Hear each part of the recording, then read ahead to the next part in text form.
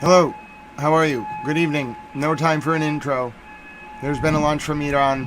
Hello, good evening. It's so nice to see you all. God bless you all. I wish we found each other under circumstances that weren't a launch from Iran. But there has been a launch from Iran right now. Before, I was going to wait till 6:30. It has been quite an evening. But no, there has been a launch from Iran. I repeat, there has been a launch from Iran. My name is Grant Smith Ellis. We don't even really have time to get settled or do an intro yet again, because I repeat, there has been a launch from Iran.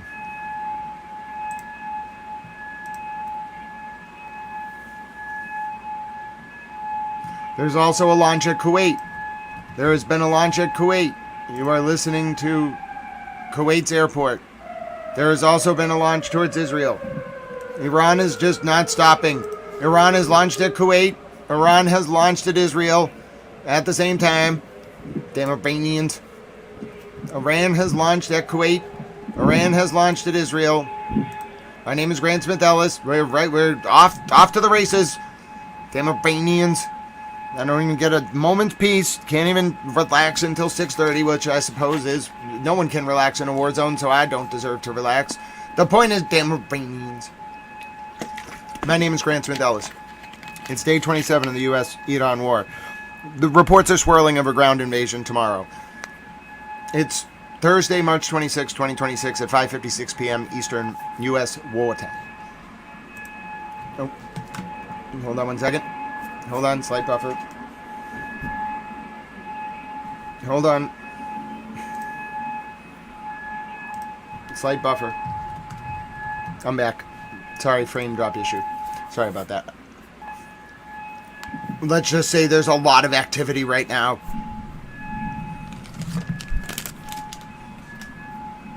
Hello, good evening. You all are joining as we have a very active situation. Iran has fired at Kuwait. Iran has fired at Israel. The target in Israel is Dimona. Reports are swirling of a ground invasion. It is 5:57 p.m. Eastern U.S. wartime, Thursday, March 26, 2026. It is 11:57 p.m. in Tel Aviv. It is 1:27 a.m. on Friday, March 27, 2026 in Tehran. Hello, good evening. Hi, Island Girl. God bless you. There has been a launch. Iran has launched at Kuwait, which you're listening to now. Hello, Shannon. Hello, South Africa. We love our towels in South Africa. God bless you. There has been a launch at Kuwait. There has been a launch at the south of Israel, Dimona. I don't think there's any negotiations going on here, folks.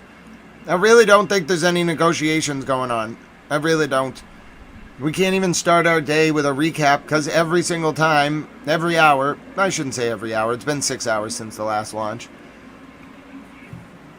Oh, I'm so sorry, Island Girl. I hope you're resting. I'll be praying for you to feel better. Alerts. Red alerts. Red alerts. Red alerts. Red alerts. The missiles are incoming to Dimona, south of Israel. They're coming to Dimona. The missiles are coming to Dimona. Dimona. It's the nuclear facility. Iran said they're going to try to cripple Israel's nuclear capability in the lead up to the ground invasion. If you're just tuning in, I couldn't do an intro because Iran launched again at Kuwait and Israel. It is unclear. I think it's in the south. It's in the south. I repeat, it is in the south.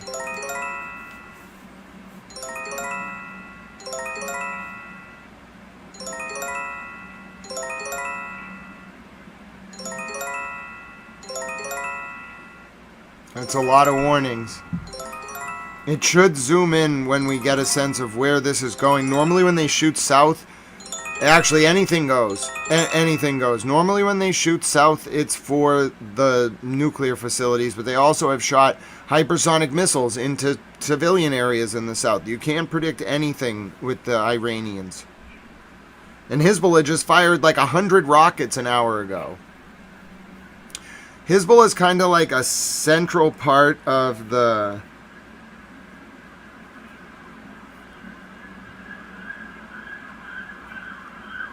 It's like a central part of the Israeli nuclear command and control, which is why Iran has said they've been targeting it.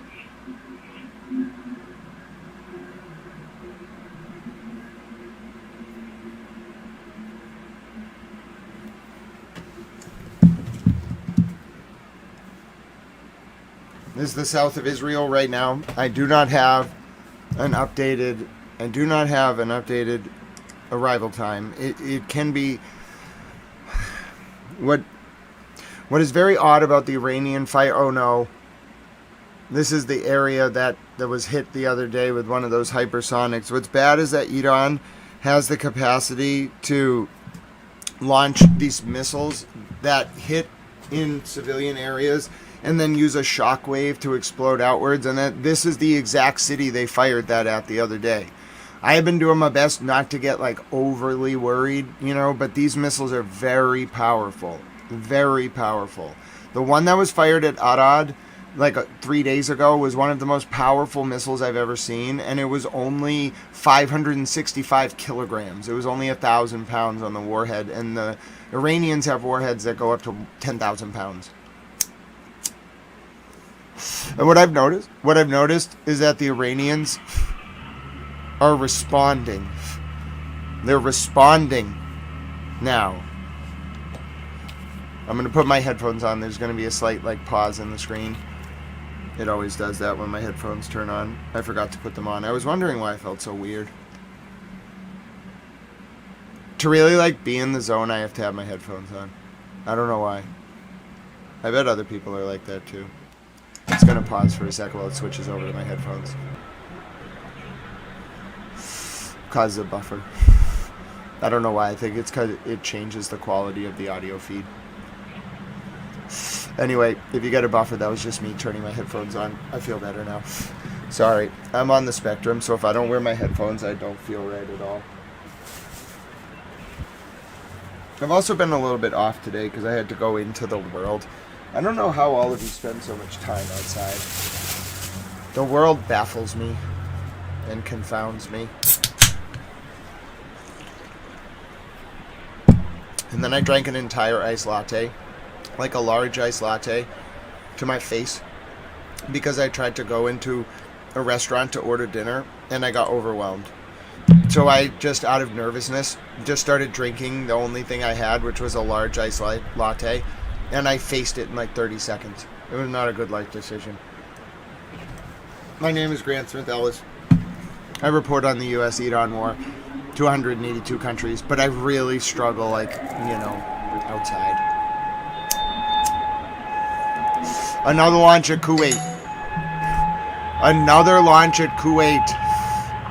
Hello, Swiss Miss. It is so good to see you. Hi, Standing Stones. Hi, Sergeant. Hi, Pick a Handle. Hi, Peter. Hi, Miss Missy. Sergeant, God bless you, good sir. Hello, El Cid. Hello, Tiffany Bob. What you're listening to is another attack on Kuwait. And you actually want to watch the Kuwait cam because they hit the airport the other day and that camera's at the airport. And it may sound really annoying, but Kuwait uses a staggered warning system. Kuwait uses what's called a staggered warning system. And they don't send text, well, they probably send text, but they send tone-based alarms. So as the missile gets closer to Kuwait, the alarm tone changes. I studied the Kuwaiti government releases about this. And the coolest part is you can tell when they intercept the missile. Kuwait has a very good interception system. If it never gets to the higher pitch tone, then the missile's intercepted. But the problem is it's very annoying. I might turn it down.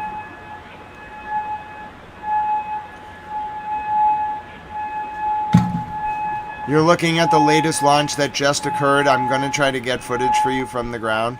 But you're also listening to Iran, like that little beep you hear, is Iran firing at Kuwait constantly. And Iran, the problem is Iran and the US keep putting out these very different Like very, very different statements, and neither of them are true. What? I don't want to see. Why are people filling my Twitter feed with things that are not the war? I have to start just reposting war stuff. I post 2 true crime things and it fills my feed with irrelevant nonsense. Don't people understand there is a war going on right now? I'm very glad Kelsey Fitzsimmons got found not guilty, but that is not on the top of my priority list. I'm sure it's on the top of her priority list. I'm thrilled for her. Give that woman her baby back. But that's not what I need right now. Don't you understand? You're listening to missiles like heading towards Kuwait. And yes, it's incredibly annoying. Their siren is meant to annoy you. It's coming closer. See how I told you it uses a pulse tone? That's not like an ambulance. That's the alarm telling the Kuwaitis it's getting closer. Do you hear how it changed in tone? It's meant to be an auditory cue. I did not, Pete Santos. I would love to learn about the Sphinx. That can be our mental decompression break. If you have a link, drop it for me. Good to see you, Pete. How you doing, sir? Hello, Papa Hevlock. Hello, Paula. Hello, Avery. Hello, Claude Bell. Hello, Marguerite. Oh, God bless you, my dear friend. It's so good to see you. Kanapi, how you doing? So there's multiple missile... Kuwait is under attack.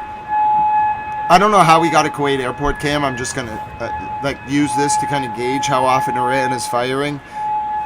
Iran is very much expecting a ground war. They really are. They've been increasing their attacks on the UAE and on Kuwait.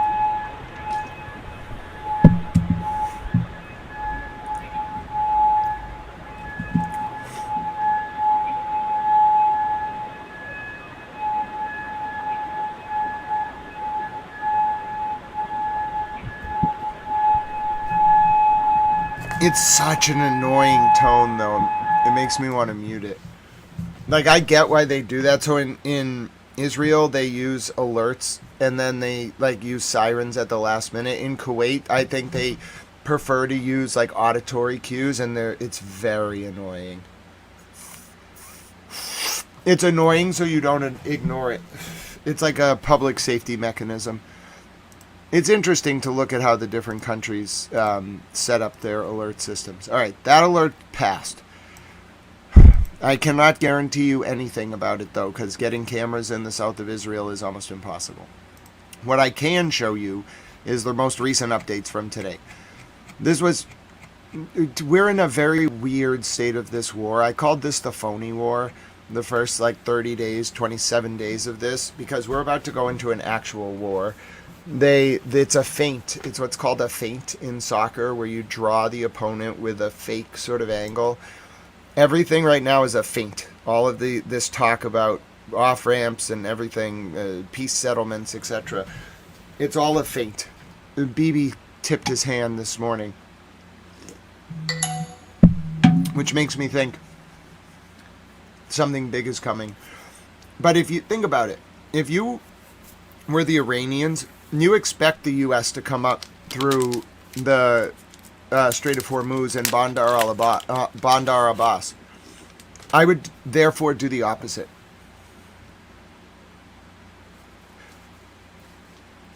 Oh, thank you, Pete. I appreciate it.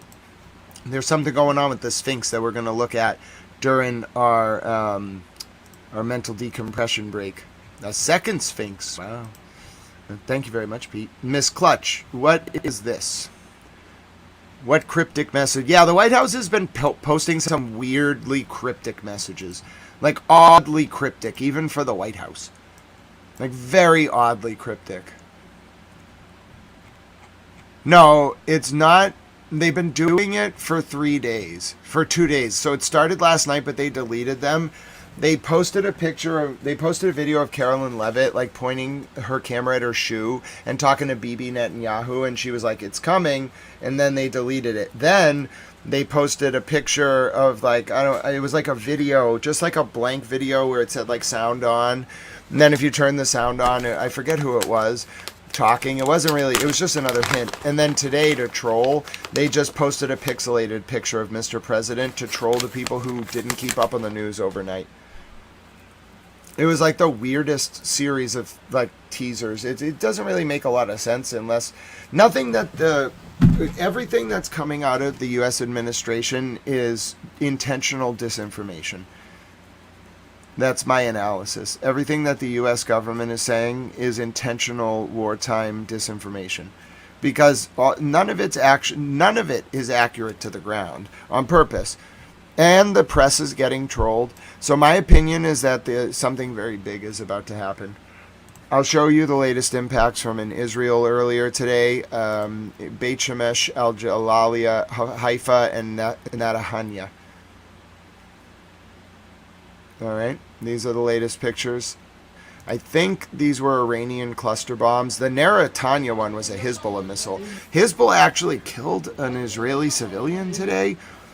Hezbollah is a lot more like on the ball, or at least capable than I think anyone realized. Which, in my opinion, is Hezbollah is actually the IRGC. Like Hezbollah now is just the Quds Force.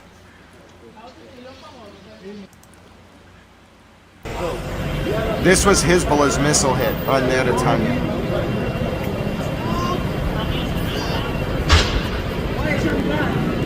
She said launch soon. Interesting. Thank you, Misbehavior. Hello, the agent. It's so good to see you. How have you been? I had a long day. I had to go out and be an adult, but I did it, and now I'm home. And I am updating you. There has just been a launch towards the south of Israel. I have no impact analysis yet. Oh, I think they got it. I think they may have intercepted it in the south. Hold on. I have footage for you from the south now. I have the missile that we just saw the alert for. I repeat, I have the missile that we just saw the alert for. I think it was intercepted. I cannot confirm.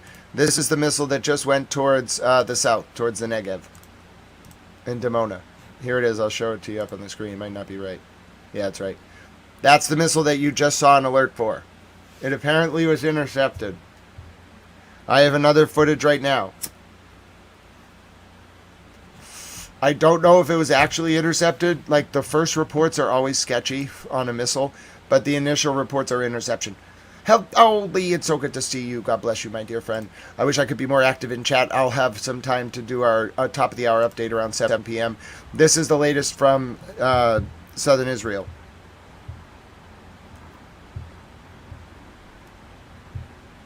Yes, that is an Iranian rocket flying through the sky. That's from Tulkaram.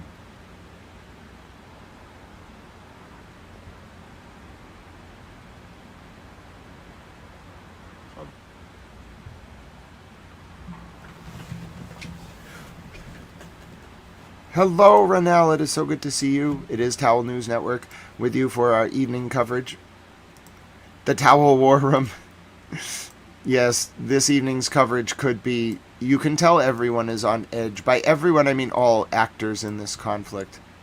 Yeah, these were the two videos, the White House. Oh, alerts. Hezbollah. What are you doing, Hezbollah? We'll check on him. Hezbollah is firing in the north, as I expected, towards Avim and Iran.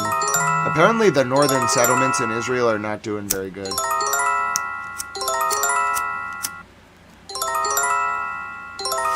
Israel's tried to create a buffer zone here in Qaim, like up to here, but it's not really working. Because Hezbollah is like kidnapping Israelis.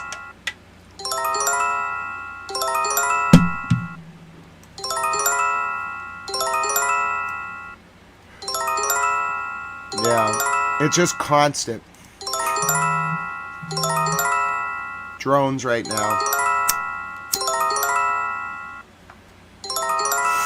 Hezbollah has a very specific tactic.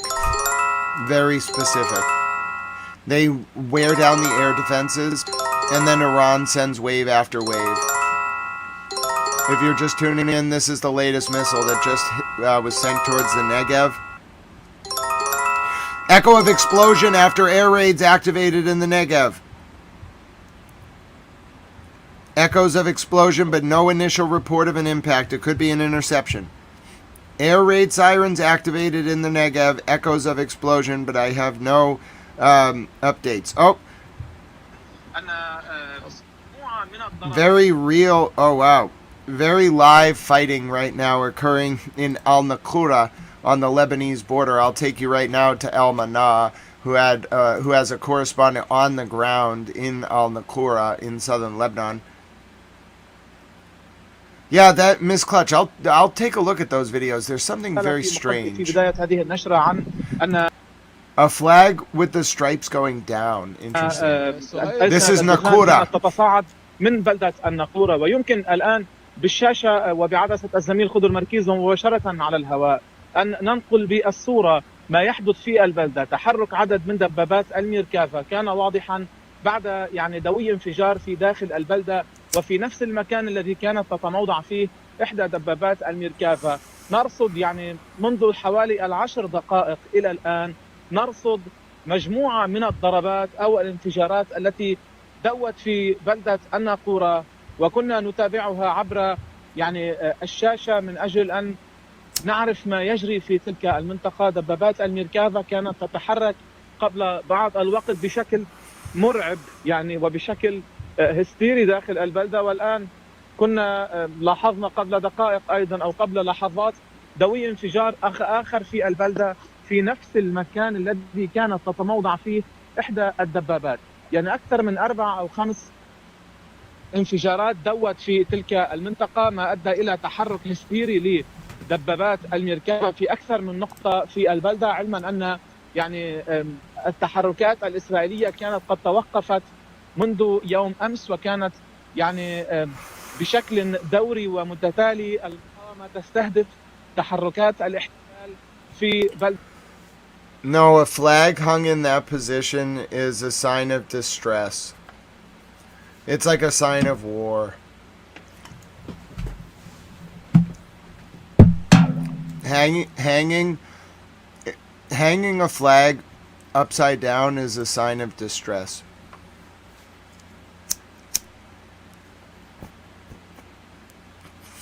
I wouldn't read too much into those videos. It's propaganda. It's meant to throw off the Iranians. Very intense fighting in Al-Naqoura in South Lebanon. I'll try to get you some footage on the ground. The other night, the fighting was so intense, it could only really lead me to believe that there's already an ongoing battle, like on the ground. There's a war going on, and they're not telling people. Between maybe the U.S., U.S., Hezbollah, Iran, Israel. Here's the latest from the Russian port of Ust-Luga, which is under attack again for the second straight day by Ukrainian drones.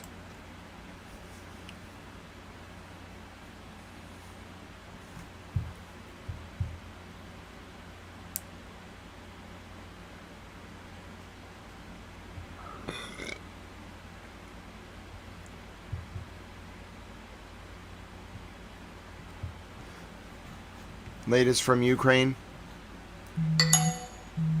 Russia continues to suffer. Latest from Ukraine's attack on Russia's oil ports. 3rd day in a row. It's kind of becoming a much wider global conflict as long as people are looking. I'll show you. That was from New York. This is the footage of that horrifying New York crash. This came out from the NTSB just about an hour ago. This is the National Transportation Safety Board releasing drone footage from the tragic crash at LaGuardia Airport in New York that saw 2 pilots tragically killed with Air Canada following a crash with a fire truck. Turns out that there was sort of multiple failures. The fire truck got clearance from 1 ATC operator when there should have been 2 working. The first operator was pulled away because he was dealing with an odor that was impacting pilots. And so, but even still, the pilot, when he got clearance to go, the fire truck operator, when he got clearance to go across the runway, he only got verbal clearance. The actual lights on the runway, which override the verbal clearance, were telling him to stop. And then he obviously did do a visual check because it was late at night to the right. So it was no one's fault. The NTSB will take a long time to look at it, but it was no one's fault. There was just multiple fail points in the safety chain, all all missed at the same time. It was just a tragic accident. And there was redundancy built into, and it didn't stop the accident.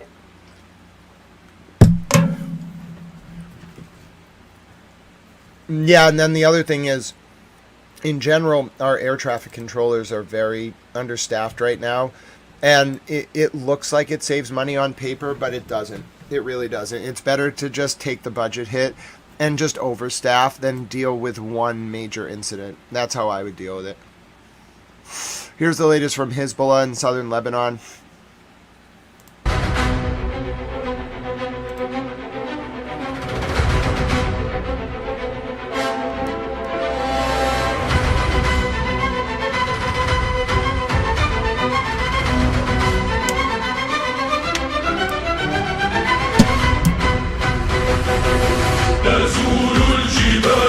Oh, they got 3 songs.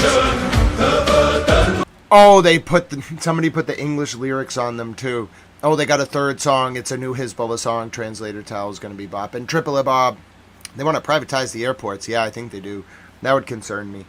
I wouldn't want them privatized. I don't mind the carriers being privatized, but not the airports. They're like a public service. Same thing with bus terminals. You don't actually, I would never privatize the bus terminals. I would just let private carriers use them for the public good. Kind of like the trains.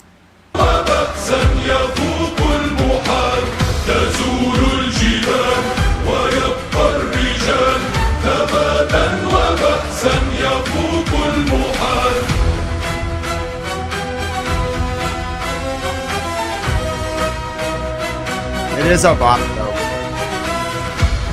How does Hezbollah get so good at this?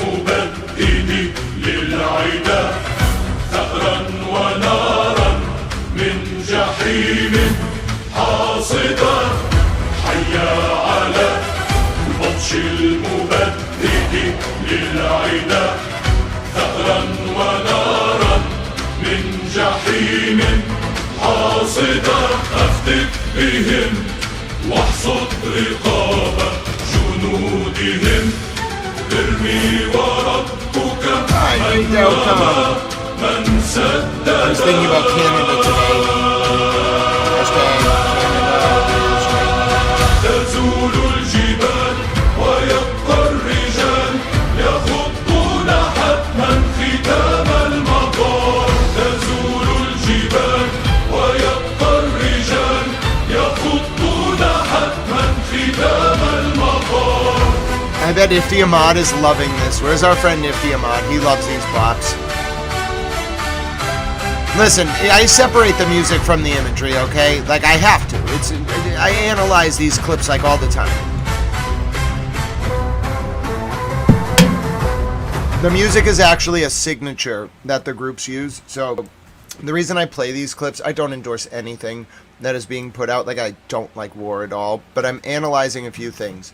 The songs, okay, I'm trying to keep track of which Iranian proxy group as part of the Axis is used. It's called the Axis of Resistance. They're calling themselves the Axis in this war. They decided they get to be the Axis. So what does that make us, the Allied powers? You know we have to become the Allies if they're the Axis. They've already declared themselves the Axis. I agree, Pete. That's exactly how they're playing it. It's a really, Laura says its production is catchy and well done. Why don't we have something like this? We used to have cartoons like Donald on the Warship. Laura, listen, when I become head of the War Information Office, okay, you're working with me. You are going to get Disney to make us war cartoons, war propaganda with Donald Duck. All right? We're calling the mouse back into service. Let's go. Let's go, Disney. If Hezbollah can do this, we need Donald Duck. Clearly, the only American response to that is Donald Duck in war propaganda. All right? I've thought it through.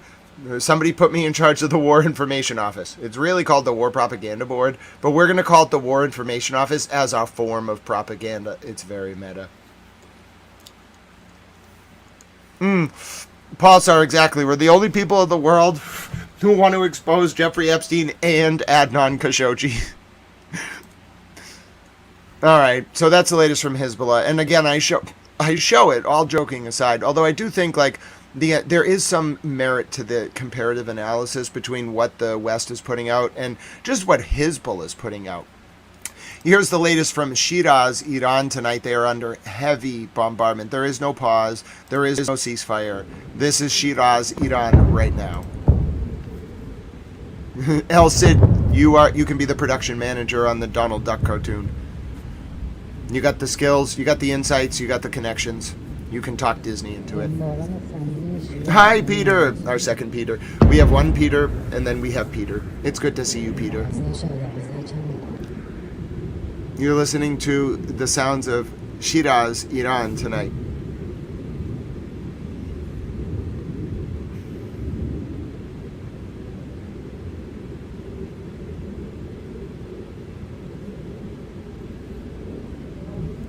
Oh.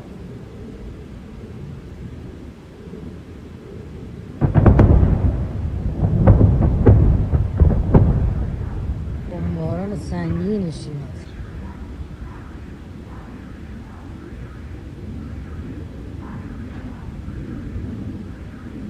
سه تا. ها دور تا الان باز میزنم.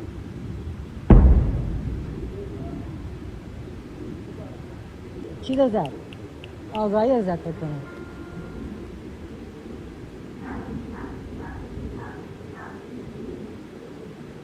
ایناش.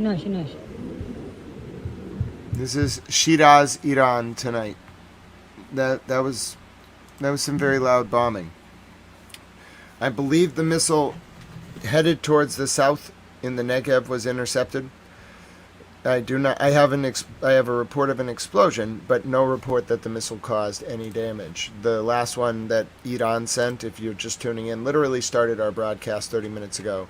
The last missile sent by Iran was from the Yazd region. Okay, this is the launch right here. It's from the Yazd region, and it was the same facility that Israel and the U.S. just struck. Okay, that's the launch right there. So I guess Iran's trying to make a point.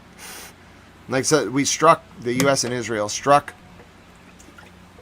that exact facility like an hour ago, 2 hours ago, and then Iran fired that last missile from that facility.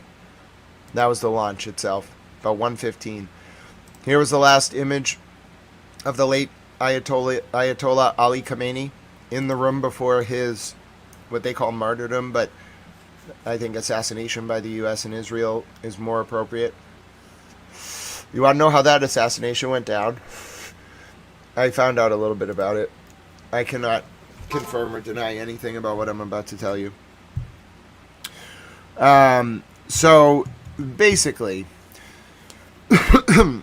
Khamenei, it came down to not the traffic cameras. That was a little bit of like a misleading thing. What it came down to was actually the traffic pattern. There was a building on Pushar Street or something like that in Iran, and every few years, or for a few years, they were monitoring it, the Israeli intelligence, through the traffic cameras. They weren't monitoring his movements. They were monitoring the number of cars and where they would show up at this specific building. It was a nondescript government building. It had two main sections and then an annex. You're looking inside it. That's CCTV from the last moments of Ayatollah Ali Khamenei's life. And so every Saturday in February, every other Saturday, there was this sort of traffic pattern that was matching up with historical data that showed that Khamenei or an HVT, but Khamenei was in place. Now, what's really sad about this operation, and I don't have full details, this is only just open source stuff I've been able to gather. What happened was this. There was a false positive in November of 2024 with this model, this algorithmic model that lined up the alignment of cars outside this specific house or complex with Khamenei's presence. And so what the U.S. did was they intervened and overrode Israeli intelligence. And the CIA had a guy or a girl. I think it was a guy. I think I know who it is. He was in this picture one time behind Khomeini, and I know who he is, I'm pretty sure. They had a 3-lock process.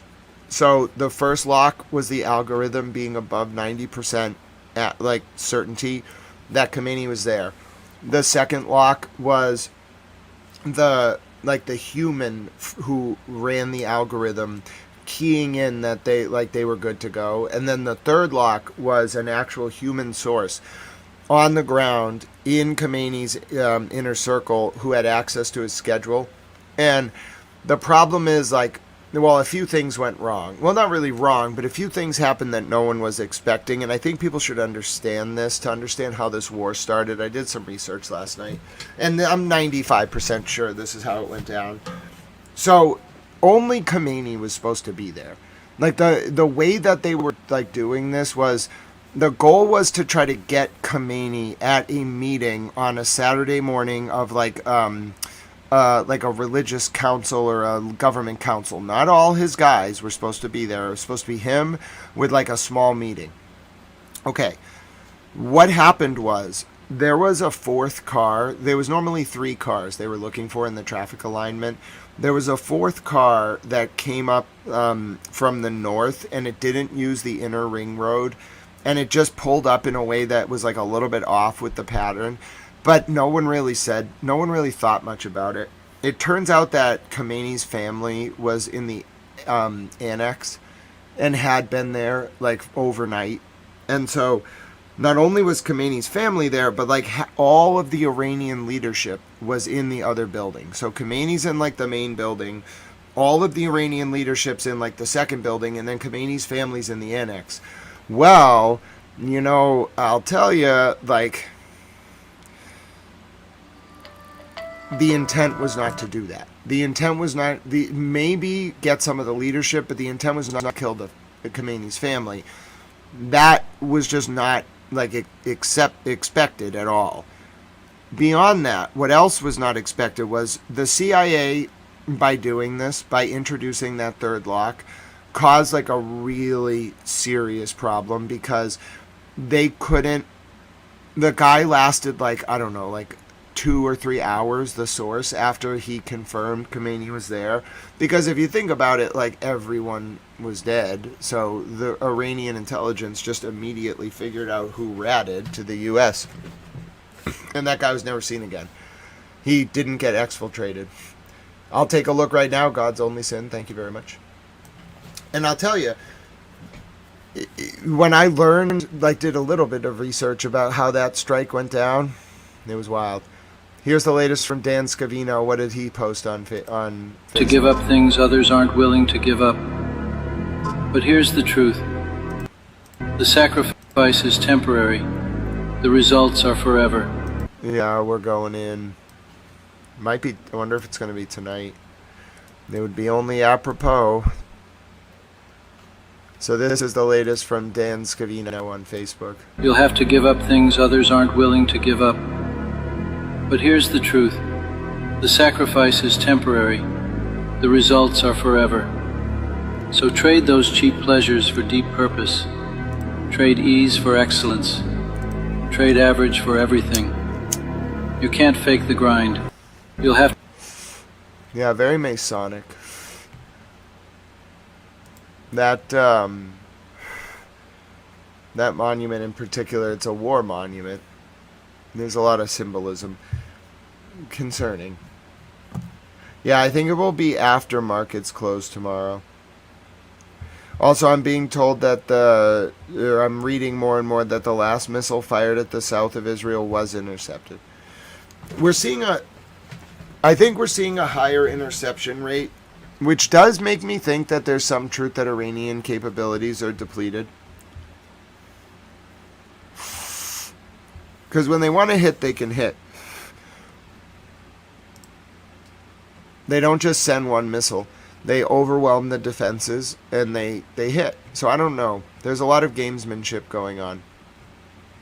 Some of you have asked for the position of the Houthis in all this. Here's the leader of the Houthis today. لن نتردد أبدا في أداء واجبنا الإسلامي في الجهاد في سبيل الله تعالى ضد طاغوت العصر اليهود الصهاينة وذراعهم الأمريكي، وأي تطورات للمعركة تقتضي الموقف العسكري سنبادر إلى ذلك بكل ثقة بالله سبحانه وتعالى وتوكل عليه كما في الجولات السابقة.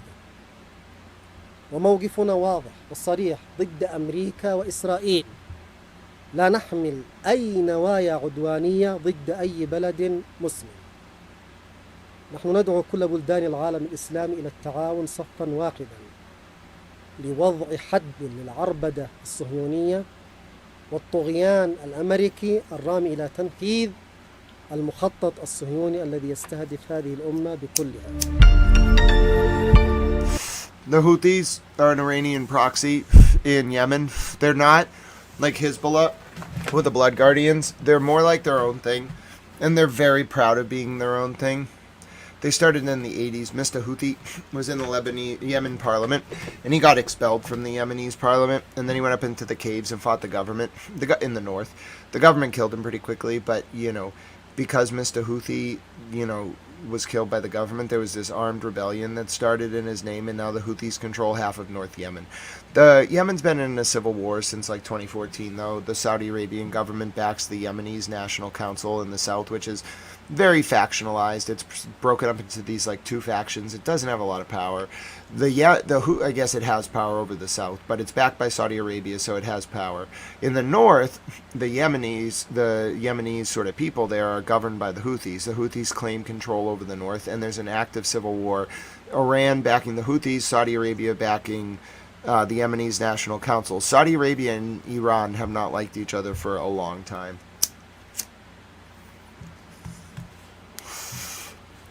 Yep, confirmed.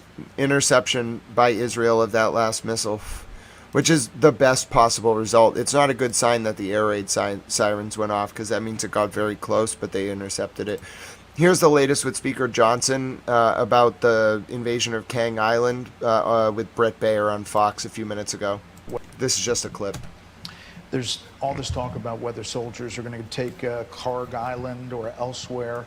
What do you say to Hello, lawmakers who solitary say, man. That happens. That definitely Welcome, is solitary when you would man. need We got to check out that old AUMF, song. an authorization for the use of military force. We'll have to see how it shakes out. The intention and the hope is that we're not going to have boots on the ground in that situation over there. I think we can get this resolved without it. I think the leaders of Iran need to take notice of this, the president's resolve and our ability. We have a buildup of troops there because we're trying to point that out to them, and I think it'll have the desired effect. It should not be necessary. I hope that it's not, and I hope this resolves soon. That's the desire of Congress, again, so we don't have to take further action. We're not yet to the 60-day mark of this operation. The president's well within his legal authority to do this. And he did it as a defensive strike because of an imminent threat, and that's what we had to do. Well, that's important about the 60 days. I'm not saying that this is happening, but it's a possibility, an option for the president. Now, there's something else that apparently happened. I didn't know that Nancy Mace went into a congressional briefing and then came out and talked about it.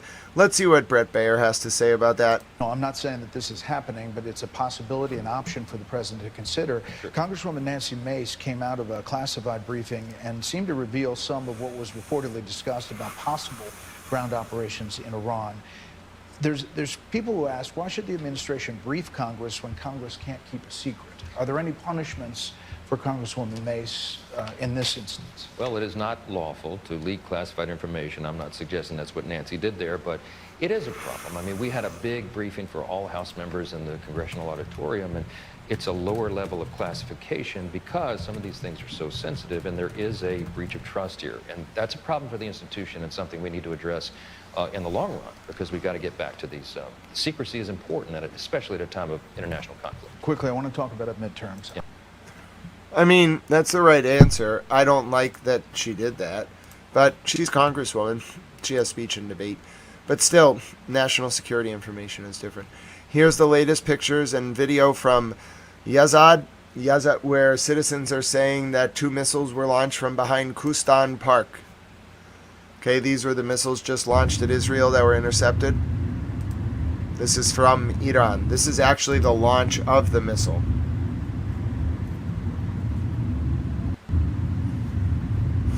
Citizens in Iran are starting to send footage of the missile launches.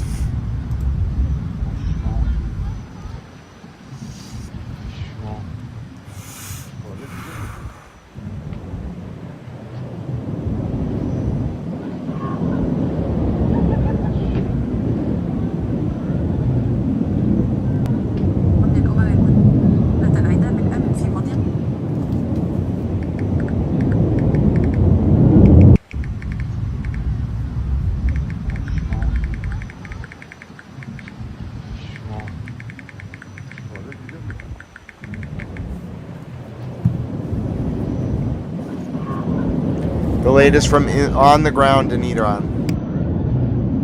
Hello, Kingsley.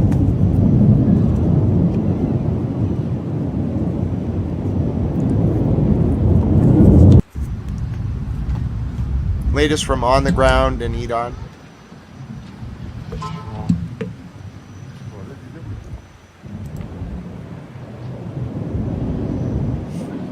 That's exactly what they're doing, Baki. Baki.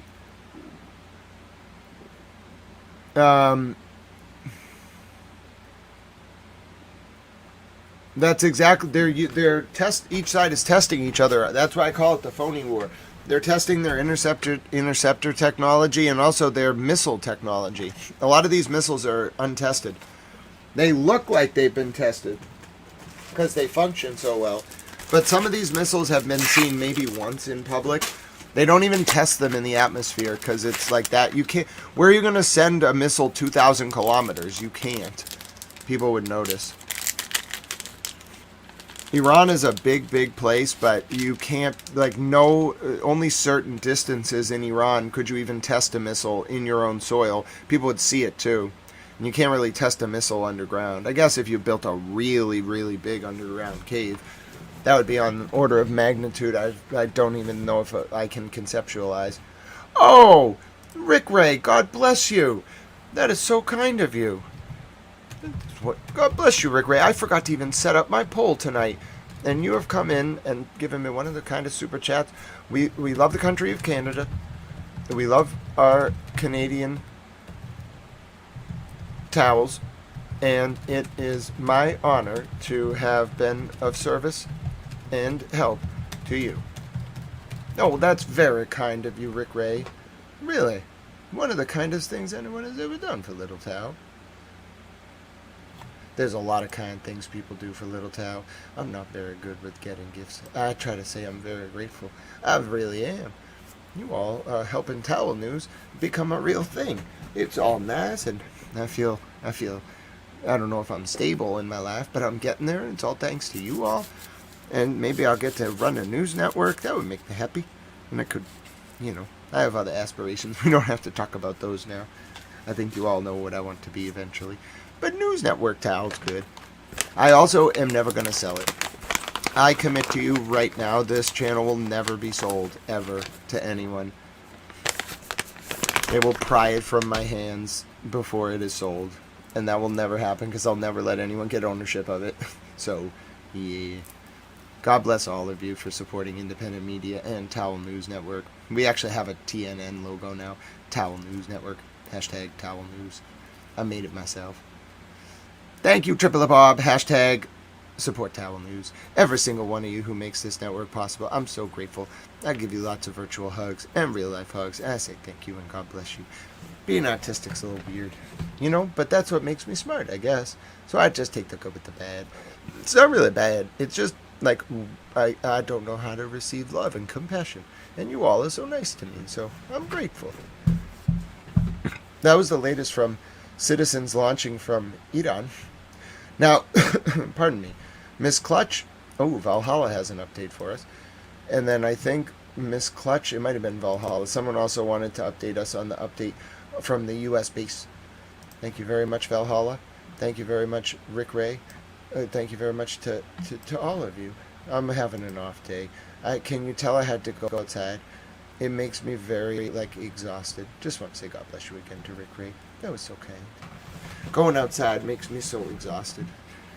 Miss Rockstar, it's so good to see you. How have you been? How are you, Mr. Rockstar? Mr. Rockstar's a cat.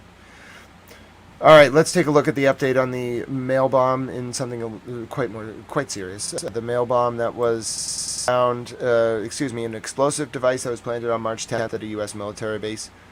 It was a Chinese woman. Oh no, I wonder who put her up to it. British reporter Towel, please update us.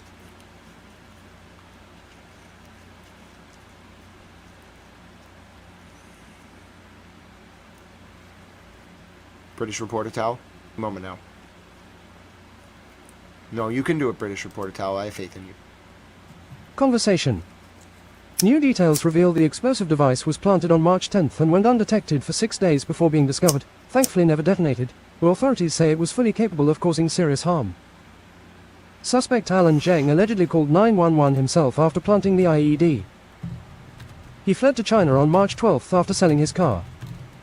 Anne Mary Zheng was arrested in Detroit on March 17th after re-entering the U.S. Investigators found bomb-making materials at their residence. Explosive residue inside the vehicle. Additional detail, their mother is now in ICE custody. Potential sentences, Alan Zheng, up to 40 years. Anne Mary Zheng, up to 30 years. Stay connected, follow. New developments, explosive device plot at MacDill Air Force Base. The U.S. Attorney's Office for the Middle District of Florida has announced charges against 2 individuals tied to a shocking incident at MacDill Air Force Base. Wow. Alan Zheng is accused of placing Yes, I know. Wow. Why are Chinese nationals planting bombs at our bases? That's very concerning. Wow. Hello. Hold on. I know. Adam Kinder is. I know the name. Hold on. I'm gonna get it. You might have to remind me. Oh goodness, I remembered this the other day. Hold on. Does it start with an S? No. It's a more unique name than like Sarah. Oh goodness. You're gonna have Roxy, maybe? You're gonna have to remind me. Adam Kinzer. I remembered it the other day. Hello, Robin Hood. How are you? Indeed. Hello, Pick a Handle. Thank you. God bless all of you. I'm in a bit of a weird headspace tonight, but I'm monitoring for updates. It's almost 7 o'clock where we'll take the Al Jazeera top of the hour update, and I will be ready to take whatever comes. My soul is telling me my soul is not at ease. I don't know how to explain it. Here is Mr. President on Fox News call-in. Gina! Oh, Gina, I was so close. Gina, it was on the tip of my tongue. I knew it was going to be a name where I was like, oh yeah, I remember that. Thank you, Gina. I'll remember it today. This is the latest from Mr. President Trump. He just called into Fox News, maybe like, I don't know, earlier today. Knocked out their Air Force. We knocked out most of their missiles. They're down to about 9%. We knocked out their missile launchers, which is a big deal, because without the missile launchers, the missiles don't do very well. You can't go to your window and say, let's throw a missile out of the air. And we knocked out all of their communications, their telecommunications, and very importantly, knocked out their Air Force. We knocked out most of their missiles. They're down to about 9%. We knocked out their missiles. Great news. TSA is going to be funded. Mr. President has overrode the Democrats, and he's ordering DHS to pay TSA. Mr. President got fed up and just decided that he's going to pay so you don't have to wait for lines at the airport anymore. And that happened like maybe 15 minutes ago. The actual post itself is mostly trolling the Democrats, but the end result is that DHS is going to pay TSA and you don't have to wait 4 hours at the airport anymore. Also, Mr. President did extend another 10-day pause in the bombing of Iran, but I don't know if I necessarily believe this. Here's the latest from an Iran military source. Go ahead.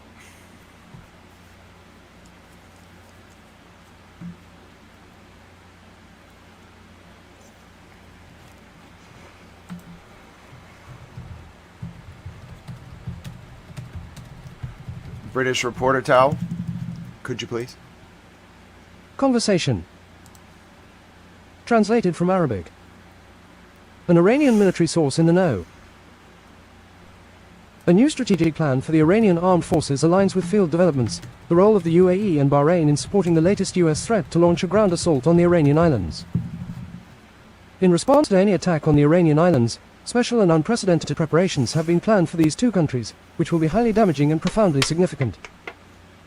Decision-making circles in Tehran are preparing documents showing that the UAE and Bahrain, in addition to hosting US bases, played an active role in supporting aggressive plots against the unity of Iranian territory. The cooperation of these two countries in providing military infrastructure and artificial intelligence to Iran's enemies indicates that a strong Iranian response is inevitable. Yikes. Iran has already said they're going to try to invade two countries. They're going to try to take territory from the UAE and Bahrain. I can already see that coming. Let me give you the latest updates. Let me try to update you on what has been going on today. If you missed Towel lunchtime, we did catch up overnight at lunchtime. All right, that was at least a way to give you a little bit of a catch up before I had to go about my day. But yes, hashtag Towel lunchtime update was helpful if you want to watch that. I can take you back to about 6 hours ago. We left off right as Kelsey Fitzsimmons was found not guilty. She's a cop in Massachusetts who got shot by other cops, and as a result of her getting shot, they took her baby and then charged her criminally. Massachusetts is a weird state. Every time people ask questions, I just say, like, cops are pimps in Massachusetts. That's, like, I mean that in, like, the most, like, straight way possible. Like, police officers in Massachusetts facilitate human trafficking. It's the weirdest thing you can imagine. I'm sure it happens elsewhere, but our state, my state, it's really bad. Here's the latest from Tehran earlier tonight.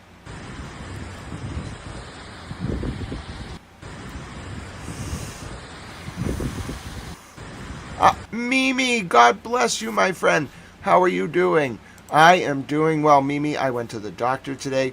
I had been thinking about you. I am so glad. I kept saying when I see Mimi pop up in chat, I'm going to say hello and God bless you. Your prayers and energy are so wonderful, Mimi, and I'm so grateful for you. I am doing good, Mimi. I got through 2 of my 3 things today. The last thing should be finished up soon enough. And I am grateful that you are here with us. Mimi's wonderful. Have I tried Sesame AI? I have not, God's only sin. I'll make a note of that right now. Sesame AI. Very cool. I'll take a look. Thank you for that suggestion. Hello, Penny. How are you doing? Here's the latest from Tehran. There's a lot of anxious atmosphere, a lot of anxiety in the atmosphere right now. Here's from Tehran tonight. This is from Tehran earlier tonight. Maybe 4 hours ago, 3 hours ago.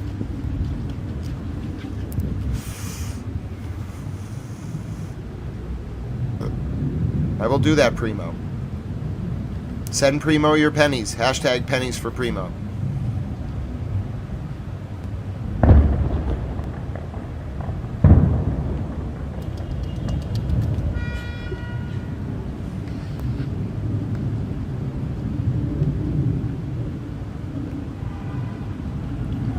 Wow. Wow, Iran did not request a pause on bombings on their energy infrastructure. Wow. Iran is saying they did not request a pause on bombing on their energy infrastructure. What?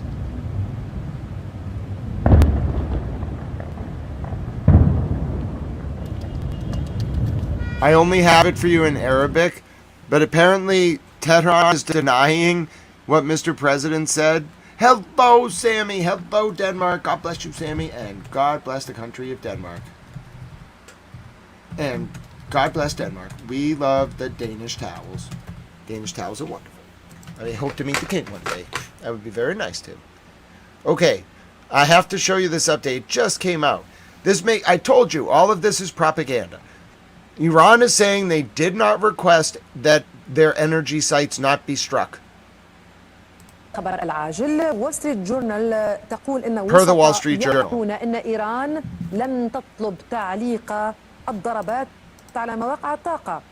تقول اذا وول ستريت جورنال ان وسطاء يقولون ان ايران لم تطلب تعليق الضربات على مواقع الطاقه منذ اكثر من ساعه. ترامب في تغريده له قال انه قرر تمديد او تاجيل ضرب محطات الطاقة في إيران حتى 6 أبريل، ويقول أنه ذلك كان بطلب من طهران. الآن الوسطاء تنقل عنهم وول ستريت جورنال تنقل عن وسطاء قولهم أن إيران لم تطلب تعليق الضربات على مواقع الطاقة. So the Wall Street Journal is now reporting that Iran has said to the negotiators, we did no such thing. Triple Bob has a meme. One. Oh goodness. Hello. I think every country is brave in their own way. Triple Bob's gives, just do it. It made there were so many do it gives, it made the computer slow down. My name is Grant Smith Ellis. It's about to be 7 p.m. Eastern. It's 6:56 p.m. Eastern time. Eastern War Time. It is the 27th day of the U.S. war with Iran. It is Thursday, March 26, 2026. It is 12:56 a.m. in Tel Aviv in South Africa, and it is 1:56 a.m. in Tehran. I have shown you some footage in the past few minutes from Tehran. Hello, George. I truly believe that none of the bombing has stopped. I truly believe that whatever was said today was completely, and that I can feel the pensive energy. I don't know what to tell you. There's a way, like when I'm kind of like, I feel the energy around me. I don't know, everyone does. Like you walk into a room, there's energy. I don't know how to explain it. It's a vibe. I'm a little more in tune with, it's like, I don't know, energy at large, and my whole like perception is off. Like there's something just off in my there's just something really off about everything. Like there's this weird feeling in the air. I don't know how to explain it. It's unsettling me, and I'm very rarely unsettled. Like, I'm always in the zone. You've seen me for 27 days. I'm just always in the zone. I know exactly what's going on, where it's going on, how it's happening. I'm still like that right now, but there's something just off. There really is just something, like something very unsettling.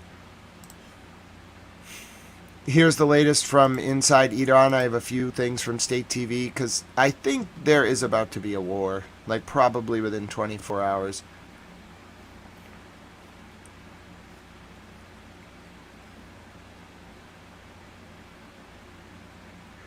Gina, the air is thick. I agree. I'm glad I'm not the only one who feels it. It's very unsettling.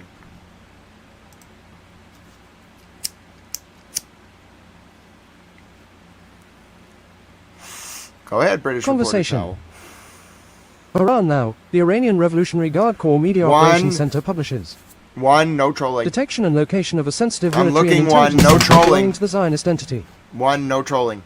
In an unprecedented step, a precise three-dimensional image was published of one of the most important command and intelligence centers in the army of the Zionist entity.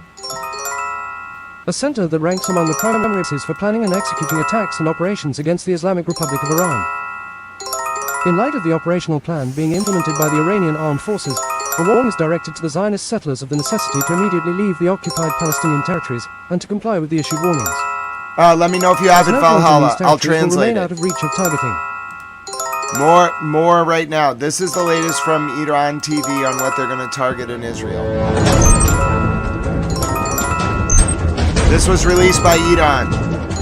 Attacks in the north, correct.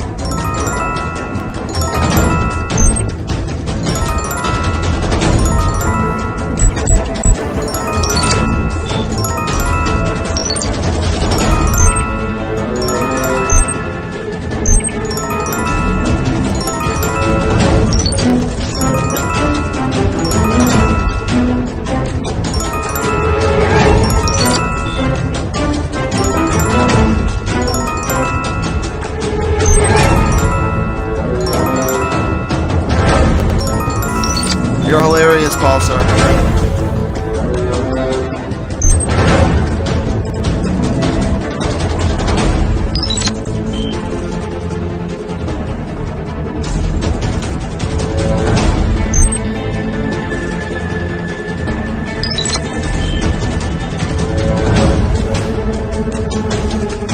I'm not sure, Redwater. I'll check that out. Good to see you, Redwater.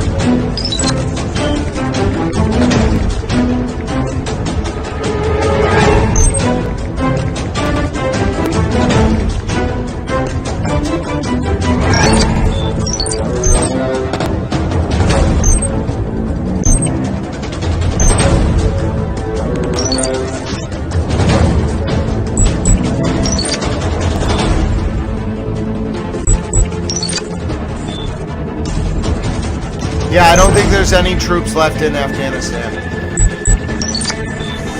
You're looking at what Iran is planning to target in Israel. This is an Iranian-made video.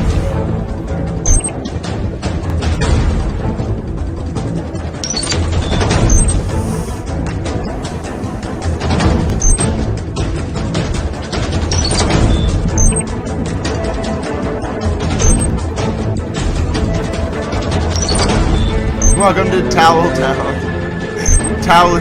Towelianites.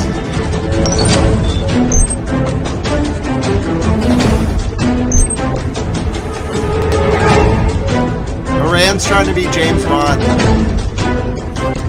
Iran's very proud of their mapping.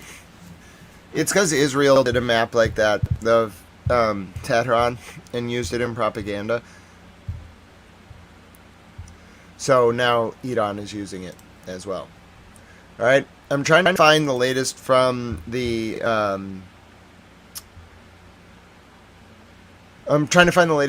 IRCG spokesman. Here's what I have from Al Arabia, showing you what it might look like when the 82nd Airborne lands on Karg Island. It's in Arabic. لا يزال ضمن بنك أهداف واشنطن في حربها المستمرة على إيران وسيناريو معركة Thank you all the world to stage. 1945 يتكرر، غير أن الألغام التي يمكن أن تكون إيران قد زرعتها قد تعيق المهمة.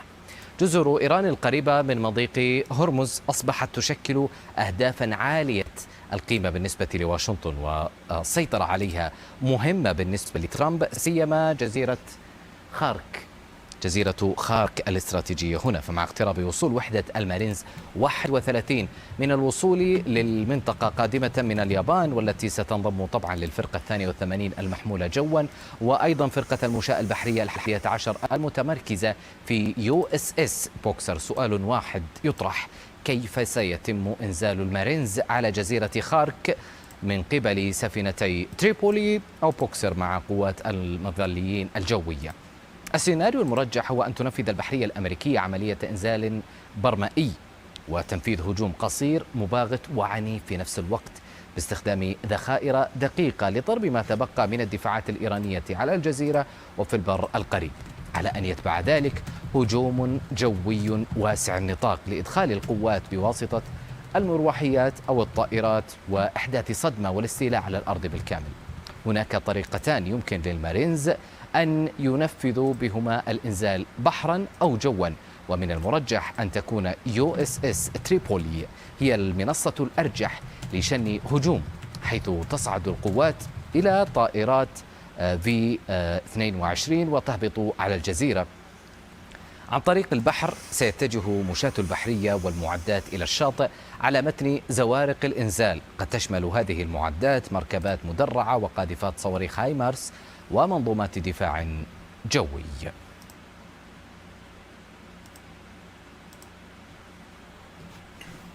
Oh, thank you, one. From a random American to the people of... God bless you all. My name is Grant Svitelis. All right. Now, one's doing a pretty good job. I did see that little strange comment, but hello, God bless you. That was the latest. That's what it would look like if the U.S. military landed on Karg Island. Now, what was I going to show you? Oh, yes. I have this report from Iran just 17 minutes ago. Thank you to All the World's a Stage. This is the latest from Iran with English captions. Thank you to All the World's a Stage. إلى مراسل التلفزيون العربي في طهران حسام دياب. حسام، الرئيس الأمريكي يتكلم الإعلام بنشر تصريحات مغلوطة بشأن هذه المحادثات التي يؤكد أنها جارية. من ينفيها أيضا هم المسؤولين في طهران الذين قال منهم مثلا عباس عراقجي أمس أنه لا محادثات تجري بالفعل، وهو يؤكد كذلك على هذه المهلة الجديدة. كيف تتعامل طهران مع المهلة الأولى وكيف تتعامل مع التصريحات الأحدث؟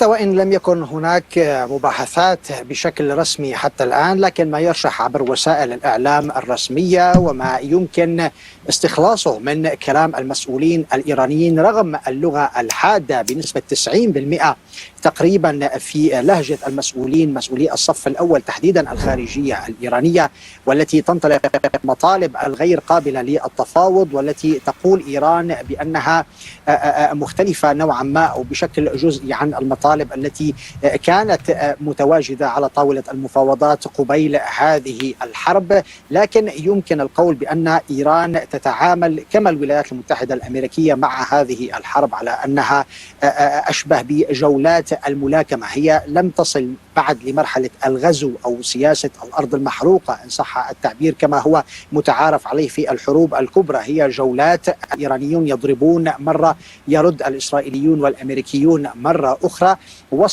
وصلت الأطراف المتحاربة إلى مرحلة باتت تغلب فيها ولو مبدئيا مسألة الدبلوماسية، وهذا ما بدنا نستخلصه كما قلنا من كلام المسؤولين الإيرانيين، وما بدأ يرشح أيضا عبر وسائل إعلام رسمية باكستانية وأيضا المسؤولين في الخارجية الباكستانية عن أن باكستان تسلمت بالفعل ورقة من الجانب الإيراني من تتضمن مطالب من ناحية، وأيضا وجهة نظر إيران فيما يتعلق بإمكانية خوض هذه المباحثات. إيران تنطلق من فكرة أن الولايات المتحدة الأمريكية أو الرئيس الأمريكي دونالد ترامب الآن أعطى الضوء الأخضر لإيران أو أعطاها مهلة 10 أيام مقابل هدية ذكرها قبل عدة ساعات تلقاها من الإيرانيين تتمثل ب10 سفن تجارية تحمل العلم الباكستاني، ما يعني بأن كل يوم أو كل سفينة تقف على الإيرانيين بيوم إن صح التعبير. ولو كان عدد السفن التجارية من مضيق هرمز خلال الساعات الماضية أكبر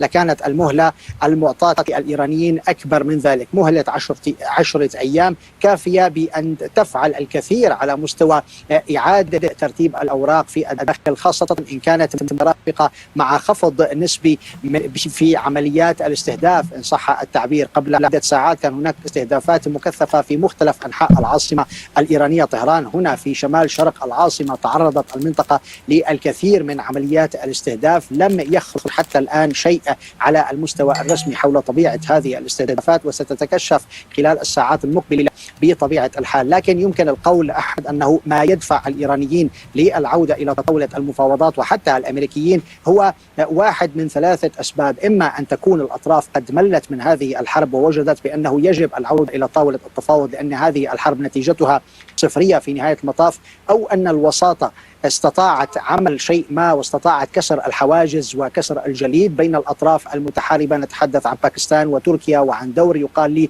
لمصر ودور أيضا في الخفاء للجانب القطري ربما لم يتم الحديث عنه.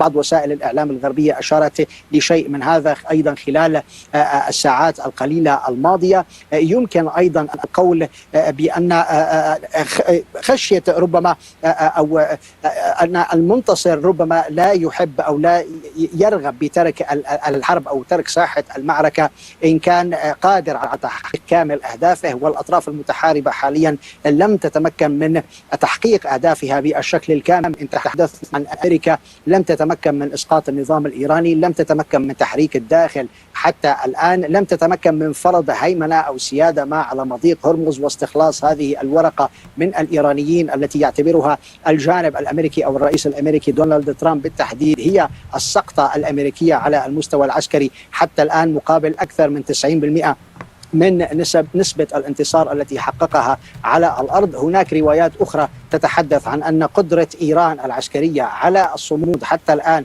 واستهداف العمق الإسرائيلي بين الحين والآخر والتهديدات المتلاحقة من قبل المسؤولين الإيرانيين على لسان العسكر. أتحدث هنا عن أنه في مقابل إرسال قوة أمريكية هي الفرقة 82 كما قيل خلال الأيام القليلة الماضية، مقابل ذلك بدأ يتحدث الجيش الإيراني عن تحريك الفرقة التي يشار لها بأنها تابعة للواء 65 من القوات الخاصة، قوات التدخل الخاصة للجيش الإيراني.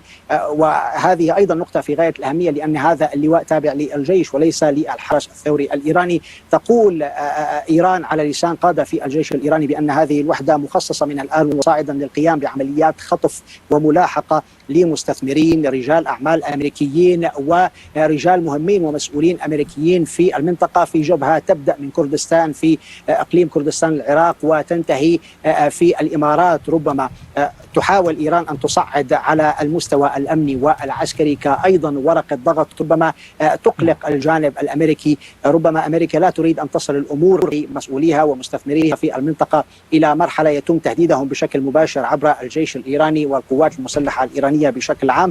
لكن كما قلنا هناك عدة أسباب تدفع الأطراف الحالية المتحاربة للعودة إلى طاولة المفاوضات حاليا بعد نحو شهر على بدء هذه الحرب. لم يحقق أحد فيها أهدافه بشكل كامل، وربما هي الفرصة الذهبية للجانب الإيراني لخلق حالة مختلفة نوعا ما على مستوى تفعيل الدبلوماسية بالنظر لعدة عوامل داخلية، تحديدا غياب الصقور إن صح التعبير عن الواجهة بشكل كلي حتى هذه اللحظة. مجرد أسماء يتم طرحها عبر وسائل الإعلام قد تعود خلال الفترة المقبلة. الشخص الوحيد الذي عاد إلى الواجهة الآن هو محمد باقر ذو القدر الذي استلم المجلس الأعلى للأمن القومي الإيراني مطبخ القرارات السياسية والأمنية والاقتصادية والسياسية الإيرانية. كون لا ينبغي هناك أن يكون فراغ في مثل هذا المنصب المهم. مجتبى خامنئي من ناحية أخرى المرشد الإيراني الجديد لم يظهر على الساحة حتى الآن ويكتفي ببيانات ورسائل عبر التلفزيون الإيراني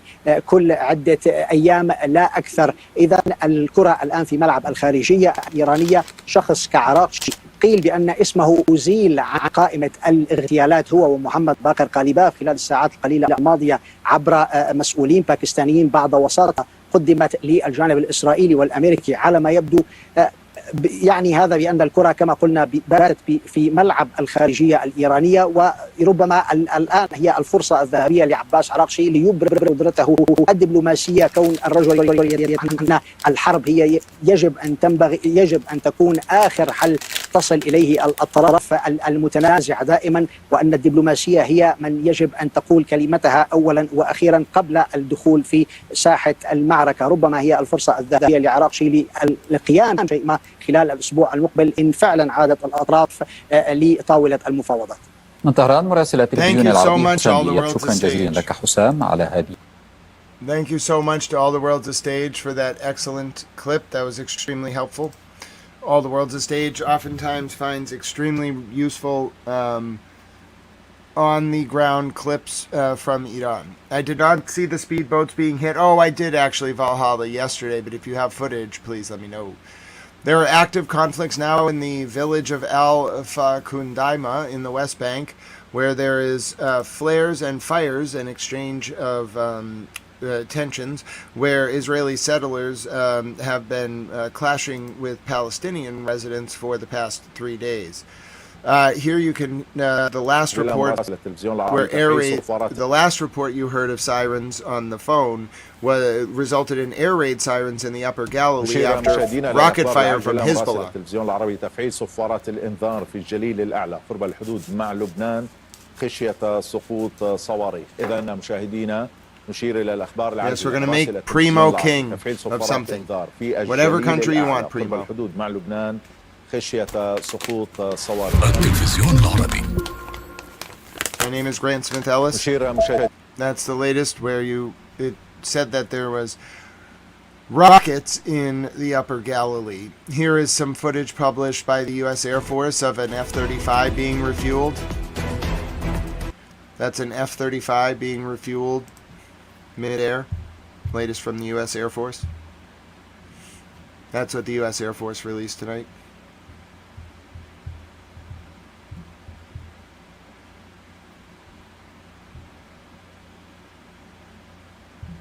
Yep, lots of explosions in Tehran right now. Let's take the latest update. I'll show you now what has been happening in Tehran. Here's the latest in Kashan. Okay, Kashan, Iran, where there was an attack just now on a warehouse. This is Kashan, Reza Boulevard, the flower store, the Yas flower store warehouse of the IRGC and IRGC staff housing. Latest from Kashan. So it looks like the IRGC's positions are being hit preemptively.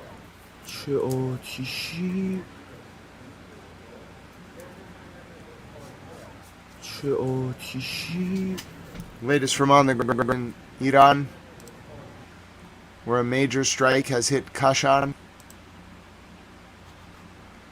It was apparently a warehouse. Major strikes have also hit Tehran. And here's the latest footage from inside one of the Iranian missile tunnels, in case you're wondering what those look like. This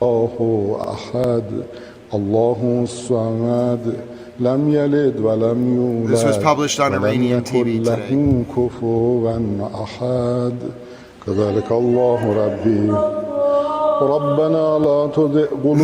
I hope not silent dogs.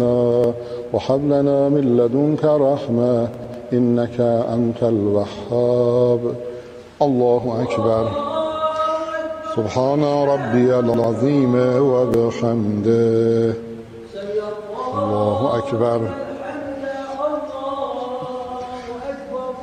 سبحان ربي العلى وبحمده الله أكبر.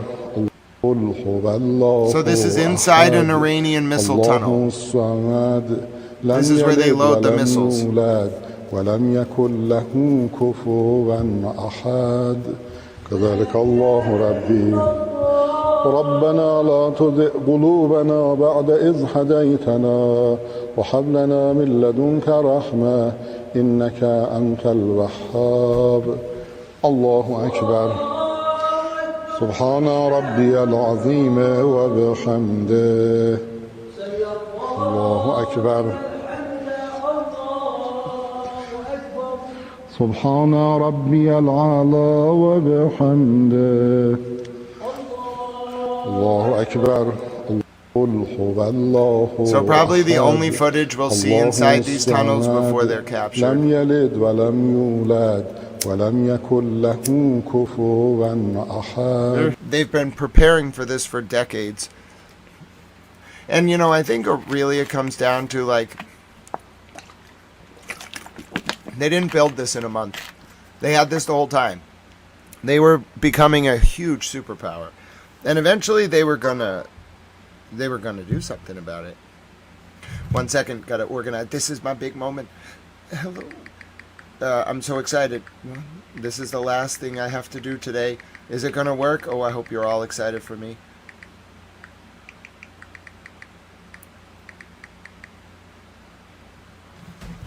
It's gonna work. I had a really tough day today. A few things like went wrong, but the one thing that went wrong might get fixed right now. Oh, I'll feel so much better. I had a really long day. You don't understand. I actually had a very pleasant day, but do you ever find yourself just like walking down the middle of the main road in East Boston, like just thinking to yourself like, wow, like this is a very beautiful area, but then also thinking to yourself, wow, like I'm a journalist walking through the middle of Boston right now, like East Boston, on this like beautiful boulevard. Like this is like very scenic. I had quite a day. My point is I adventured. I was an adventure towel. I don't know how I managed to get around today and do things. A lot of you are like, Grant, you are very smart. I know. I know. I have very high like analytical intelligence. Going out and doing things is very hard for people who are disabled and also autistic. But I did it. And now I just need to wait, and if everything works out, I'm a happy towel. All right, let's go. This is a report from Iran. It does not have captions. This is Tehran tonight. مرفوع الرأس معتزا بهويته الإيرانية. الليلة في ساحة الثورة الإيرانيون اليوم نحن أمام جيلين هنا في هذه الساحة. جيل عاش وعاصر الثورة الإسلامية قبل 47 عاما، وجيل يعيد إنتاجها ويحييها مجددا. الليلة اليوم طبعا هي ليلة وطنية، مشهد وطني جامع بامتياز هنا في هذه الساحة. كما نرى ونشاهد العلم الإيراني، رمز الوحدة الوطنية ورمز هذا التماسك الشعبي. الشعب الإيراني اليوم الذي يفعل كل ما هو لازم وضروري لحماية الجبهة الداخلية. يمكن أن نتوقف قليلا كمال لنسمع أو لنرى أيضا المشهد هنا في ساحة الثورة. very special prayers for Gina. نتابع طبعا معك رسال هذه المشاهد. God bless you, Gina, and it's such an honor to have you with us. I'm going to pray for you every day, Gina, and we'll all pray for you, and you're with us in this chat, and I hope the information I provide is something that is useful, and I just want to let you know I'm very grateful that we got to meet, and I will pray for you every single day. And I wish if I could come see you and I would help you. Just let me know, Gina. Anything we can do for you, you just let us know, okay? You can join the Discord if you're not already in there. Just let us know anything you need. We have a good network of people. They're all very selfless. We'll help you at a moment's notice. Just let us know. God bless you, Gina. هذا الثورة في العاصمة الإيرانية طهران تابع بالصوت والصورة.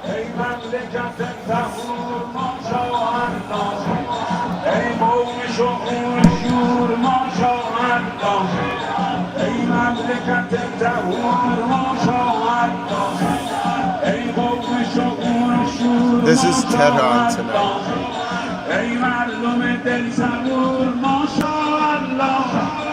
كمال يعني قبل قليل هنا في ساحة الثورة كانت ترفع الكثير من الهتافات الداعمة للقوات المسلحة، أيضا الهتافات التي تتحدث أكثر عن أهمية حضور الناس في الشارع، وتحديدا في هذه المرحلة هي في الفعل مسيرات ليست مجرد مسيرات عابرة، هي مسيرات سيادة، مسيرات كرامة وعزة اليوم يسطرها بهذه الملحمة الوطنية والصحوة الوطنية الحقيقية هنا في ساحة الثورة كما في كل الساحات الإيرانية.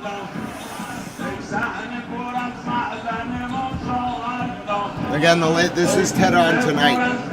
They're rallying.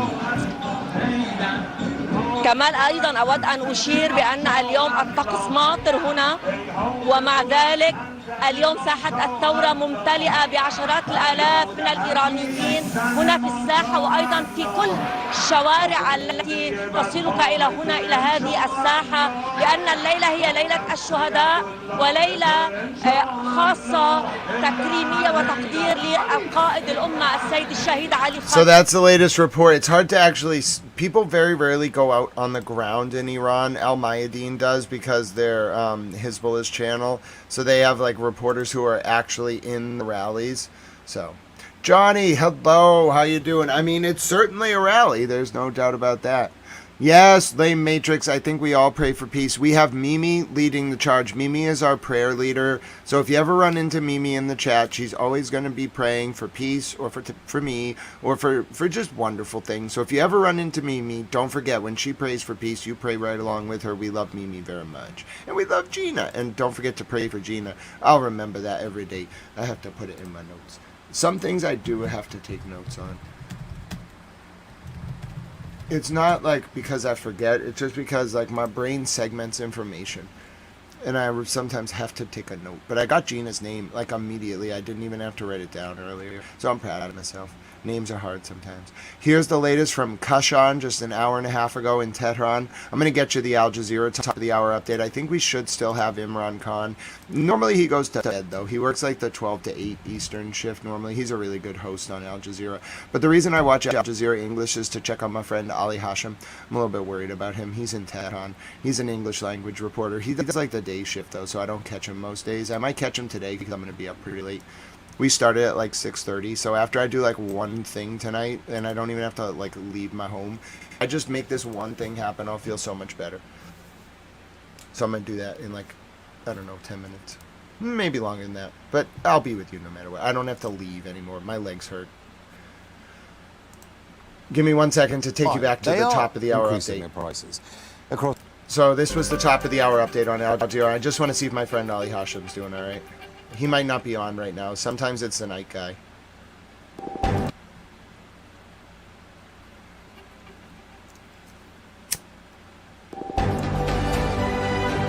Hi, Real. How have you been? Hi, Star Child. So good to see you. I'm Imran Khan. This is Al Jazeera with continuing coverage of the war between the US, Israel, and Iran. Coming up, the US president extends the deadline for Iran to open the Strait of Hormuz, saying talks with Tehran are very positive. A warning from Gulf countries. The Iran war will disrupt food, medicine and fuel globally. Oil prices are rising on fears that a prolonged conflict will cut off fuel supplies further. And Israel says it's killed the naval commander of Iran's IRGC, accusing Ali Reza Tangsiri of being responsible for efforts to block the Strait of Hormuz.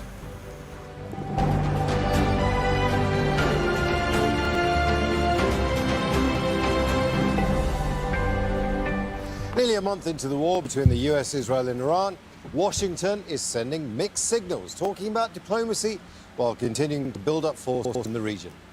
President Donald Trump now says he's delaying a possible strike on Iran's energy sites. In a post on social media, he said he will give Tehran another 10 days to open the Strait of Hormuz.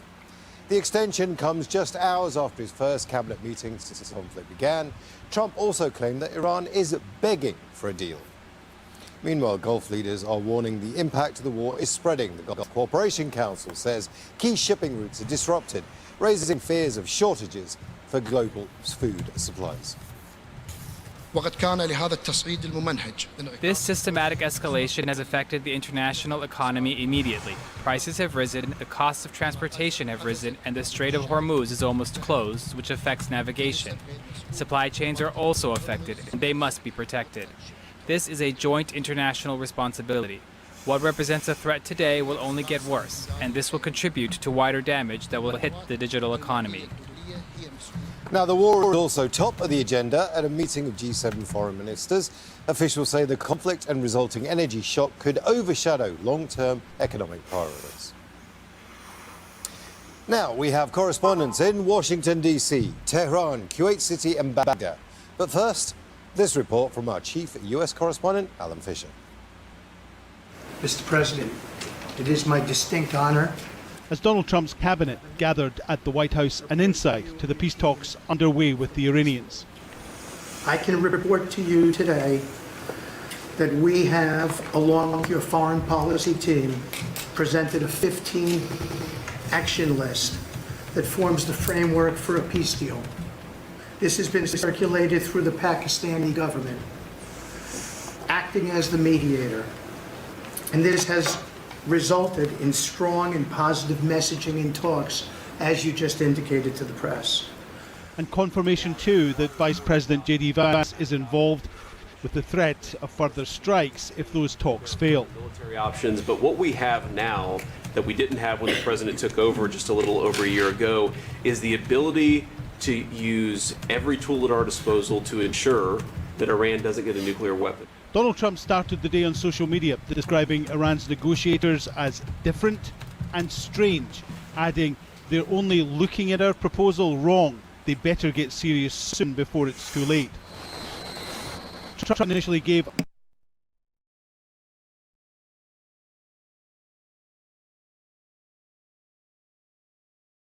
Oh, just want to give a special thank you to Job for 9. Hey everyone, praying that all is well with everyone. Well, I'm praying for you as well, Job for 9. It's so good to see you tonight. Always bring a smile to my face, even when whether you pop in the comments, whether you support the channel. You're just one of my favorite faces to see, and your prayers, I think, mean a lot to so many here. I'm going to have a new segment each day called Prayers for Peace with Mimi. When I see Mimi in the chat praying for peace, I'm going to be like, okay, it's Prayers for Peace now, and then we pray for peace. Anyway, hello to you all. We're getting our top of the hour updated a few minutes behind from Al Jazeera English. There was a launch towards the south of Israel by Iran about an hour ago. Then America and Israel struck in Tehran and a city in the northeast of Iran. I'm waiting for further updates. Who knows where we're going next? I just report the news as it happens. Hashtag Towel News. Hashtag Save the Goats. a 4 to 6 week window for Operation Epic Fury. It is 7:30 p.m. Eastern U.S. wartime, Thursday, March 26, 2026. It is 12:30 a.m. in... Is it only 12:30? It might actually be 1:30. Let me check. Time check. I have to keep track of a lot of cities.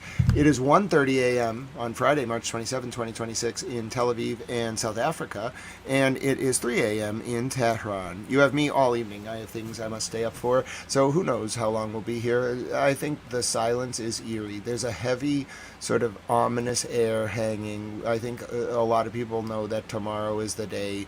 You can just sense it. markets closing, etc. Tomorrow is the day, but who knows, maybe today is the day. Once ground troops go on the ground, does it really matter? Does the market reaction really matter? Will it be any different Monday than it's going to be Friday? I highly doubt it, but the conventional logic is you don't do anything until markets close on Friday. He insists they're ahead of schedule, which has forced Iran into talks. So we estimated it would take approximately 4 to 6 weeks to achieve our mission. 26 days in, we're really a lot ahead of schedule. The Iranian regime is now admitting to itself that they have been decisively defeated. They're saying to people, this is a disaster.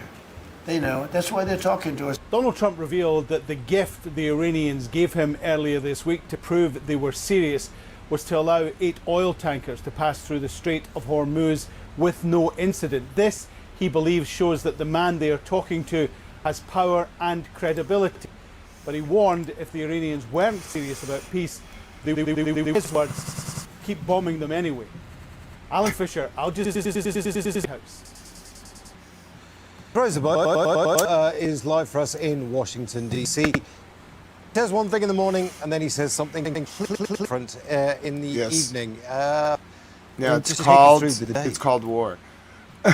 Imran Khan knows that, though. He's being good. Journalists ask questions they know the answer to. So Imran Khan wants to get her to say that this is the fog of war, but he can't say this is the fog of war, right? Instead, a good question is, so this seems to be one statement in the morning, one statement in the evening. What's going on? Yes, this is the image. Thank you very much to Valhalla. This is the image we just looked at from central Kashan, which is in Iran. Okay, just one of the bombings. We had some of the video footage as well. Yes, indeed. Very recent indeed. This is the bombing that happened after Israel was bombed in the south, and also by a large amount of barrages from Hezbollah, which I'll show you after the top of the hour update on Al Jazeera. We're about 20 minutes behind on this. I had other footage I was looking at.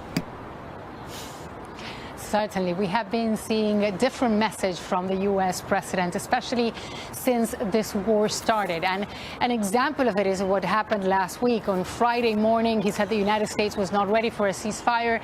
Later in the day, he said it was ready to start winding down. And then on Saturday, he gave Iran 48 hours to open the Strait of Hormuz. If not, it was going to blow up the country's power plant. So certainly lots of changes there. And then on Monday, he extended that deadline for 5 days, and what we're hearing now from the president, as he posted on social media, is that he is giving Iran 10 extra days until April 6th. And what he's saying is that the peace talks are going okay, as in contrary of what is being reported on U.S. media. Again, very critical of journalism and journalists in this country. But what we can confirm is what the report Alan Fisher just did, is that Steve Witkoff, the lead negotiator and special envoy from the United States, he confirmed that Iran has been presented with this 15-point plan that includes ballistic missiles, nuclear weapons, the Strait of Hormuz, among others, that is currently being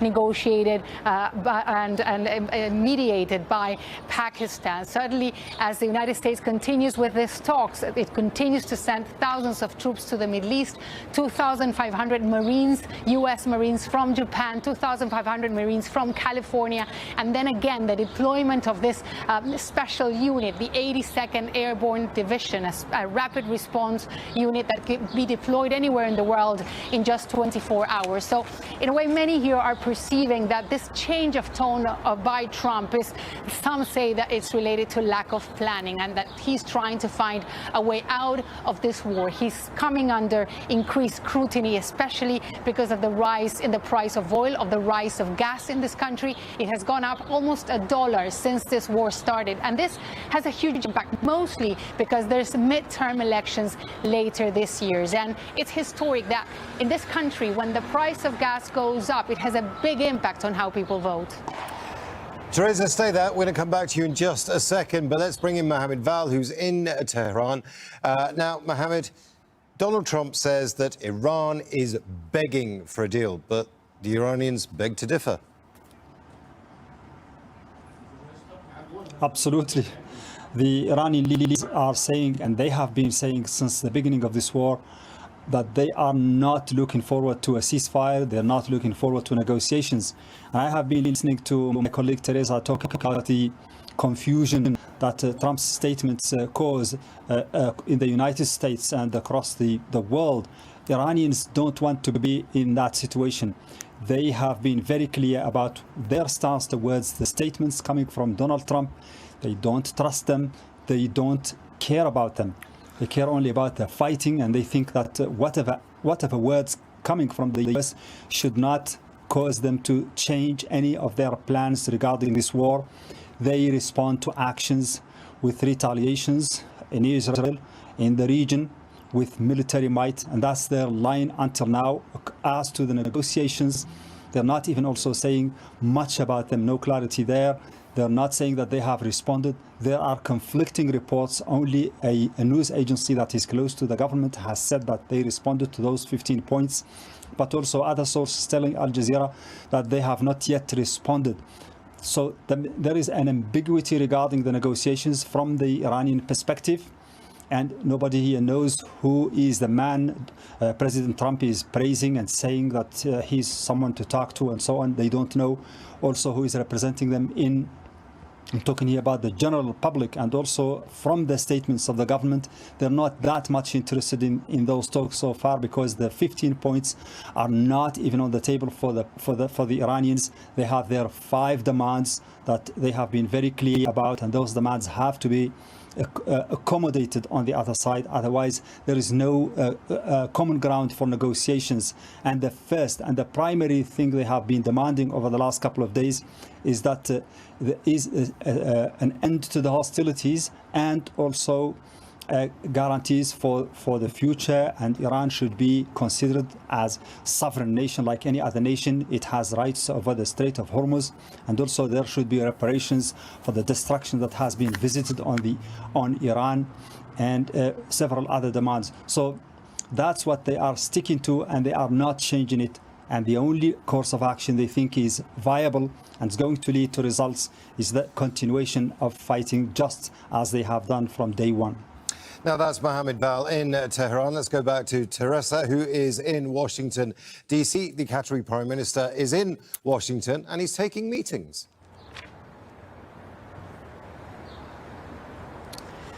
Well, countries in the Gulf have been in the front line of this war, with their ports, their oil infrastructure, cities under attack. They need United States military assistance, but at the same time, that makes them a target. So the Prime Minister, Qatar's Prime Minister and Foreign Minister here, he is expected to meet Donald Trump, but he has already met with the Secretary of War, Pete Hegseth, to discuss cooperation, to discuss how increase security for Qatar specifically. So, there's been differences of how to approach this war from the countries in the Gulf. Saudi Arabia and the UAE would like the United States just to finish this war, while Qatar has been calling for more diplomacy, for more de-escalation, to put an end, in a way, to this ongoing conflict. And as you mentioned earlier today, the Trump administration needs allies in this war. It has been constantly trying to create some type of a coalition that it has failed to achieve with the European Union and NATO. He has been very critical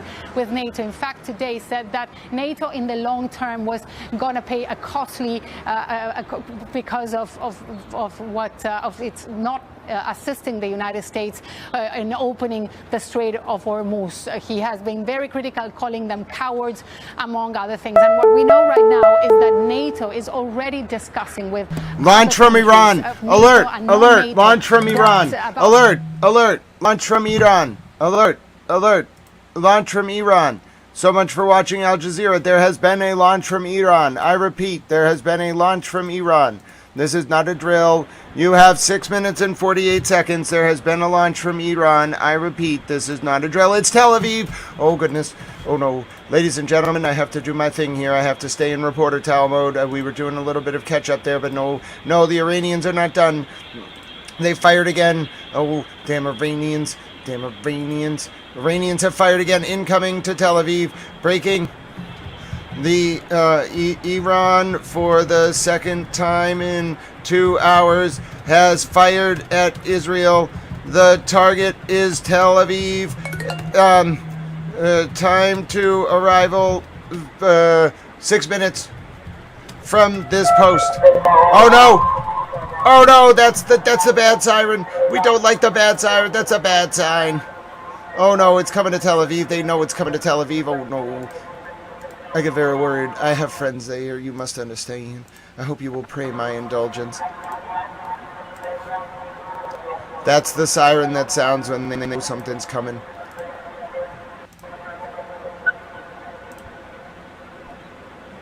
I repeat, there has been a launch from Iran.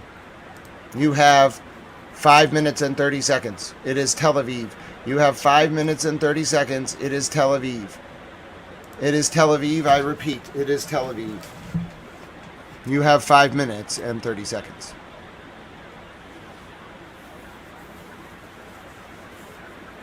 I get nervous. It's a civilian area. It is Tel Aviv. The map has lit up. You have about 5 minutes. I repeat, it is Tel Aviv. Yes, I have a feeling they are going to break out missiles indeed. Hello, Miss FAFO. It is so good to see you. Yes, it's the bad siren time. I'm so glad to see you, Miss FAFO, though. God bless you. Sorry we had to cross paths at this time, but yes, you are here, and it is happening.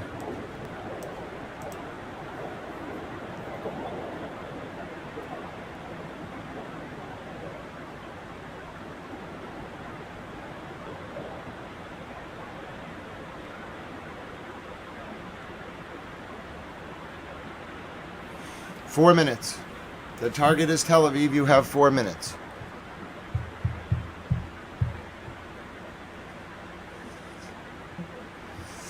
I repeat, you have 4 minutes.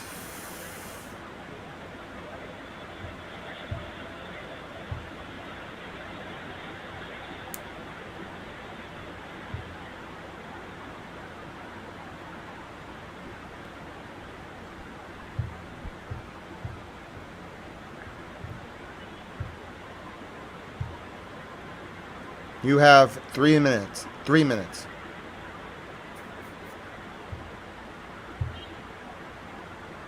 You have 3 minutes.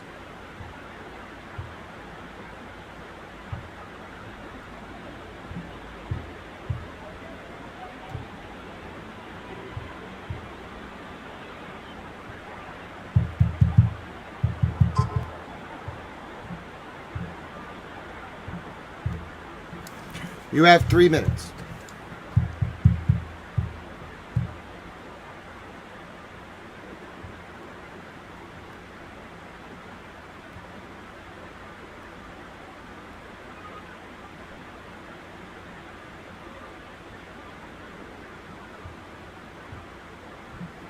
You have 3 minutes. You have 2 minutes and 40 seconds. This is where it gets a little intense.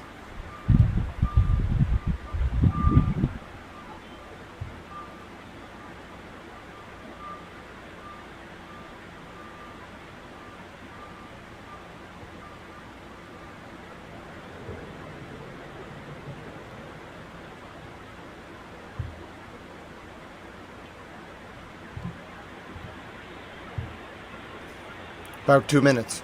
It gets very intense at these moments. I'm trying to see if I can get any footage for you. I cannot right now. It will be about 3 minutes until that comes in. They have launched. The target is Tel Aviv. This is about when we find out. Look on cam. You want to look on cam 5 and cam 10. So top left, top right. Normally it's like now. Oh, and Iran just launched missiles saying, thank you, German people, thank you, people of India. I don't know what the Germans and the people of India did, but okay. I'll show that to you in like 2 seconds. I don't have time to show it to you now. There is 1 minute. Iran has launched another wave. It is Tel Aviv. You have 1 minute. I repeat, you have 1 minute. You have 1 minute.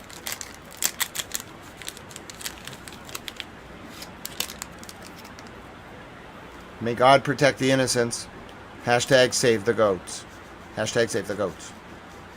In these moments, sometimes the best thing to do is just say hashtag save the goats. Hello, Sarah B. Creative. Good to see you, my dear friend. God bless you. Hashtag save the goats. Hi, Skynet activated. Well, you have about 1 minute. Hashtag save the goats. It's incoming. They're about to start. It's incoming. Red alerts. Red alerts. Red alerts. Hashtag save the goats. Hashtag save the goats. Hashtag save the goats. Red alerts. Red alerts. Red alerts. It's Tel Aviv. Red alerts. Another launch. They launched again. Oh no, it's back-to-back launches. Oh no, they launched again. Damn it, Iran. What are you doing? Oh no, they launched again. Oh no, they launched again. Damn it, Iran. Iran. What are you? Air raids! Oh no! Air raids! Air raids! Air raids!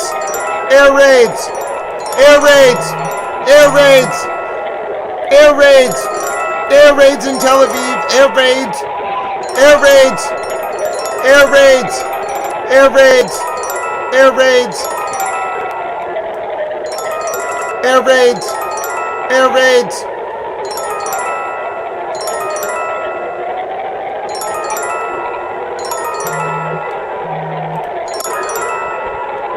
Air raids!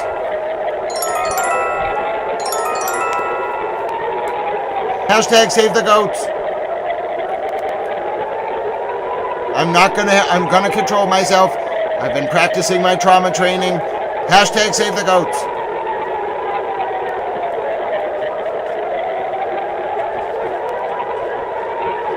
That is true. A lot of places don't have the benefit of early alerts. Kuwait does. Bahrain does. Saudi does. Oh, this does not sound good.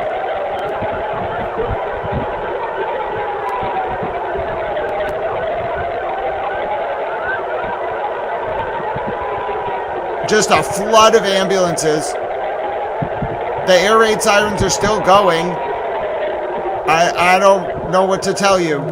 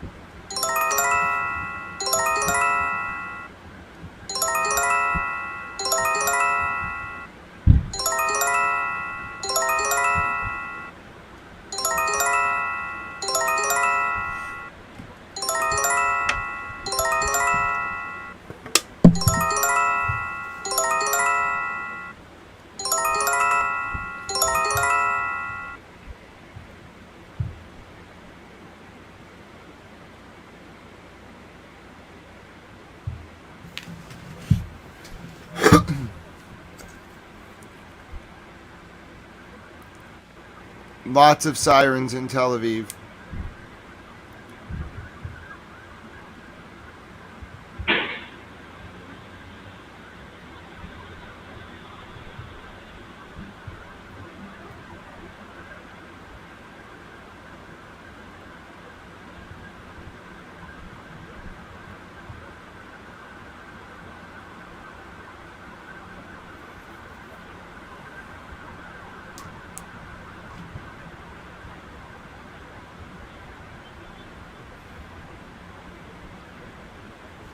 While we're waiting for a damage assessment, I will now show you the latest from the Iranian Revolutionary Guard. While we're waiting for a damage assessment, if any, I will show you Wave 4 from the Iranian Revolutionary Guard now. The warnings have not lifted in Tel Aviv or Haifa. Netanya. Most of the red alerts are in Tel Aviv. I'm going to bring up for you the latest from the IRCG now. Oh, God bless you, Sammy.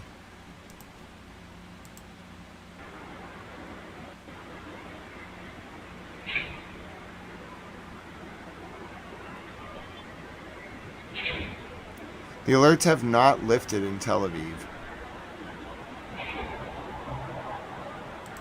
I'm going to show you the latest from the IRCG while I monitor that. Alright, so that'll come up on your screen now. My name is Grant Smith. That was intense. There was fire by the Iranians. This is part Wave 83 of Operation True Promise 4, and I'm not reading what they said with it. This is the latest from the Iranians. It says, "Thank you, German people. Thank you, people of India." This is it right here. This is, I haven't watched the video, but the start of the most recent Iranian wave where they fire missiles and then put up a video of the wave. This is the opening, and it says, "Thank you, German people. Thank you, people of India." And warning, this could have loud noises. Not really sure what the German people or the Indian people have to do with this, but okay. Thank you, people of Pakistan. Thank you, people of Spain. So the Iranians want to thank the German people, the Indian people, the people of Pakistan, and the people of Spain. Okay? That's the only English. I don't speak Arabic, so. It's actually Farsi, which is even harder to understand.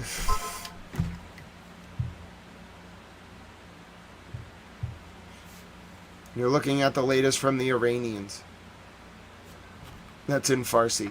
They just released this 3 minutes بسم رب الشهداء و الصدیقین پروردگارا تو شاهد باش ملت بزرگ ایران در میدان و در خیابان در حمایت از دین تو و در دفاع از حق خود ذره‌ای کوتاه نیامدند و نخواهند آمد. خدایا همه کار تویی و امیدمان فقط به توست. لبیک یا حسین یا زهرا یا زهرا یا زهرا.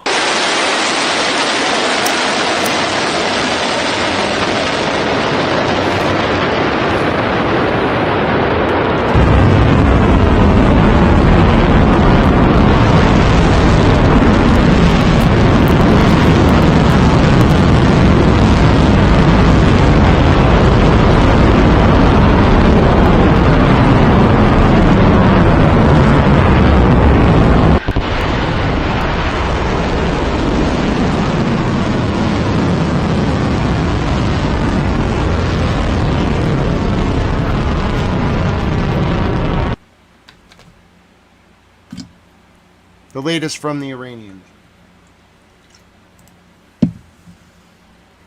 My name is Grant Smith Ellis. I now have the latest footage for you from over central Israel. Okay, the latest for you from over central Israel. And this is the missiles that just went towards central Israel now.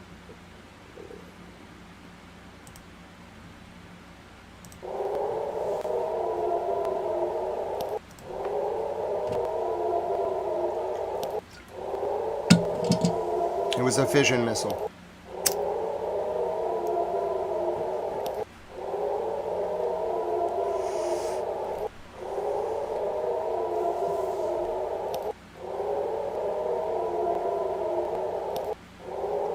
This is a missile that just went over Israel now.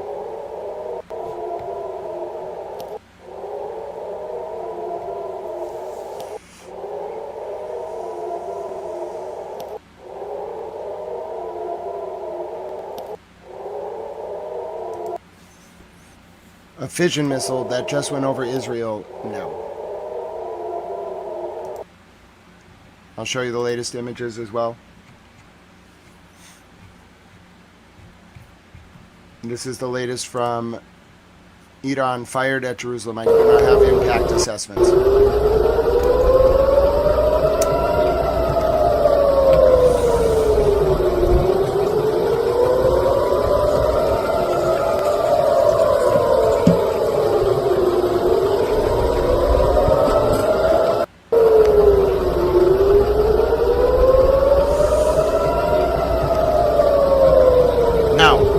For those of you who do not know what this missile is,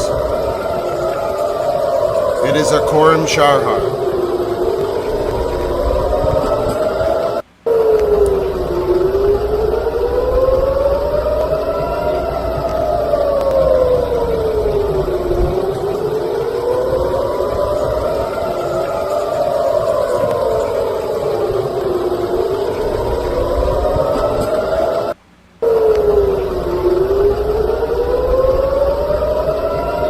And yes, it is as intense as you think.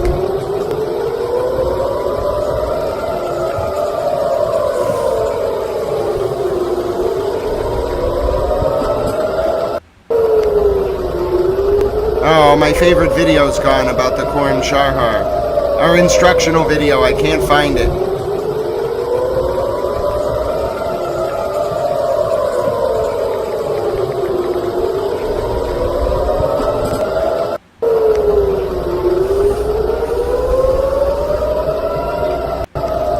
But yes, I am going to have an impact assessment from you. I would like to show you this instructional video about the Cororum Shahar. Oh, I found it. So there's only one video I like that actually shows the Cororum Shahar. It took me a second to find it. I have it. It explains it in a way that I think does an excellent job showing you why this is such a dangerous missile.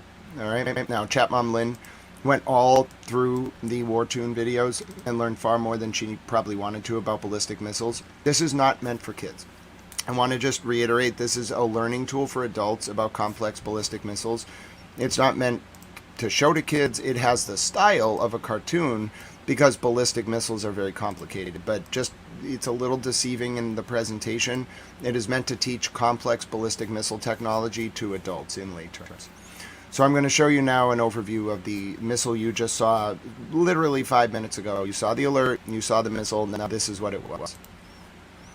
My name is Cororum Shahar 4. I cost $8 million, and when I arrive, I don't explode once. I explode 80 times! I'm Iran's most destructive ballistic missile. I carry a 1,500-kilogram warhead equivalent to the weight of a full-sized car. That's the heaviest payload in Iran's entire missile arsenal. With a range of 2,000 kilometers, I travel at Mach 8 inside the atmosphere. That's around 9,800 kilometers per hour from Iran to Israel. 10 minutes. But here's what most people don't know. At 7 kilometers above the target, I open up and release up to 80 bomblets. They scatter over a radius of 8 kilometers. Air defenses can shoot me down. But by then, the bombs are already falling. Each one is the size of a hand grenade. Too small for Patriot. Too many for Iron Dome. I am also known by the name of K-Bar. By the time a radar sees me, they have 10 minutes. So, what do you think of me? Follow War-Tune. Every day a new weapon, a new story. Obviously, I mean, it's meant to be scary. He's not a friendly Mr. Bomb. But yeah, it gives a point, okay? It's meant to explain to you why this is such an intense missile. Now I'll show you the latest footage just 6 minutes ago. This is what was heading into Tel Aviv. I have no impact assessment yet. Whoa, whoa. Whoa.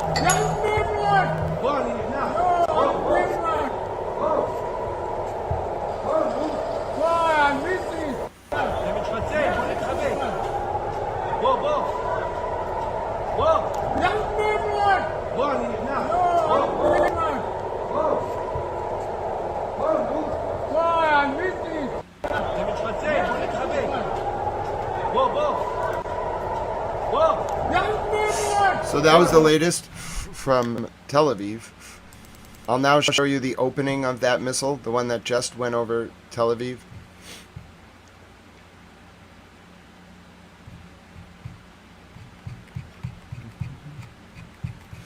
Apologies.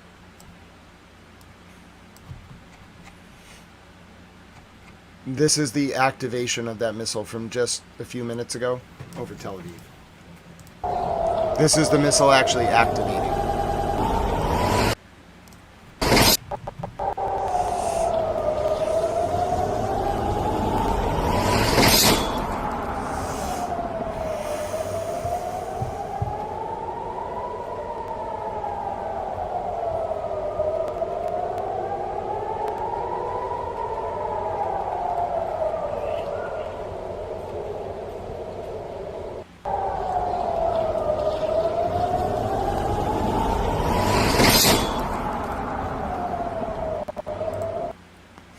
Showing you now the latest footage from Israel. I'm waiting for an impact assessment from Tel Aviv. Unfortunately, these missiles do hit Shiraz, Iran.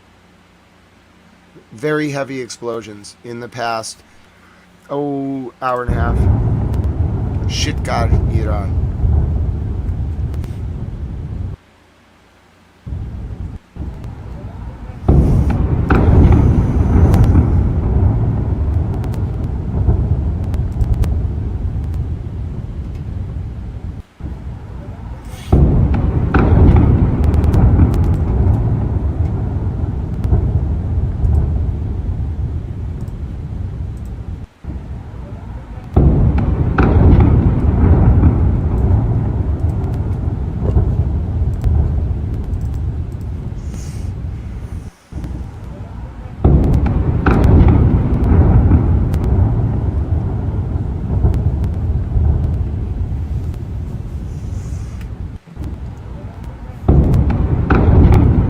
Latest from Iran just an hour ago.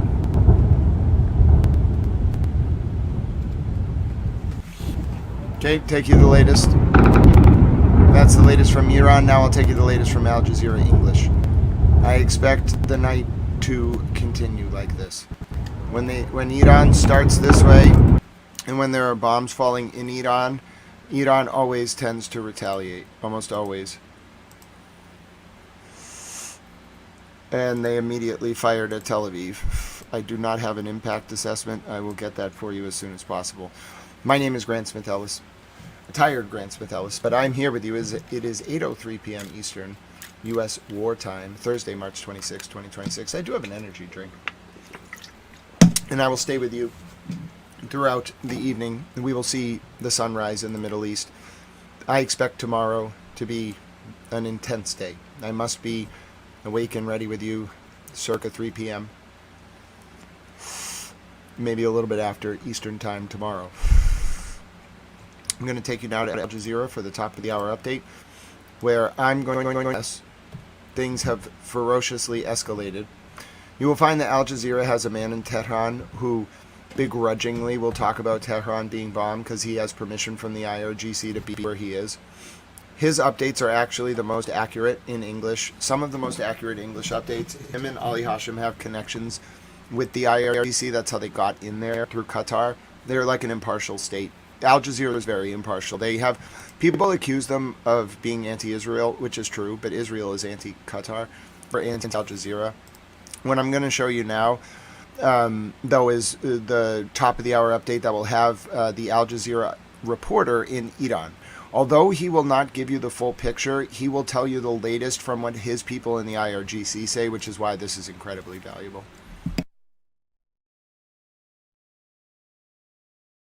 Let me get that volume for you.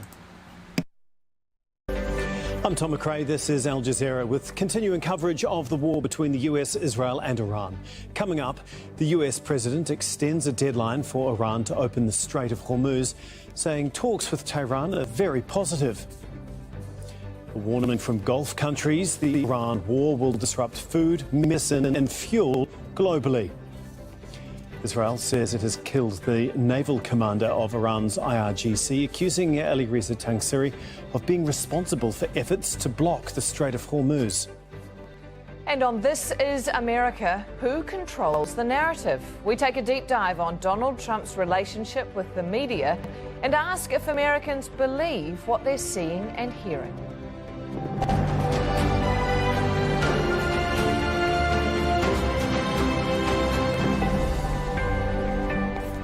Well, nearly a month into the war between the US, Israel and Iran, Washington is sending mixed signals, talking about diplomacy while continuing to build up forces in the region. President Donald Trump now says he's delaying a possible strike on Iran's energy sites. In a post on social media, he said he will give Tehran another 10 days to open the Strait of Hormuz. The extension comes just hours after his first cabinet meeting since the conflict began. Trump also claimed Iran is begging for a deal. Meanwhile, Gulf leaders are warning the impact of the war will be far-reaching. The Gulf Cooperation Council says key shipping routes are being disrupted, raising fears of shortages for global food supplies. This systematic escalation, which affects navigation. Supply chains are also affected, and they must be protected. This is a joint international responsibility. What represents a threat today will only get worse, and this will contribute to wider damage that will hit the digital economy. The Iran war is top of a meeting of G7 foreign ministers. They're worried about the impact of the conflict on oil prices and supply chains. We have correspondents in Amman, Baghdad, Kuwait City, Tehran and Washington, D.C. But first, this report from our chief U.S. correspondent, Alan Fisher. Mr. President, it is my distinct honor. As Donald Trump's cabinet gathered at the White House, an insight to the peace talks underway with the Iranians. I can report to you today that we have, along with your foreign policy team, presented a 15-point action list that forms the framework for a peace deal. This has been circulated through the Pakistani government, acting as the mediator. And this has resulted in strong and positive messaging in talks, as you just indicated to the press. And confirmation, too, that Vice President J.D. Vance is involved with the threat of further strikes if those talks fail. Military options, but what we have now that we didn't have when the president took over just a little over a year ago is the ability to use every tool at our disposal to ensure that Iran doesn't get a nuclear weapon. Donald Trump started the day on social media describing Iran's negotiators as different and strange, adding Trump initially gave a 4 to 6 week window for Operation Epic Fury. He insists they're ahead of schedule, which has forced Iran into talks. So we estimate it would take approximately 4 to 6 weeks to achieve our mission. 26 days in, we're really a lot ahead of schedule. The Iranian regime is now admitting to itself that they have been decisively defeated. They're saying to people, this is a disaster.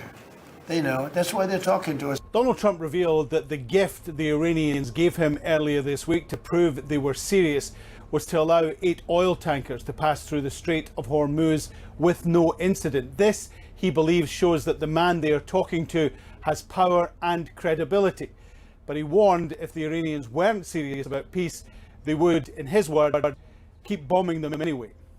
Alan Fisher, Al Jazeera, at the White House. Rosalind Jordan joins us now from Washington, D.C. And Ros, Trump now saying he's delaying a possible strike on Iran's energy sites. How is that actually being interpreted there, though?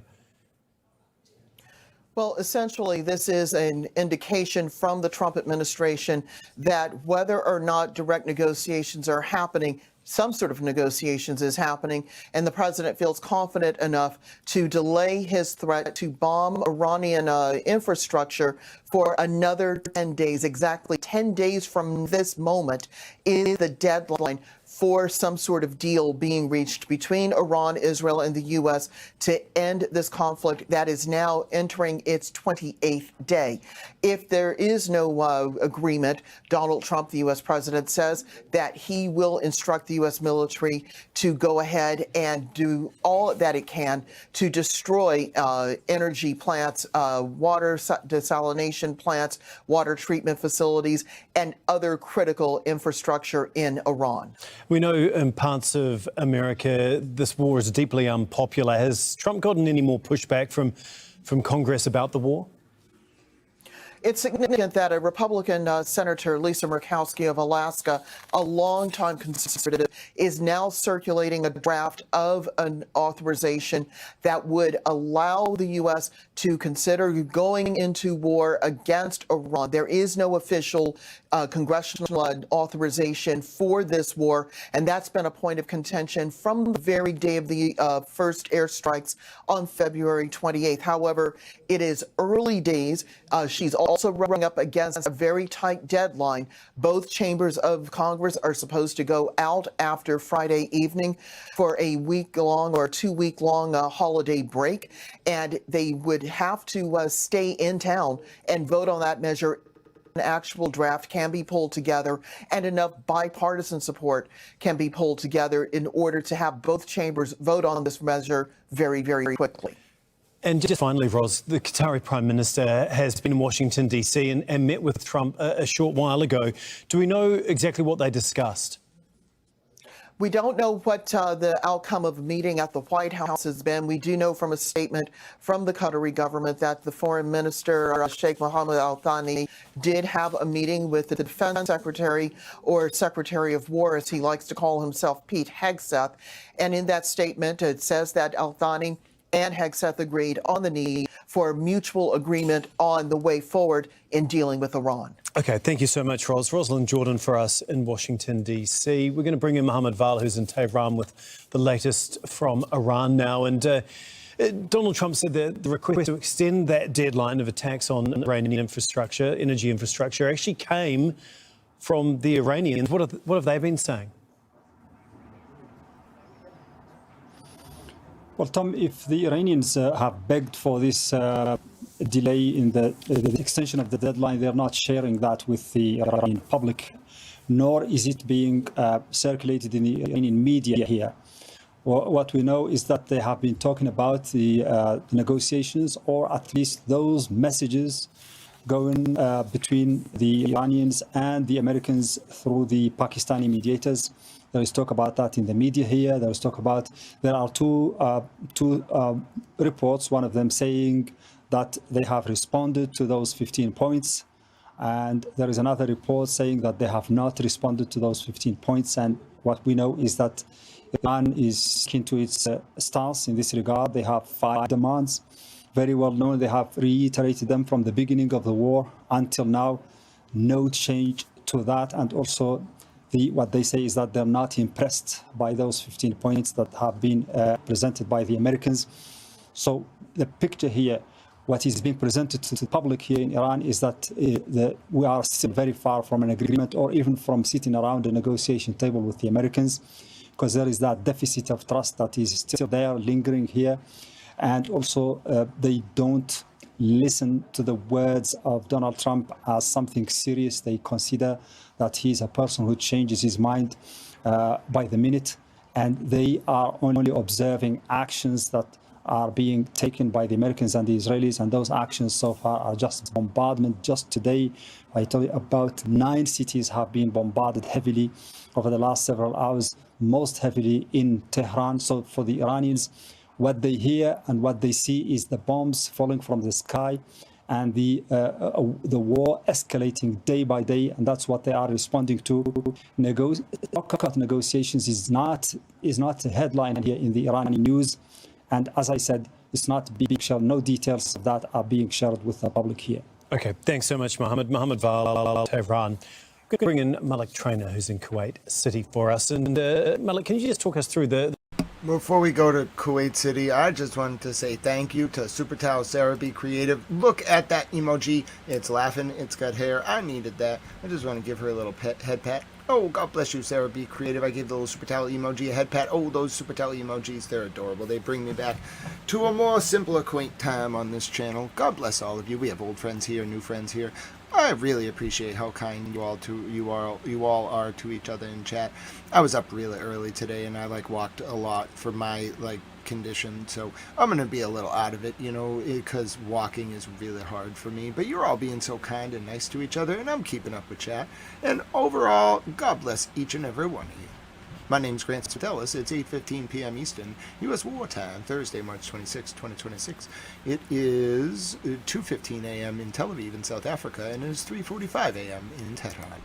It would be Friday, March 27, 2026. The latest Iranian attacks on Gulf countries, because they have continued. Well, just in the last 2 to 3 hours, we heard the sirens alarm, the alarms here sounding 2 to 3 times. I heard 2 explosions while I was standing here, where authorities have constantly said throughout this war that any explosions you hear are successful interceptions of these attacks.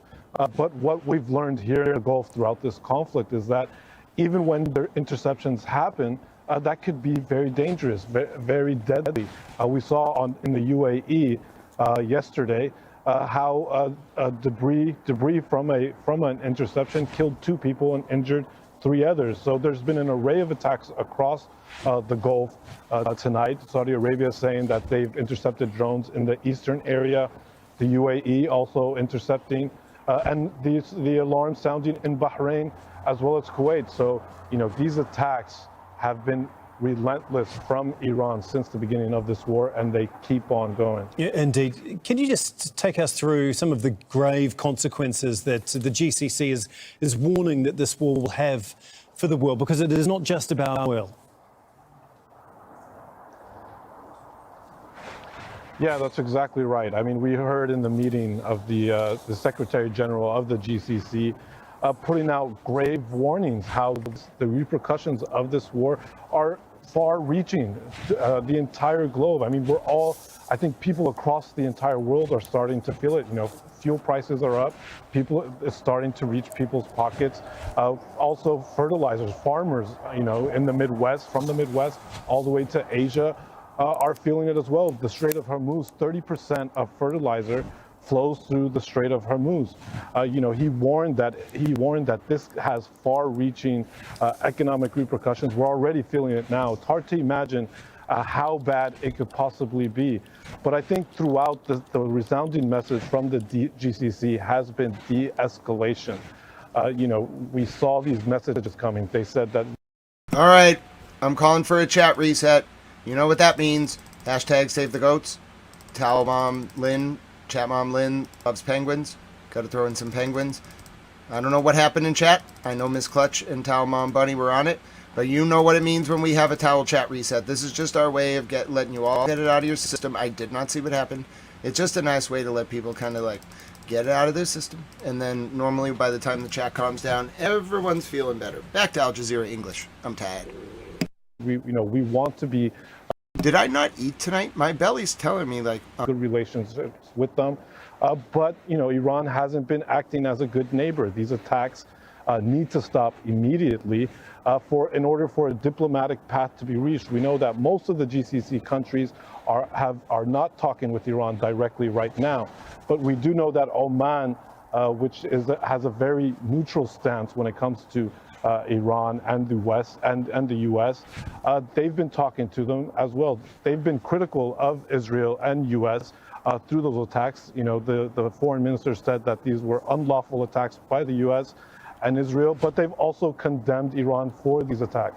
I think everyone across the region and now the world who are feeling these repercussions want a swift end to this war as soon as possible, Tom. Indeed. Thank you so much, Malik Trainer, for us in Kuwait City. I'm going to bring in Nicholas Haak, who joins us from the Iraqi capital, Baghdad. And Nick, an airstrike has targeted the headquarters of the Iran-backed Popular Mobilization Forces. Can you just explain exactly what happened and what it all means?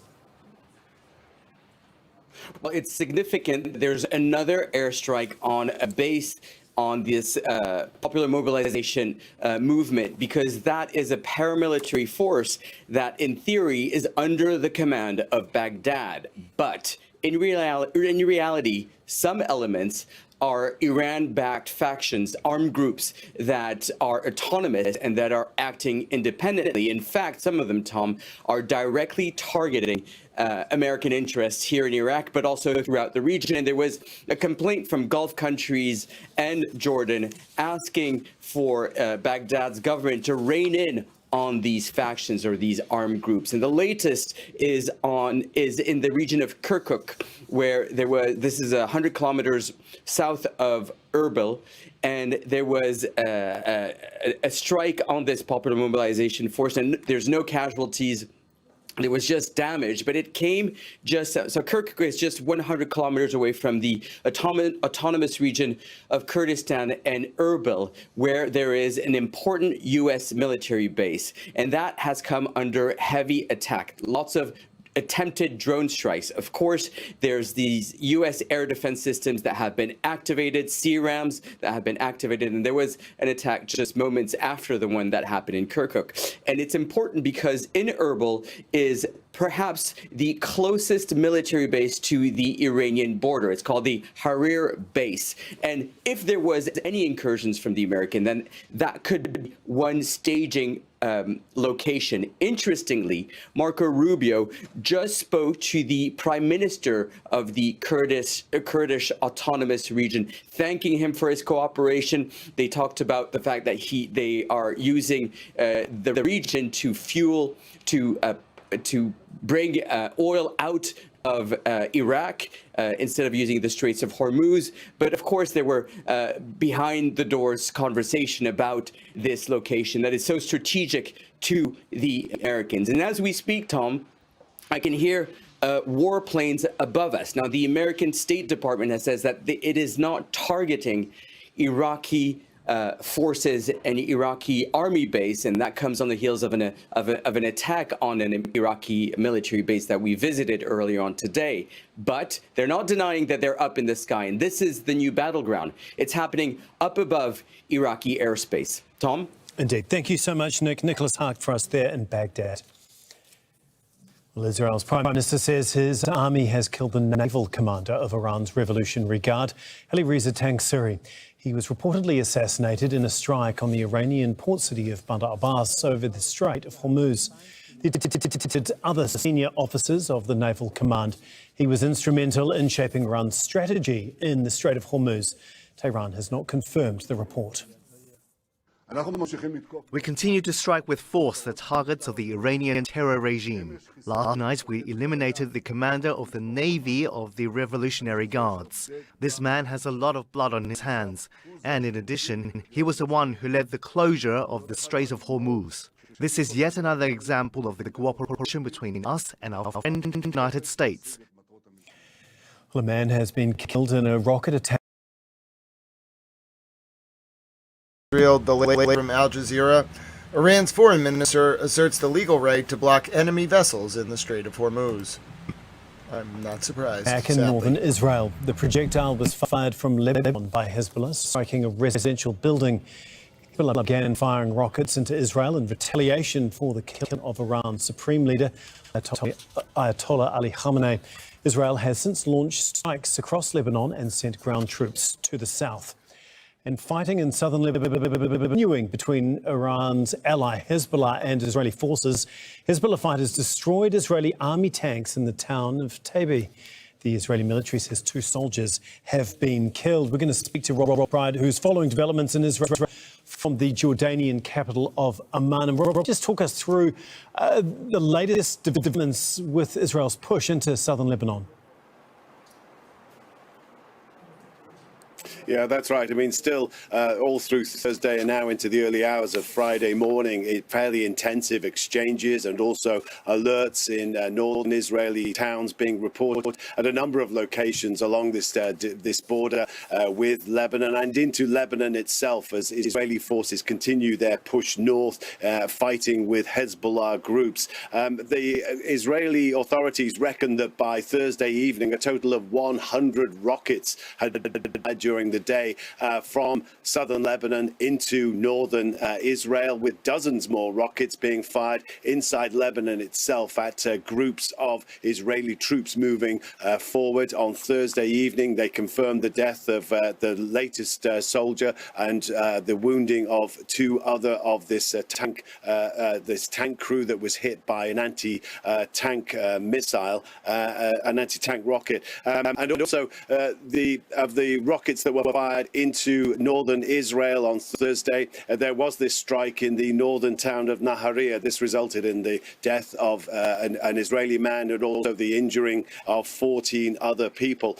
Interestingly, the details are emerging also in Israel about the cabinet meeting. This is a meeting of the security cabinet that was held earlier this week, and a warning from the military commander, Ehal Zamir, the general of the Israeli army, saying saying that the Israeli army is now severely short on troops, warning that unless cabinet ministers figured a way of drafting and recruiting more troops into the ranks, it was in danger, he said, of collapsing in on itself. Now, he has, Zamir, made these warnings before, pushing for more troops to be recruited, but it was apparently also at this meeting supported by a fellow general. So it does appear as though the top of Israel's military command is very concerned just about its current troop levels and if it has enough, given all of the commitments right now of Israeli army. Okay, thank you so much for that update, Rob. Rob McBride for us in Amman. Well, staying with the story, we're joined now from New York by Mohammed Bazi. He is a political analyst and director of the Center for Near Eastern Studies at New York University. Thanks very much for being here on Al Jazeera. I mean, Israel is... Before we get to the analysis, I'll check back in at the top of the hour. Let me show you some of the latest that I have for you from around the world.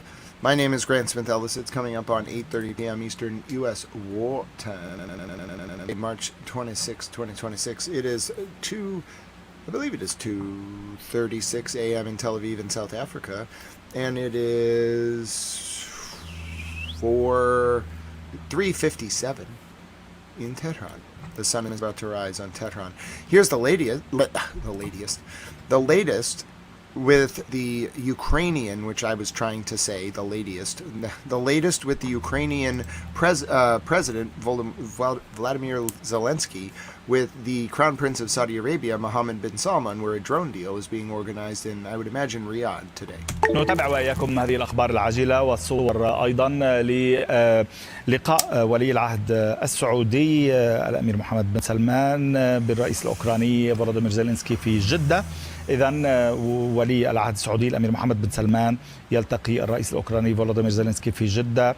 ولي العهد السعودي يبحث مع الرئيس الأوكراني تطورات الأوضاع الإقليمية والدولية وكذلك التصعيد العسكري في الشرق الأوسط. إذن آخر ما يرد حول هذا اللقاء الذي جمع اليوم في جدة إذن ولي العهد السعودي بالرئيس الأوكراني. إذن ولي العهد السعودي يبحث مع الرئيس الأوكراني تطورات الأوضاع الإقليمية والدولية والتصعيد العسكري في الشرق الأوسط في خلال لقائه بالرئيس الأوكراني فولوديمير زيلينسكي في جدة. Oh, God bless you, happy feet girl. نتابع وإياكم هذه الأخبار العاجلة والصور أيضا للقاء ولي العهد السعودي الأمير محمد بن سلمان بالرئيس الأوكراني فولوديمير زيلينسكي في جدة. إذن ولي العهد السعودي الأمير محمد بن سلمان يلتقي الرئيس الأوكراني فولوديمير زيلينسكي في جدة. ولي العهد السعودي يبحث مع الرئيس الأوكراني تطورات الأوضاع الإقليمية والدولية وكذلك التصعيد العسكري في الشرق الأوسط. إذن آخر ما يرد حول هذا اللقاء الذي جمع That's the latest اليوم from في Saudi Arabia, where the Ukrainian President Vladimir Zelensky is meeting with the Saudi Arabian Crown Prince Mohammed bin Salman. Here's the latest from the Wall Street Journal. This is, I believe, Russian news footage of Iranian troops. All right, here's this translation. This is a Russian source, but I believe it's Iranian troop footage.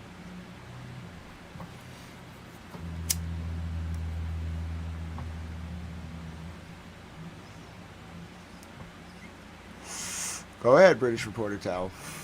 Whenever you're ready. I'm not Russian. Well, I'm Russian a little bit. Come on, British reporter Tao. You have one job. You can do it. I have faith in you.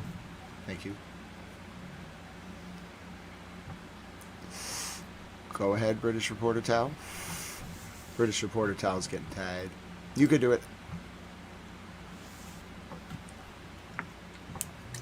Conversation. Wall Street Journal. The U.S. ground operation against Iran has already been planned. Iranian ground forces. The ground war will be more dangerous and costlier for the enemy. We are monitoring the enemy's movements across all borders. Our forces are on high alert to defend every inch of our land. And then here's some Russian footage of the Iranians.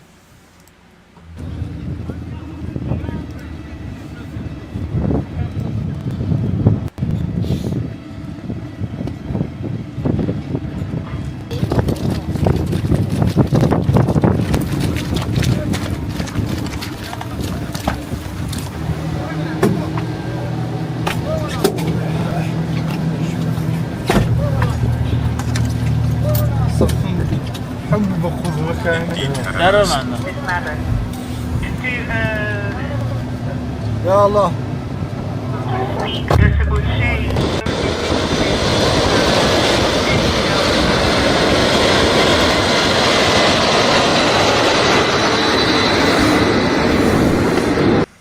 Primo, I don't know his religion, but yes, that's Zelensky. And yeah, I never looked into his religion, I must say. I could, but I never had.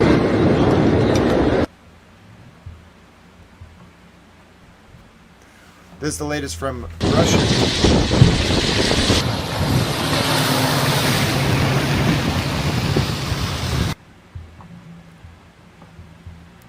Iranian forces. Russia has some decent footage of Iran because Russia's secretly backing them. I guess not so secretly. Depending on how you think about like Russia as an entity. I'll show you the latest footage. I'm waiting for a damage assessment. I have very, I would say, drastic concerns about what has happened in Tel Aviv in particular. I do not have a damage assessment, but these cluster bombs are designed to fall on humans and avoid interceptors. So this is the latest footage from Tel Aviv. It's going to be a compilation.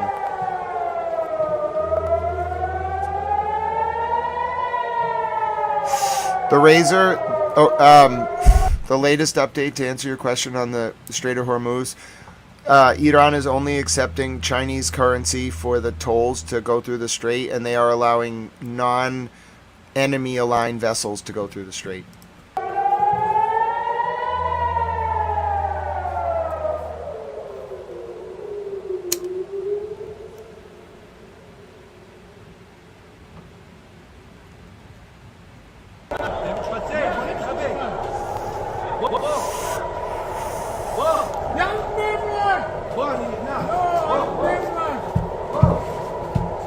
This is a compilation of the latest from Tel Aviv. מורן ועדי זה בשבילכם טיל מצרר, לייב אחרי הישיבה לפוליטיקה, רק ביבי, רק ביבי, רק ביבי, רק ביבי, רק ביבי, רק ביבי, נודר איזה סרטון, נודר סרטון קלאסי. Per the Wall Street Journal, President Trump is sending 10,000 additional troops to the Middle East. The force, which would likely include infantry and armored vehicles, would be added to the roughly 5,000 Marines and the thousands of paratroopers from the 82nd Airborne already there, according to the Wall Street Journal. So, Mr. President is weighing sending an additional 10,000 troops, weighing sending an additional 10,000 troops to Iran, or towards Iran. Should say towards the Iranian theater. Because I have no idea where they're going or where they're leaving from.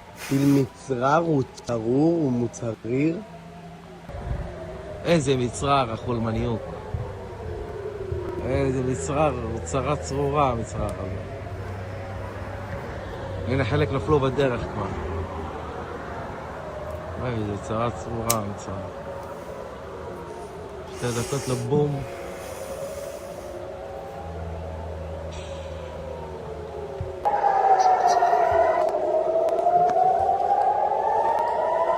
This is the latest from Tel Aviv.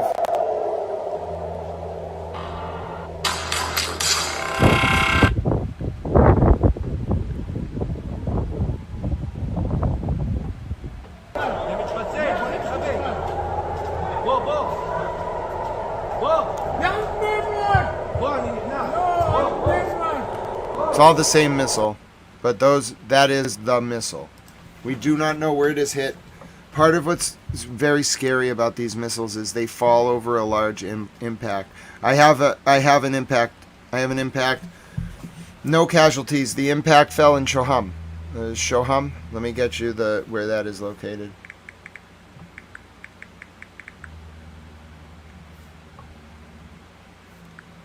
Maybe it's not Shoham. Yes, Shoham. It's a town in the Central District. It's located near Ben Gurion Airport. I have a damage assessment for you now. There were hits. I repeat, there were hits on Tel Aviv. It was near Ben Gurion. Here is the first damage assessment from the Iranian missile fired just an hour ago. at Tel Aviv. This is near Shoham, which is in a central district near Ben Gurion.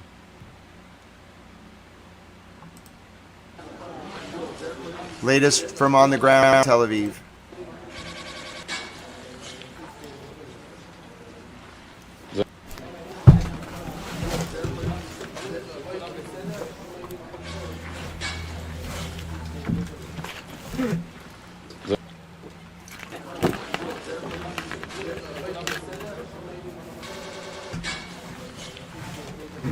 Latest from on the ground near Ben Gurion Airport in Tel Aviv.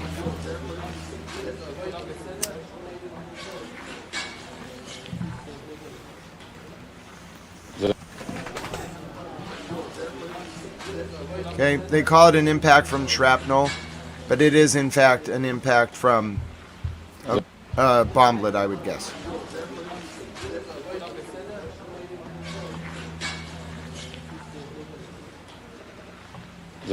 Wow, Israel hit 80 targets in Tehran tonight.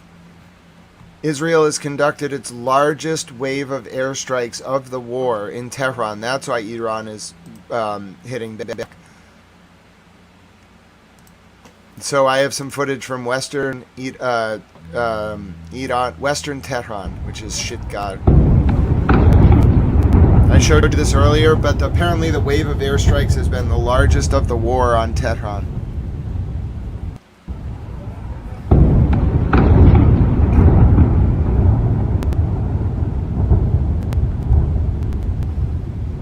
Multiple impact sites in Tel Aviv. I repeat, multiple impact sites in Tel Aviv. This is not Tel Aviv, this is Tehran.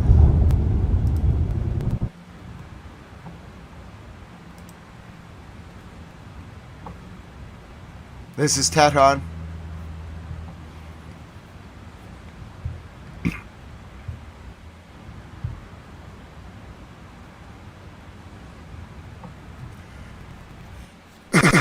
Tehran early, maybe an hour, 2 hours ago.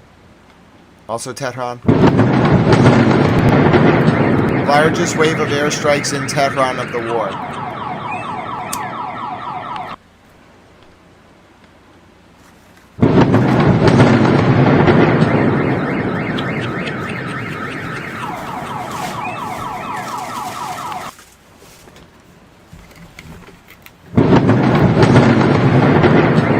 I think I will drink some water too, Miss Missy.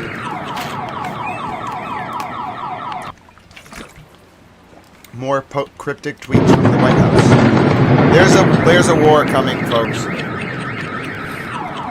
We may call it at midnight tonight, so 3 more hours. I sense tomorrow is going to be the day. I know that Iran and Israel are going to keep firing at each other. Another cryptic tweet. The White House is trolling us all. You gotta understand, Mr. President likes to troll. So there's Mr. President trolling us all. It's just a blurred picture of him in a tie. That was my neck. That's all it's supposed to be. It's just supposed to troll. My name is Grant Smith Ellis. Let me show you a Al-Arabi overview of the Cororum Shahar 4. We've watched a lot of Cororum 4 videos. This one's kind of an inner sort of segment about the Cororum Shahar 4. Let me show it to you. I thought it was pretty enlightening, although it's completely in Arabic. So this is the Cororum Shahar 4. It's a good visual overview of it. A little different than the Warzone one, a little more professional. Yes, would you mind loading? Here we go. عنقودي وقع في مناطق سكنية. This is the bomb that Israel was just attacked with, the Cororum Shahar 4. That's what you saw in the video. فرق كبير، الفرق يتجاوز 4 أضعاف، ولكن هذا يعود إلى الاستراتيجية. إلى مدة طويلة ظل المسار الباليستي الذي نشاهده بالأزرق، المسار الباليستي للصواريخ الإيرانية هو نقطة ضعفها، لأنه يمكن التنبؤ بمكان مرورها ولذلك تعترضها الصواريخ الاعتراضية. لذلك قررت إيران تغيير الخطة. كيف هذا؟ قامت بتغيير الرؤوس التقليدية على الصواريخ ووضع رؤوس عنقودية. الرؤوس العنقودية بالإضافة إلى إطلاقها وفق مسار باليستي أعلى. المسار الباليستي الأعلى هذا يعقد من مهمة الدفاعات، وخاصة منظومة حيتس أو أرو 3. وأرو 3 هو الذي يعترض الصواريخ الباليستية خارج الغلاف الجوي. لذلك يمكننا أو بدأنا نشاهد صور فريدة تبين ذخائر رؤوس عنقودية من 70 إلى 80 ذخيرة فرعية نشاهد. So before we go into the bomb blitz, I just wanted to say hello and happy early birthday to Barry, who is very loved here by so many. God bless you, Barry. We are so glad that you are with us and you are appreciated. You come into the Discord anytime you want. You chat here anytime you want. God bless you, Barry. Cheers to you. I will have a cigar with you, my dear friend. Welcome, Laub Mound Stand. It is very good to have you. God bless you. May God bless all the people of Afghanistan. We pray for peace. And I hope the ceasefire between Pakistan and Afghanistan continues. هنا المنظر الذي نشاهده خلال هذه الأيام بكثرة في سماء إسرائيل، وإذا عددنا هذه الرؤوس نجد بأنها تتراوح من 70 إلى 80 ذخيرة فرعية تتفرع من الرؤوس. هنا Well, it would be my honor to be your friend, Be Less Nosy. I love your username. God bless you and welcome to the channel. نوع آخر أقل ربما من 20 إلى 30 رأس أو قذيفة فرعية، لكن على الأرجح هذه هي الطريقة التي ترسل بها إيران هذه الصواريخ. اعتراض كل هذه الرؤوس الفرعية مهمة شبه مستحيلة ومكلفة جدا. لذلك إسرائيل لم تعترض 35 صاروخ من هذا النوع كاملة، كلها أسقطت فوق المناطق السكنية. لا نتحدث عن التي أسقطت في المناطق المفتوحة. لكن هناك نقطة ضعف لهذه النوع من الصواريخ، هو أن انفجار الصاروخ أو تفكك الصاروخ في ارتفاع عالي جدا لتجنب صواريخ أرو 3 يجعل مساحة التأثير واسعة جدا بذخائر ضعيفة. تحقيق لCNN الأمريكية بيّن أن الذخائر العنقودية تنتشر في دائرة نصف قطرها 12 كيلومتر، 7 أميال حسب المعايير الأمريكية. نشاهد النقطة الأولى التي سقط فيها جزء من الذخائر الفرعية، وبعضها وصل حتى إلى شاطئ البحر، بالرغم من أن الهدف نشاهده في المنتصف وهو مطار بن غوريون. ومن أجل تحقيق تأثير حقيقي على مطار أو بنية تحتية مثل مطار بن غوريون يجب أن تتركز هذه الذخائر العنقودية في دائرة ضيقة لا اتساع كبير. لكن هنا ستحتاج إيران لتخفيض ارتفاع المسار الباليستي من أجل أن يتفكك الصاروخ على ارتفاع أقل ارتفاعا، وفي هذه الحالة تكون عرضة للاعتراضات الصواريخ الاعتراضية وبالتالي لن تصل. لكن إذا شاهدنا منظر فريد قرب تلتقط هذه الصور من قرية أردنية قرب عمان. نصب أحد المراقبين كاميرا تراقب السماء في إسرائيل 24 ساعة على 24 ساعة.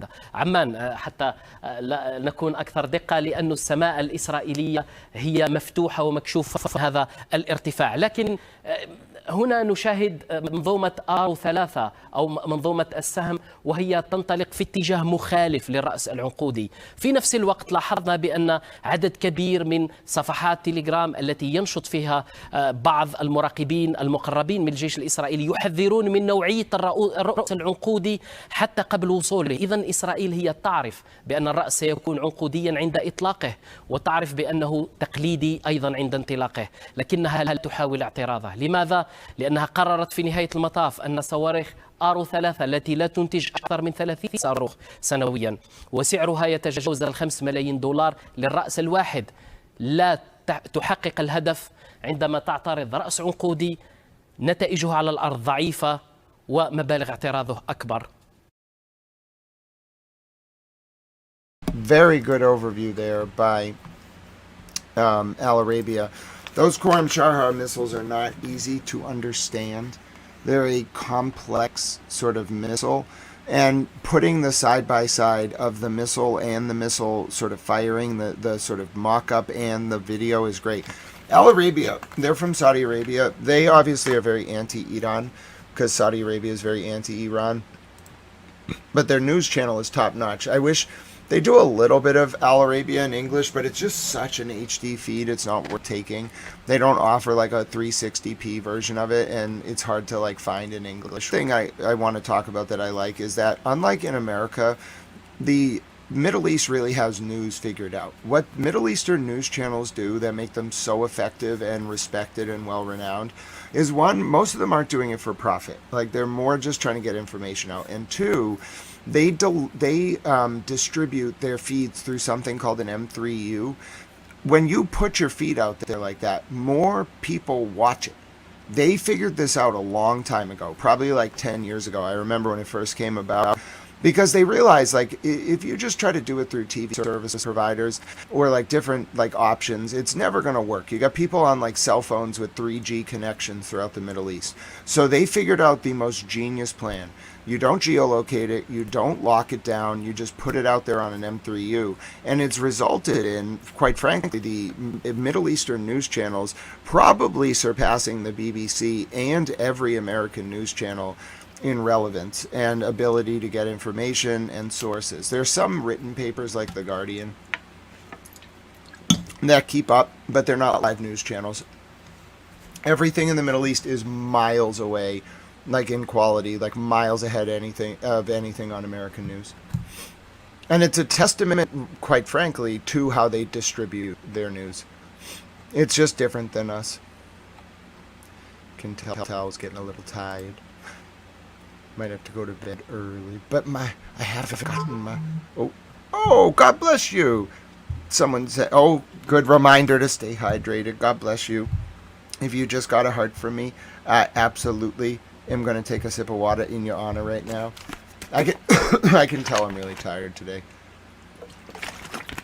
But in my defense, I have not walked that far in many years. It really hurt. I had my cane with me in case like it got bad. I cannot believe how far I walked today. It's probably the farthest I have walked. Let's see. All the world's a stage. Iran. Okay. Miss Clutch. Thank you, Miss Clutch. I'm going to show you this new Iranian drone here called the Ridwan, with a range of 20 kilometers and a flight duration of 20 minutes, which is also equipped with a video screen. Hey, Miss Clutch, how did you know? How did you know I was going to play this? Miss Clutch, are you in my mind? Yes, Towel Mom Bunny, you don't understand. It's very hard for me to walk. I did it, though. It was really hard. I feel very tired, but I'm going to go till midnight, and then I'm going to go to bed. Take a look at this. اینجا یکی از پایگاه‌های پهپادی نیروی زمینی سپاهه و لانچرهایی که در This is what Miss Clutch said. مربوط به جدیدترین پهپاد پرسه‌زن این نیروه. پهپادی که برای نخستین بار به صورت غیر رسمی در رزمایش پیامبر اعظم 18 تصاویری از اون منتشر شد و قرار در این رزمایش به صورت رسمی از اون رونمایی بشه و برای نخستین بار به صورت رسمی به سازمان رزم یگانهای پهپادی نیروی زمینی سپاه اضافه بشه. پهپاد پرسه‌زن رضوان با برد 20 کیلومتر و مداومت پروازی 20 دقیقه که میتونه توانمندی خیلی خوبی رو به یگانهای نیروی زمینی به خصوص برای مقابله با گروهک‌های تروریستی در مناطق جغرافیایی پیچیده و کوهستانی بده. این پهپاد قادره با دوربینی که در جلوی سر جنگی اون تعبیه شده پس از پرواز منطقه مورد نظر رو پایش کنه، تصاویر رو روی مانیتور به کاربر نشون بده و کاربر هر هدفی رو که مورد نظرش هست در برد عملیاتی این پهپاد انتخاب کنه و به سمت اون حمله کنه و اون رو منهدم کنه. یکی از مزیت‌های خیلی خوب این نوع پهپادهای پرسه‌زن به کارگیری راحت و سریع اونهاست که اون رو به وسیله محبوب برای نیروهای زمینی در سراسر دنیا تبدیل کرد. Latest from the Iranian state TV, actually. They published new images from the drone that Iran just launched. I imagine it's kind of a precursor to a land invasion. Iran has been doing a lot of posturing. They kind of release like videos that try to like warn of what will happen. This is the latest from where is this? This might be Lebanon, might be Iran. It's pro-Iranian demonstrations. I think it's Lebanon. Might be Iran. I don't know.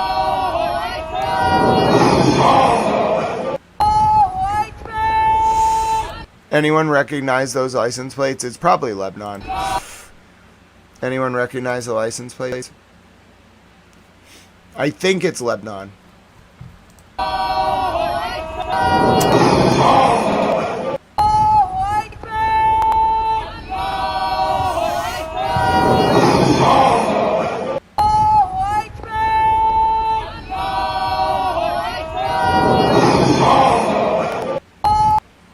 I can't tell. Yeah, it's really hard to tell. Like to geolocate it. The reason I think I saw that Valhalla, there was a serious strike on the Hezbollah, multiple strikes on Hezbollah positions. Speaking of Hezbollah, I have video right here actually from Hezbollah earlier today. Hezbollah has been engaged in a ferocious land war, to say it lightly, with Israel, which is very well funded by Iran.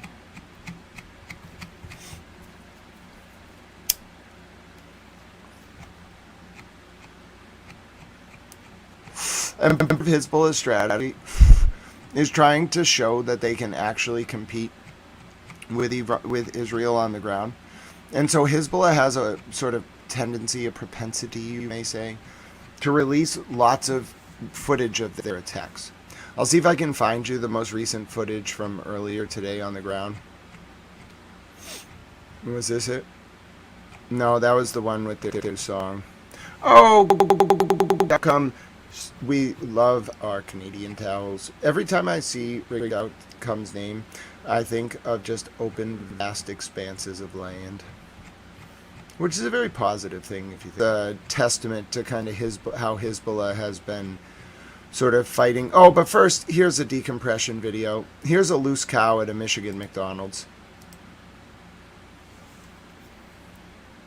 This is what you need as a decompression. Here's a cow. Hashtag save the cows. Oh, wait, it is coming right to this. It's a cow. That's how I would react. I'd be like, hi, it's a cow. Oh, it's a cow. Look at the cow. Look at it. Everyone loves him. They just leave him alone. Look at that cow. He's majestic. He got loose. His owner let him off the leash, you know. His owner was taking him for a walk. God bless you, John Geely. Welcome again, and welcome back. Yeah. Yes, hashtag, look at how nice they are to the cow. I just want to play this a few times. Because just look, for people who think that Americans don't love cows, we love cows. You don't understand. Ah, a cigar, John Geely, a game black sweet, but I don't encourage smoking tobacco. Yeah. I know, Barry, isn't it just the most majestic cow? Isn't this such a great way to decompress? And by the way, for people who don't, again, I just want to reemphasize, we love cows. Listen to how excited this girl is. I mean, just the joy that she got to see a cow. You don't understand. We love cows. Yeah. Hashtag save the cows. Like that girl, I swear, that little girl 20 years from now, she will tell her, family, yes, one time I was in a parking lot. I saw a cow up close. I did. She's going to say, no one will believe her, and she's going to pull out the video and be like, that's me. I saw a cow. Well, I support ethical hunting, Tripoli Bob. Absolutely. We had this discussion about goats the other day because, apparently some people, it's very important as part of, the way they eat that, they ethically hunt because, all sorts of animals. Some animals are not eaten. Some animals are hunted ethically. The point is, yes, I support ethical hunting. I don't know what it is, but I support it in principle. I'm not a fan of guns. I don't want to touch a gun. I don't want to go hunting. I'm glad you all know how to hunt. I'm glad we have food. God bless the animals. That's basically my opinion on food. I eat a lot of chicken. I've never actually, one time, I think I did go to a chicken coop because my grandma's neighbor had a chicken coop. So I was going to say I've never met a chicken, but I just want to rephrase. I have actually been in the presence of a chicken. I was a little baffled by them. I was a very young washcloth. I remember just kind of looking at them and being like, I don't understand why you have these. And then the nice man looked down and was like, oh, they make eggs. And I was like, oh. And I was like, you don't have to pay for them? And he was like, not really. Now I'll take you to Beirut for the latest update in Arabic. إذا تجدد لهذه الغارات على الضاحية الجنوبية في بيروت. I love it, Miss Clutch. صحيح أحمد، يعني ثلاثة غارات أو ثلاثة صواريخ مستخدمة في غارة واحدة على منطقة تقع بين أو في نطاق غويطة الغدير وبرج البراجنة في الضاحية الجنوبية وبالقرب. How long would like to remind us that you should not let your kids go up to a random loose cow, no matter how much they love the cow. And I'm going to echo that advice. I would not just go up to it. I would stay in a vehicle. Ideally, don't like get into like a physical like confrontation with a cow without its owner there. A wild cow, just a cow on the loose, they're kind of dangerous. They're wonderful, but they're very heavy. I mean, they're cows.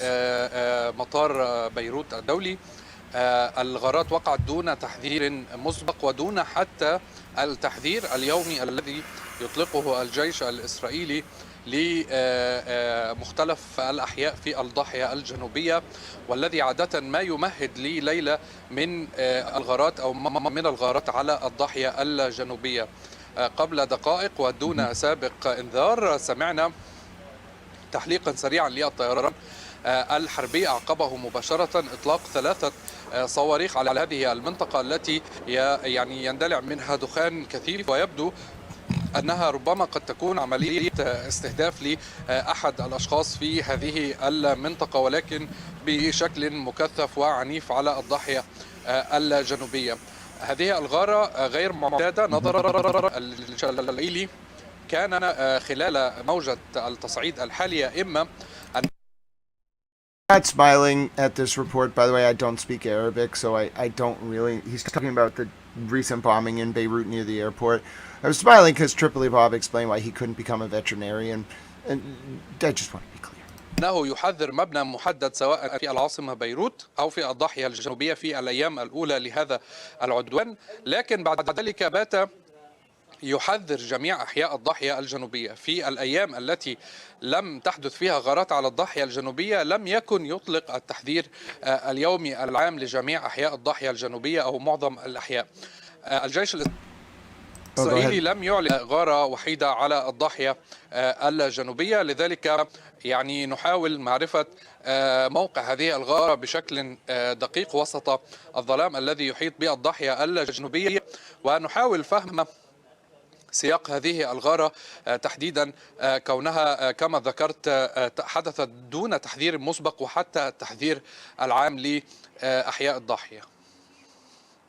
نعم، من عبد أحمد حسين مراسل التلفزيون العربي، شكرا جزيلا لك.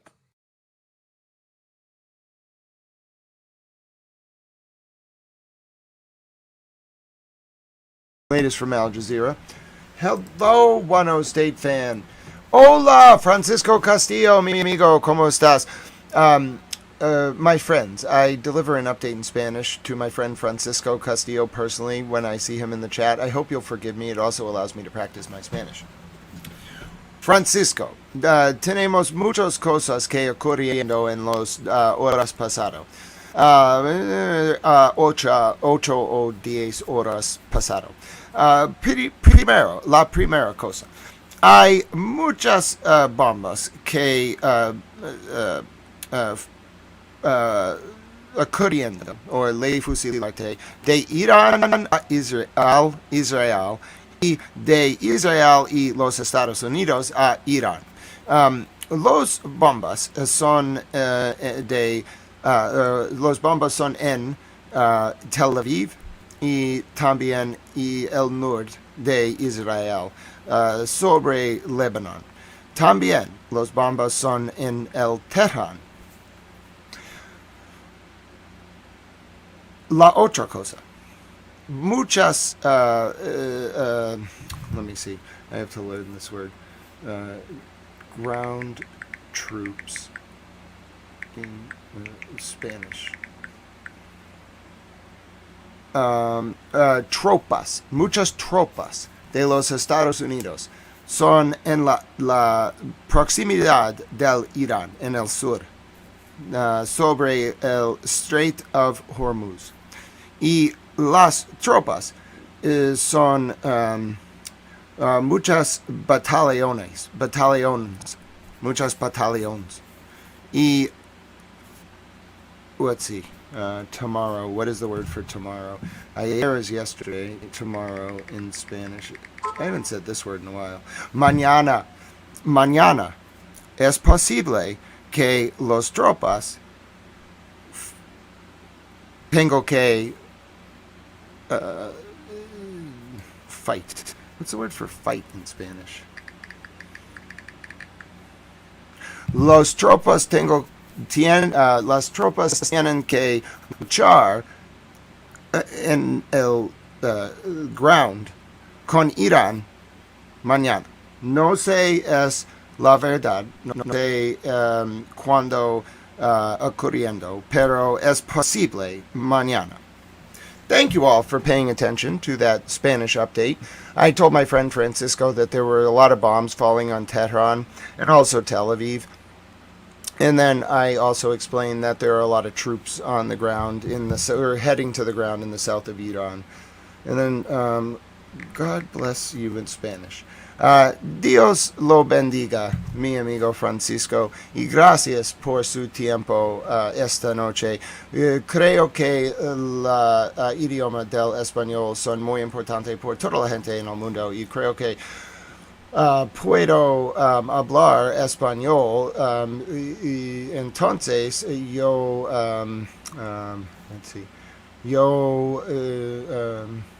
I can become more versatile in delivering the news. I do not know how to say that in Spanish. Let's see. I can become more versatile in delivering the news in Spanish. No, I literally Spanish to English. I want to see if I can say this. Oh, this is so frustrating.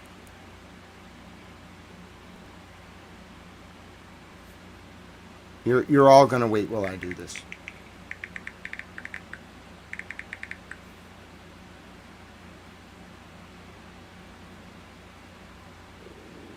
Ready for this? Here we go. Puedo volverme más versatile al dar las noticias. Sí, puedo hablar en español. Puedo volverme más versatile al dar las noticias. I can become more efficient in delivering the news. T.A. Sarah, were you taking notes? Learning Spanish with Towel. It is actually quite important that I learn how to speak Spanish better. I'm losing my fluency in Spanish as the years go by. So, my dear Francisco, allow me to practice my Spanish every now and again. Thank you for allowing me that mental break. I know a lot of you do speak Spanish, so you're like, Grant, I understood what you were saying. A lot of the people on this chat do not speak Spanish, and I think they enjoy the opportunity to hear me do so once in a while. Yes, Miss Clutch, I saw that update. I'm going to take us to the top of the hour update at Al Jazeera. We have a couple hours to go tonight. This is really your last chance. Like, this will be the last. Sorry about that. This might be your last chance before things like get really quite intense. By this, I mean this night. This night might mark a turning point. I just have that feeling. It's very unsettling. Latest from Al Jazeera, top of the hour. A couple minutes behind.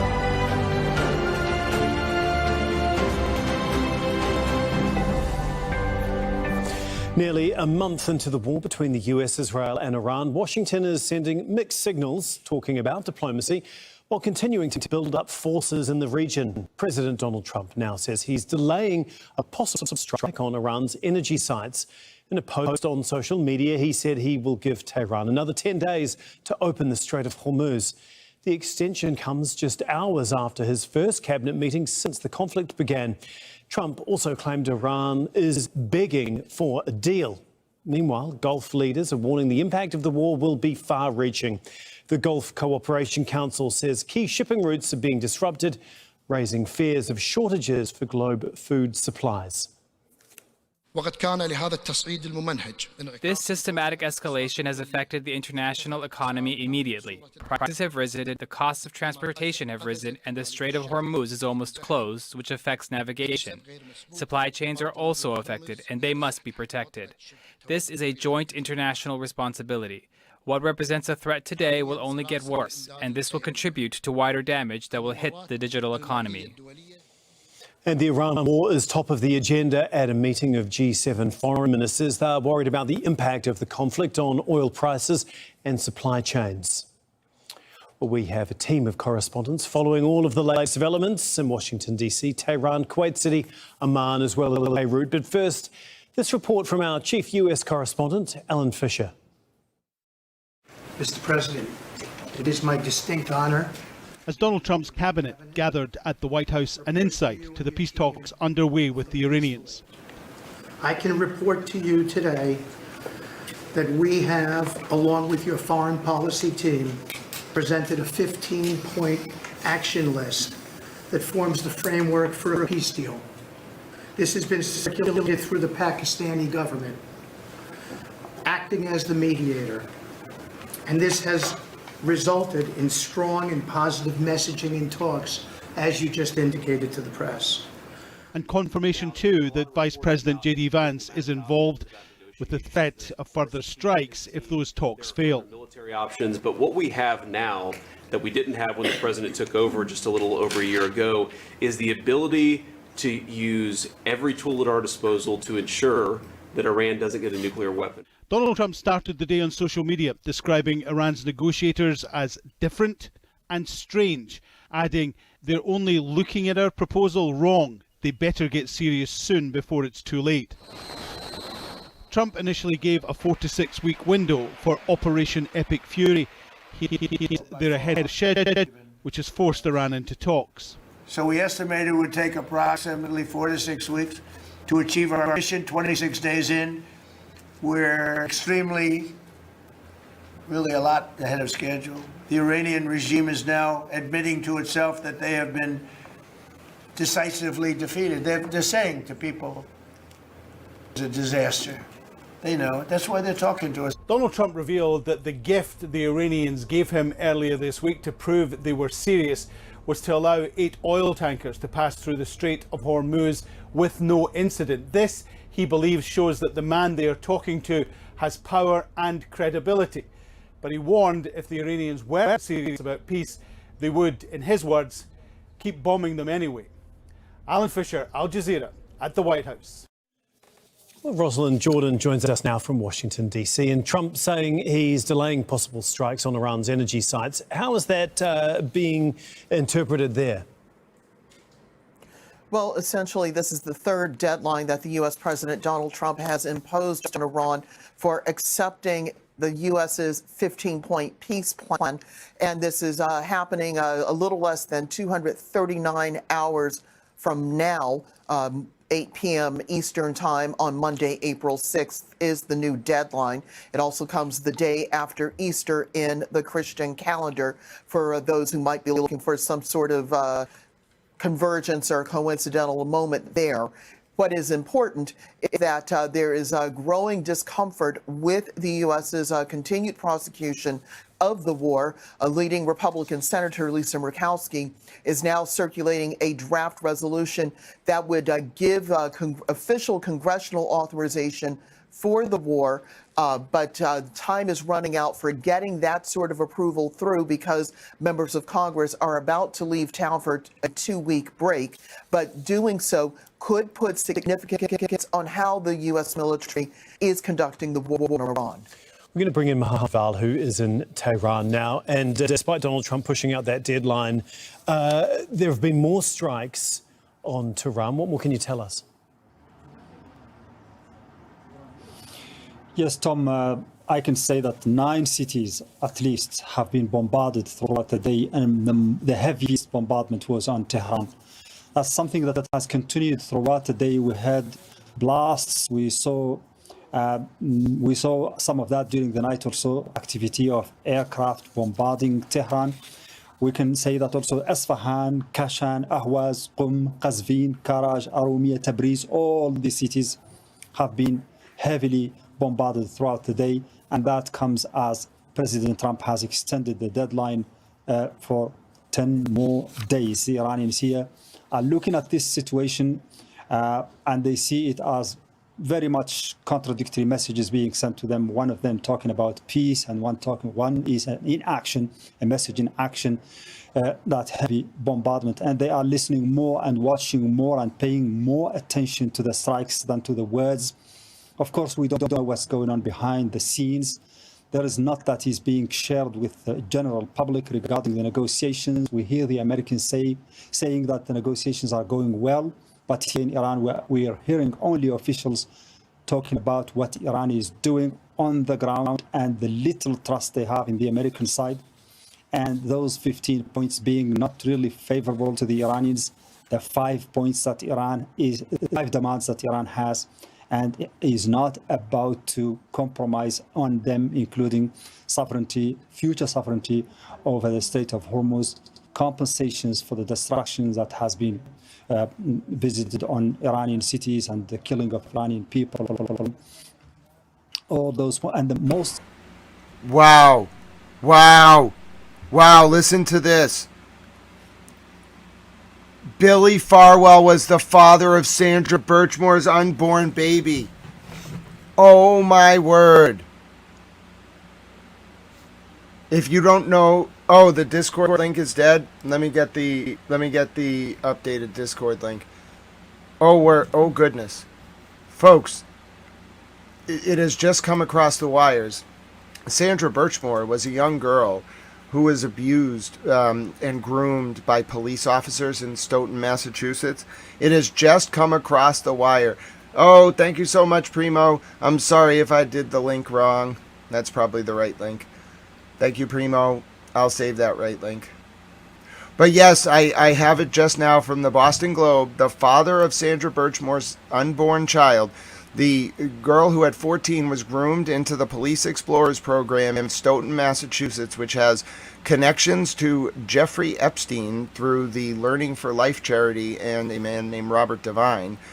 Sandra Birchmore, who was murdered, alleges the federal government, at 9:27 p.m. on February 1st, 2021, by Matthew Farwell, a then Stoughton police officer. The news has just broke 9 minutes ago that the father, Sandra was pregnant at the time, the father of Sandra's child, who at the time, Sandra was, and Matt Farwell, the man who is in federal prison awaiting trial in August for her murder in the U.S., thought was Matthew Farwell's child, is in fact, according to the Matthew Farwell defense, William Farwell's child, who is still free, living in Nevada, just picked up a domestic violence charge in January of 2026, I believe, maybe 2025. Shocking flash news here. The Globe has like one of the biggest stories I've ever seen, and they didn't even tag it as breaking news. It's only 9 minutes old. They didn't even flash it as breaking news. This is a bombshell. Wow. It has huge implications. Matthew Farwell is throwing his own brother under the bus. Absolutely. It means that his own brother was abusing that young girl too, most likely. This is disturbing. I'll show you this. It's not a break, but I'll show you all the article right now. I got a new updated TAL Discord link. Let me know if it works. You all should listen to this story from the Boston Globe. It just they literally just flashed it on the wires. I don't know why they do this. I don't even know if I have the Boston Globe. It's hard to pay for all the subscriptions. I try to support the Globe because some of my colleagues work there. I really try, but it's expensive.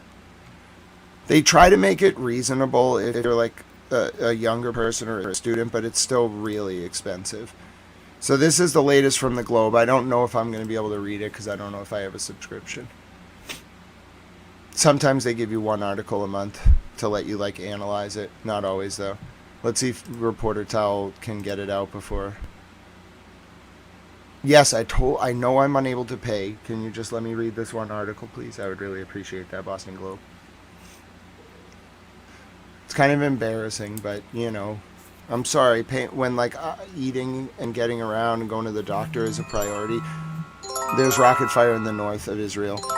Let's just say I'm sorry to the Boston Globe. I haven't been able to pay the subscription. I'll do it next month. I'm sorry. Can you please give me the article anyway, Boston Globe? They normally give you one free article. That's the only ones I pay for because they're relatively cheap. But it's hard to pay for things behind a paywall. It makes me upset when I do all my journalism with no paywall.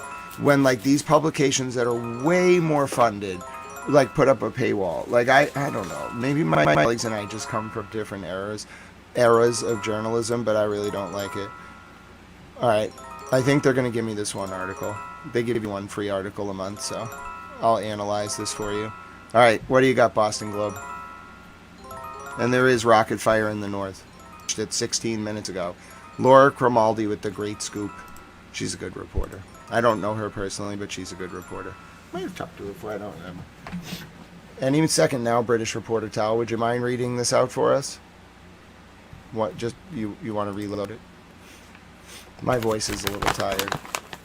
No, Lame Matrix. I don't really pay for that reason. I pay for it so the journalist doing the writing can. What if I do this? Hold on. We'll go back to the Al Jazeera update in a second. British reporter Tal is not playing nice right now. Can you do it now? Come on, British reporter Tal. I don't want to read this whole thing. It's a long article. You can do this. I have faith in you, British reporter Tal. Alright, fine. I'll do it this way. This is the most annoying way to do it, but I'll do it this way. Alright.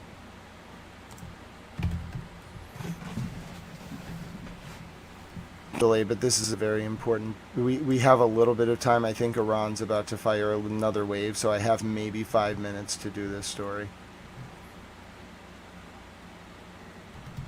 And we can listen to this about Sandra Birchmore. A lot of you will know the Sandra Birchmore story. Very few of you will. I think a lot of people expected it to be someone completely different, frankly. I was expecting it to be another police officer, which I guess it is because William Farwell was a police officer, but it is not what people thought. Let's see if I can get British reporter Tal to read it from just the text file. Come on now, British reporter Tal, you can do this. You can't do it now either.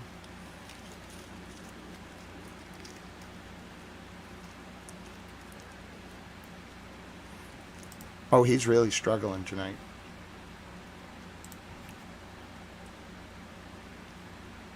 I have to close the cams as well.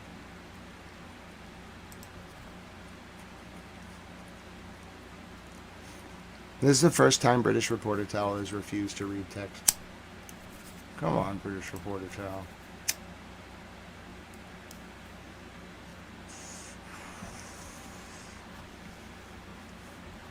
I'll just read it myself. The twin brother of the former Stoughton police detective accused of killing Sandra Birchmore was the father of Birchmore's unborn child. Defense said in court documents Thursday. Matthew Farwell is charged with killing Birchmore, a pregnant woman he allegedly began SAing when she was 15. His defense attorneys disclosed Thursday that his twin brother William Farwell was the father as part of a court filing in the Matthew Farwell's case. They wrote that, by the government's own evidence, Mr. Farwell's brother, who is a named defendant in the civil lawsuit as well as the confirmed biological father of Miss Birchmore's fetus, who has thus far not yet been publicly named. Matthew Farwell, 40, has been held at a detention center in Rhode Island since the FBI arrested him in August 28th, on August 28th, 2024, and charged him in the death of Birchmore. Now, a little more than a week later, Farwell agreed to be held without bail, but reserved the option to seek his release at a later date. Don't print this. There's a typo. They're going to print this with a typo if they don't catch it. This should be on. I don't have time to email her. They're going to email her. They missed the print deadline. I missed the print deadline, but this is going to go with a typo if they don't catch that. A little more than a week later, Farwell agreed to be held without bail, but reserved the option to seek his release at a later date. The court filing Thursday was part of a new request to be released on $50,000 bail and a host of restrictive conditions while he awaits trial. Yeah, that's not going to happen. But let me tell you a little bit about the context of this case, and then I'll get the cams back up for you because British announcer Tal was just not having it. Just a quick overview. So on February 1st, 2021 at 9:27 p.m., Matthew Farwell went to Sandra Birchmore's apartment.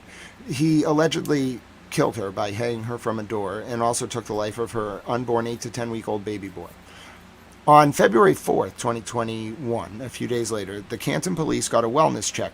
Sandra was living in the town of Canton, Massachusetts, and also working in a neighboring town as a teacher's assistant. They got a wellness check from her colleagues. She was in her 20s. They went to the apartment where she lived and found her dead. Within 48 hours, so by February 6, 2021, the Canton police got 3 distinct pieces of evidence. 1, Matthew Farwell was the man at the apartment the night that Sandra died, on security camera. 2, Matthew Farwell had helped move Sandra into her apartment, and then those were the same piece of evidence. 3, second piece of evidence. Matthew Farwell had been going around to people at Sandra's school telling people that he had been abusing Sandra since she was a child. Further, he allegedly had told people at Sandra's school that if Sandra was going to carry the baby to term, Farwell would, quote, take care of the problem himself. Now, Farwell, Matthew Farwell, the man in the picture, was under the impression he was the father of Sandra Birchmore's child. It turns out that was not the case. In fact, according to Farwell himself and his lawyers, his twin brother Billy Farwell was the father. Why is this a big deal? Because Sandra Birchmore had been groomed since she was 14 years old through something called the Police Explorers Program, okay, by Matthew Farwell, to basically be used for sexual purposes. There are also indicia in various documents from investigations conducted by local authorities and an internal affairs report indicating that before Sandra died, she was threatened by someone unknown. And that person said to Sandra, if you do not pay the money you owe to the girls at the dorm/suite, then I, that person, will, quote, reveal your connections to the Stoughton Police Department. Well, Sandra didn't live in a dorm or a suite, but there was a dorm/suite that was potentially set up as a brothel by Jeffrey Epstein and Ghislaine Maxwell in 2003 to 2006 in the Stoughton area. And, in fact, if you look very deep into this network of police that were involved with Sandra Birchmore and some of these other girls, I call them little birdies, that were involved, you can trace this back multiple years and find a program started up in 2006 called called the Police Explorers Program in Stoughton, which was actually tied to a program called Learning for Life, which you can find referenced in the Epstein files. Now, what's even weirder is that Ghislaine Maxwell in 2003 took a trip to Stoughton, okay? Very odd. It's like a strange small town in Massachusetts. And then in 2014, who but Jeffrey Epstein himself shows up in Stoughton. Now, I don't think Jeffrey Epstein showed up related to Sandra Birchmore in 2014, although that was when she started getting groomed. And she did work at a Dunkin' Donuts, and he did stop at a Dunkin' Donuts. But I don't have enough to prove that. However, I do have a suspicion about it. However, what is confirmed is that in the fall of 2013, a woman named Tiffany Overstreet was dating a deputy chief of the Stoughton Police named Robert Devine. Now, Robert Devine, in the summer of 2014, got a threat from Tiffany Overstreet that she was going to expose him for what he was doing. He was a married man sleeping with other women, to put it lightly. On July 8th and July 9th of 2014, according to Jeffrey Epstein's bank records, he traveled himself to Stoughton, Massachusetts, which makes no sense. It's like an industrial town off a highway. When he was there, that was the same day that the Norfolk District Attorney and Robert Devine were hosting a basketball camp for children, funded through one of those programs, okay, that Mr. Devine set up. That's the only year that there's no press release for that basketball camp on the DA's website. But I found the Stoughton School PR person's post about that basketball camp that week, and I archived it. Then he made his Twitter account private. Anyway, going back to the situation with Sandra Birchmore, for some reason, despite all of this evidence collected by the Canton police, all unattended deaths in Massachusetts are investigated by the state police by law. Well, it's actually the district attorney who delegates the authority to the state police. It might be both of them. The point is, all unattended deaths are in the original jurisdiction of the state police. On February 6, 2021, when Sandra Birchmore's death investigation was handed over from the local Canton police where she died to the Massachusetts State Police Unit detailed to the Norfolk DA called the SPDU unit, for some reason, they covered up that crime. Now, why did they do it? Well, two police officers on that state police unit, Yuri Buchanan and John Fanning, used to work in Stoughton. Furthermore, there was something called the Massachusetts State Police B-Fit team, which was like this competitive running team that ties together a lot of the guys who were involved allegedly in this behavior.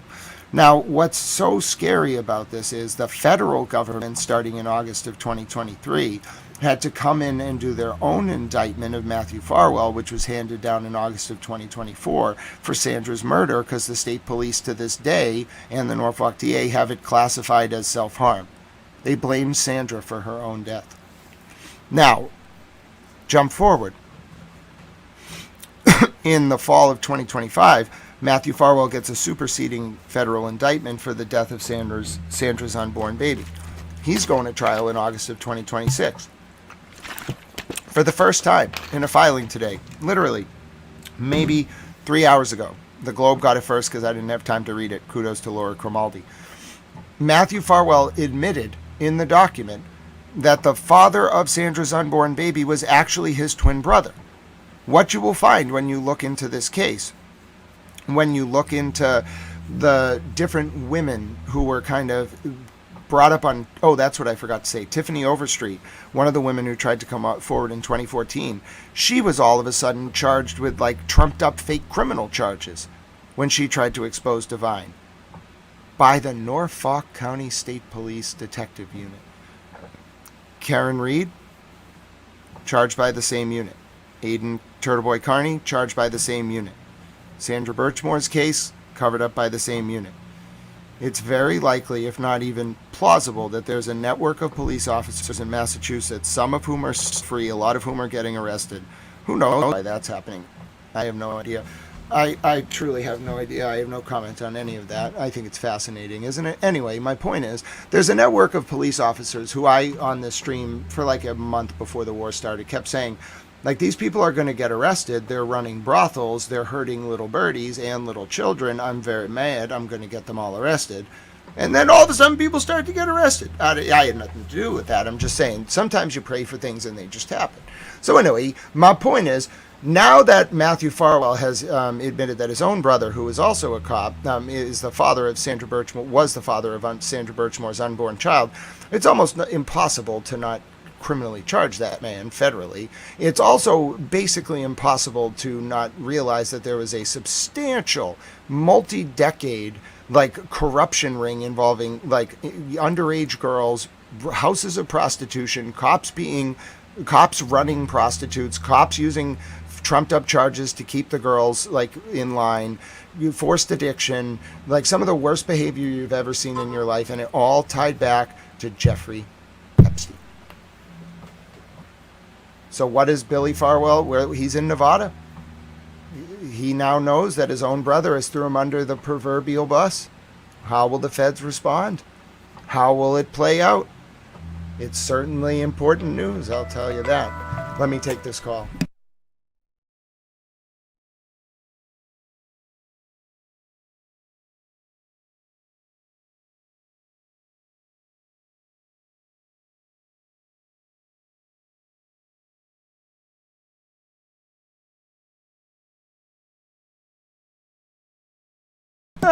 Very good.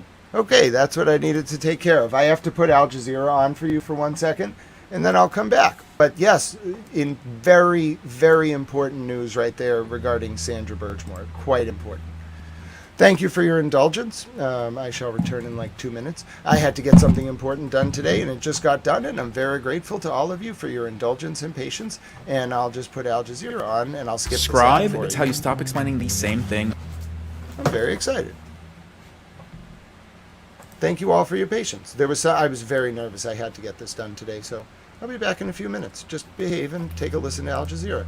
I'll give you the update from the top of the hour. Anna Burns, Francis. Thanks, Phil. And fuel globally. Israel says it has killed the naval commander of Iran's IRGC, accusing Ali Reza Tangsiri of being responsible for efforts to block the Strait of Hormuz. Plus, and on This Is America, who controls the narrative? We take a deep dive on Donald Trump's relationship with the media and ask if Americans believe what they're seeing and hearing.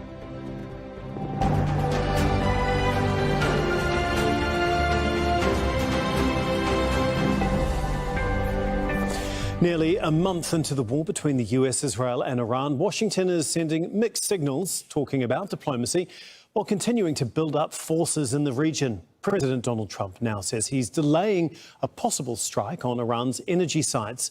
In a post on social media, he said he will give Tehran another 10 days to open the Strait of Hormuz. The extension comes just hours after his first cabinet meeting since the conflict began. Trump also claimed Iran is begging for a deal. Meanwhile, Gulf leaders are warning the impact of the war will be far-reaching.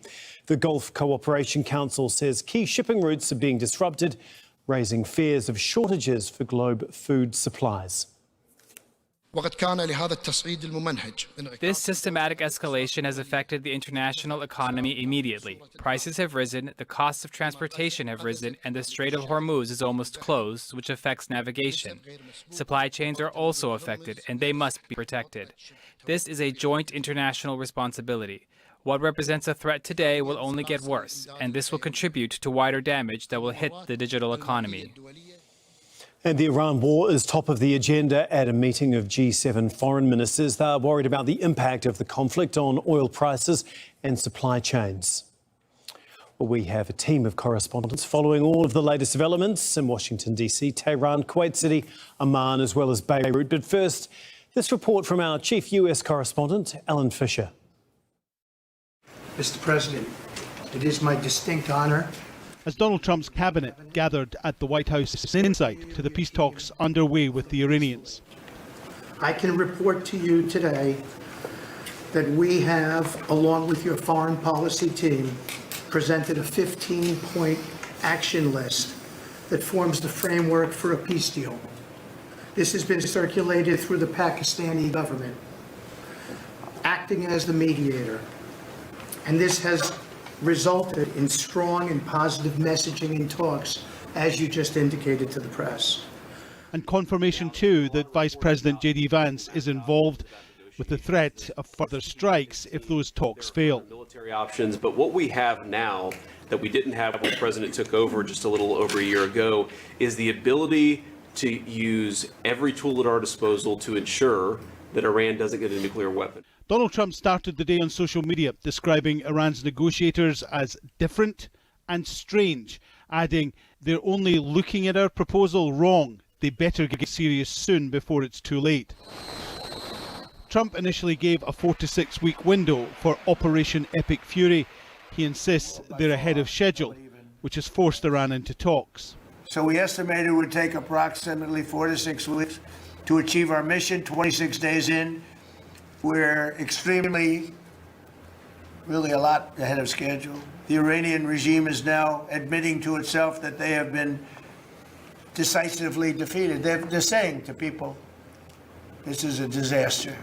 They know it. That's why they're talking to us. Donald Trump revealed that the gift the Iranians gave him earlier this week to prove that they were serious was to allow 8 oil tankers to pass through the Strait of Hormuz with no incident. This, he believes, shows that the man they are talking to has power and credibility. But he warned if the Iranians weren't serious about peace, they would, in his words, keep bombing them anyway. Alan Fisher, Al Jazeera, at the White House. Well, Rosalind Jordan joins us now from Washington, D.C. And Trump saying he's delaying possible strikes on Iran's energy sites. How is that being interpreted there? Well, essentially, this is the third deadline that the U.S. President Donald Trump has imposed on Iran for accepting the U.S.'s 15-point peace plan. And this is happening a little less than 239 hours from now.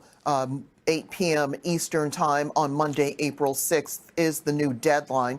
It also comes the day after Easter in the Christian calendar for those who might be looking for some sort of convergence or coincidental moment there. What is important is that there is a growing discomfort with the U.S.'s continued prosecution of the war. A leading Republican Senator, Lisa Murkowski, is now circulating a draft resolution that would give official congressional authorization for the war.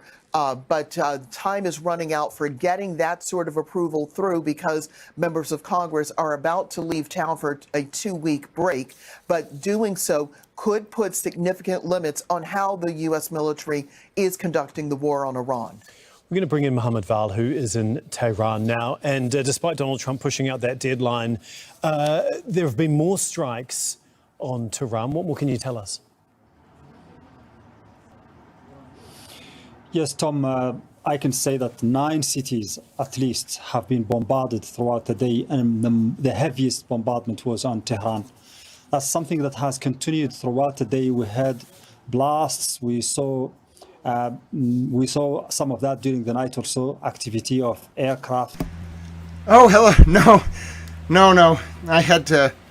There was a lot of chaos today, for those of you who are wondering what was going on. I had to go on multiple adventures. And the last part of, like, a very important sort of, like, change of cars had to, like, get screwed up. But I got them to, like, fix it and do it personally, so I was just expressing my gratitude. I'll get you the cams now. That was a long day. I don't leave the house very often because I'm disabled, so I do pray your indulgence. You can hear it, like, even walking today. As a disabled person, you don't think about being disabled until you run into, like, the physical wall. Like, I like to pretend it doesn't affect me. Like, I try to not think of myself as differently able, but yeah, there's, like, serious side effects to being disabled. But I try not to let it get me down. I try to remember that, like, part of being human is it comes with, like, limitations, and my limitations, unfortunately, affect, like, my airway, my esophagus. So today, disabled people are in situations that are more difficult than mine, including in the war zone. So I just try to buck it up. But yeah, like, physically, I'm not, like, the strongest person, unfortunately. I wish I could say I was. I really do. I feel embarrassed by my physical limitations, but I notice them some days more than others, I suppose. Let's continue with this update while I catch my breath. Bombarding Tehran. We can say that also Isfahan, Kashan, Ahwaz, Qum, Qazvin, Karaj, Arumiya, Tabriz, all these cities. Oh yeah, I'm always coughing. It's like, it's very hard for me because my airway and esophagus penetrate. It's very hard for me to actually, like, draw a full breath. It's always been hard. But yeah, the cigars don't help. The nicotine during war, like, I understand, I tell myself that as the excuse, but I really do not encourage smoking nicotine. It helps the brain apparently, but it's just not good overall. Been heavily bombarded throughout the day, and that comes as President Trump has extended the deadline for 10 more days. The Iranians here are looking at this situation and they see it as very much contradictory messages being sent to them. One of them talking about peace, and one is in action, a message in that heavy bombardment. And they are listening more and watching more and paying more attention to the strikes than to the words. Yeah, Tony, I was these very nice people like with this car rental company, really like threw a wrench in my plan earlier. Like they caused a lot of like extra moving around for me. So they like stayed after hours, and I didn't want to make them wait when they dropped off the rental. So I ran down, and it took its toll. Because normally I think it wouldn't, but today I'm like really worn down.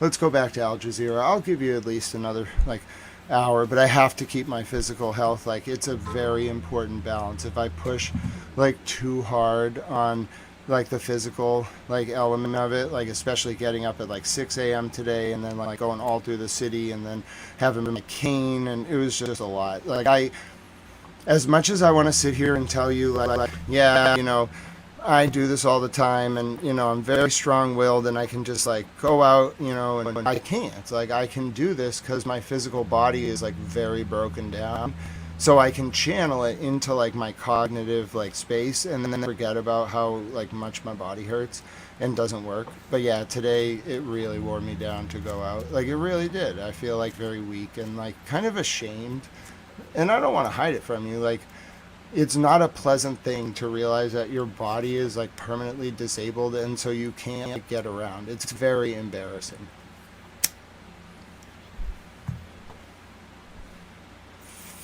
Makes me feel like less of a person, you know? So I try to make up for it with my like wit and intelligence, but I'm always going to be limited physically. I try not to dwell on it. It makes me sad. I think it's with English subtitles. Thanks to All the World is Stage. Thank you very much.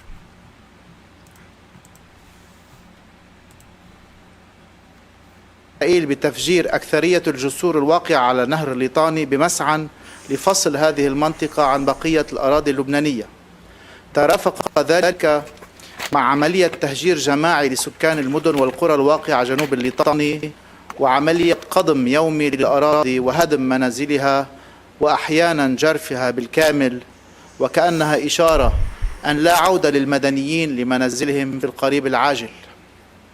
نحن نعتبر هذه الأفعال والأقوال تحت أي عنوان كان مثل الحزام الأمني أو المنطقة العازلة أمرا خطيرا للغاية يهدد سيادة لبنان وسلامة أراضيه وحقوق أبنائه، كما يتناقض تماما مع القانون الدولي والقانون الدولي الإنساني وميثاق الأمم المتحدة.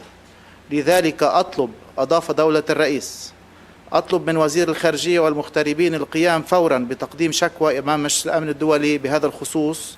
كما أني سأتواصل مباشرة مع عام الأمم المتحدة فور انتهاء هذه الجلسة للهدف عيني. All right, so this is a big deal. Thank you for sharing this. All the World's a Stage. When did they upload this? Like 2 hours ago? All right, so this is a big deal because it's so the south of Lebanon is controlled by UN Resolution 1701.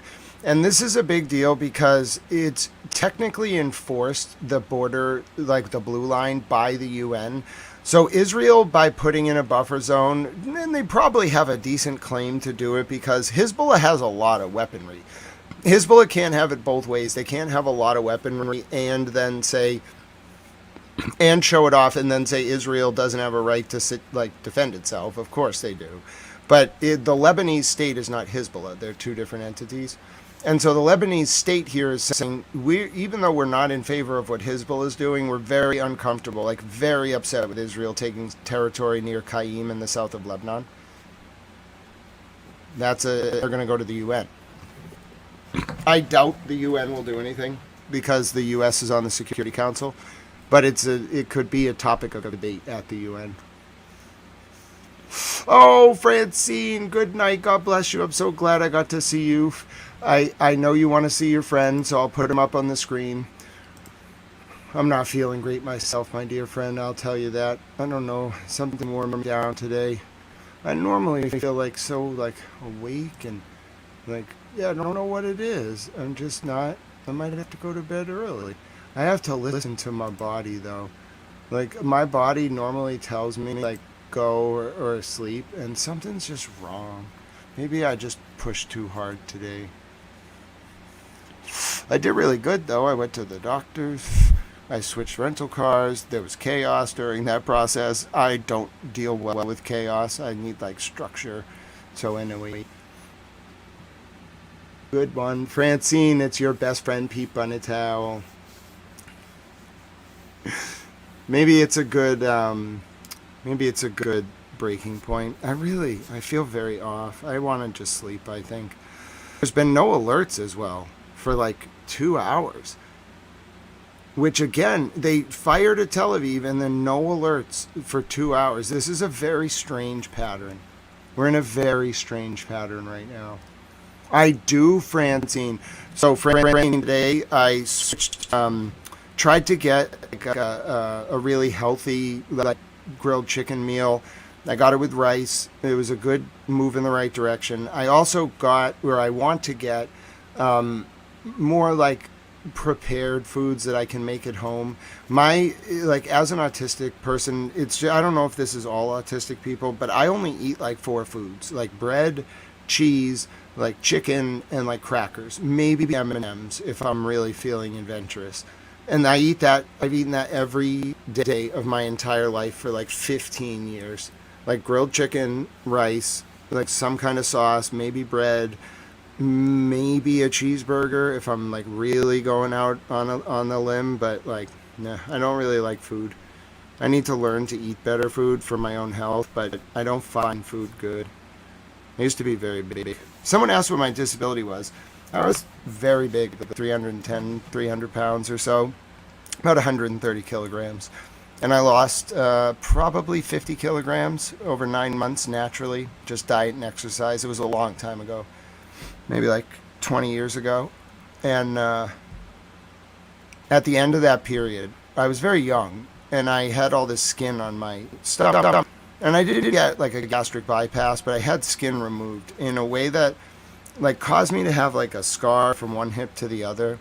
And then what happened was like I was sewn together too small basically, and over time as I grew and shrunk, my skin's elasticity was reduced. So I developed like visceroptosis, which is displacement of the abdominal viscera. And so I have like my organs aren't where they're supposed to be because of the scar tissue from the surgery, which in turn like throws off my body. And so over time it allows my airway and esophagus to penetrate into each other. So like if I don't drink liquids right, it can go into my airway and cause a very serious form of pneumonia. So like I have to be monitored all the time. I get all these blood tests, I fit them. And then like when I eat, like I burp all the time. So it's like very uncomfortable to eat, and I don't like eating. And then it like causes this weird issue with my nerves in my face that like makes me very uncomfortable and hurts. And then like the hip doesn't work right. It's like turned the wrong way. And so like everything's just screwed up. Like my body is just very broken. It's kind of sad.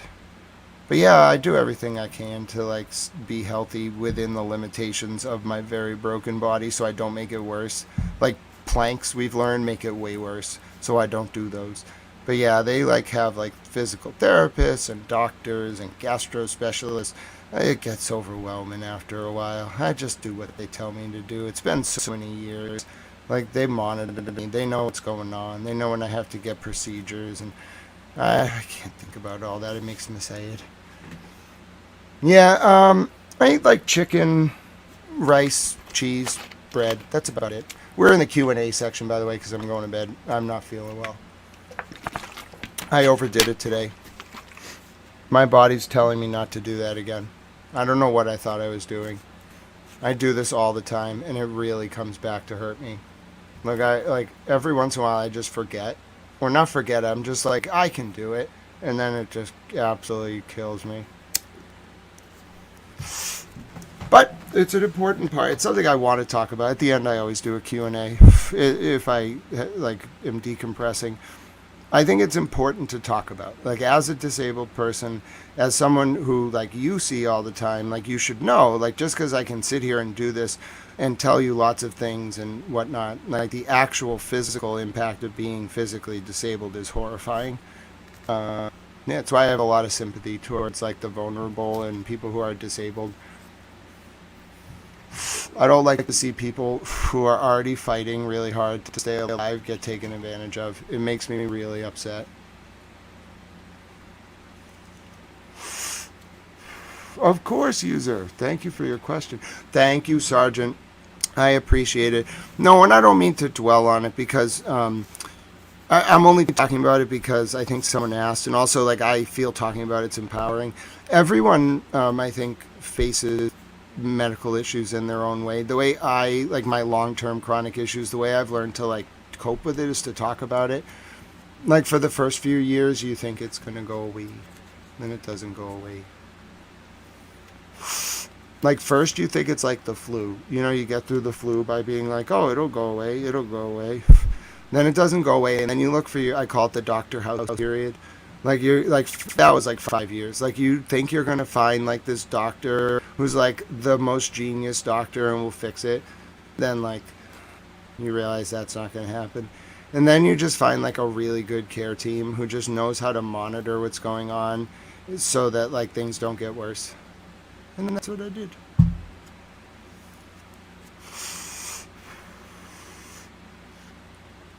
Oxtail. I would eat oxtail. If Francine, if you were hosting me, I would eat anything you put on my table, my dear friend. Pete Bunny Towel would make me do. Hello, Elizabeth. All right, let's do our outro. I'm just feeling like very drained. I'm just gonna. I could keep going, but there's been no alerts. I want to listen to my body. I think tomorrow, like my gut and my mind are telling me tomorrow is like an important day, and I think that you don't need like a weatherman to know which way the wind blows there, so to speak. But yeah, I got to remember my limitations. I really do. It's not fair when there's a lot of important things going on for me to like wear myself down and then not be able to convey information. I got to remember that. It's like I just have to make my own notes about it. Because I don't think about it. I'm just like, oh yeah, just go about my day and see what I can get done. But it has a big impact on me. Like physical movement really impacts me. It really hurts me. Francine, so I do get like supplements and then I get my blood levels monitored and everything's doing okay. I wouldn't say okay, but like I'm not in the hospital right now. I should do better like eating more vegetables. I have a friend who's been encouraging me to try different vegetables. I ate some lettuce the other day. Pete Bunny Towel convinced me to. All right, I'll give you a few more minutes. I got to go to bed. My body's just telling me that I need like 12 hours of sleep. And then I will wake up with you all tomorrow, and I'm sure I will be a refreshed towel. I don't mean to dwell on it, though. I think it's just something after 27 days, like I have to be honest with you about, and I don't hide it, but it's my disability, so I don't just like go on soliloquies about it. But yes, like I should be forthright in that like I have physical limitations. You probably won't see them all the time because I don't overexert myself, but yeah, like I am very disabled, and I am a little ashamed of it, but I'm also proud that I've managed to do what I do despite my physical limitations. That makes me very proud.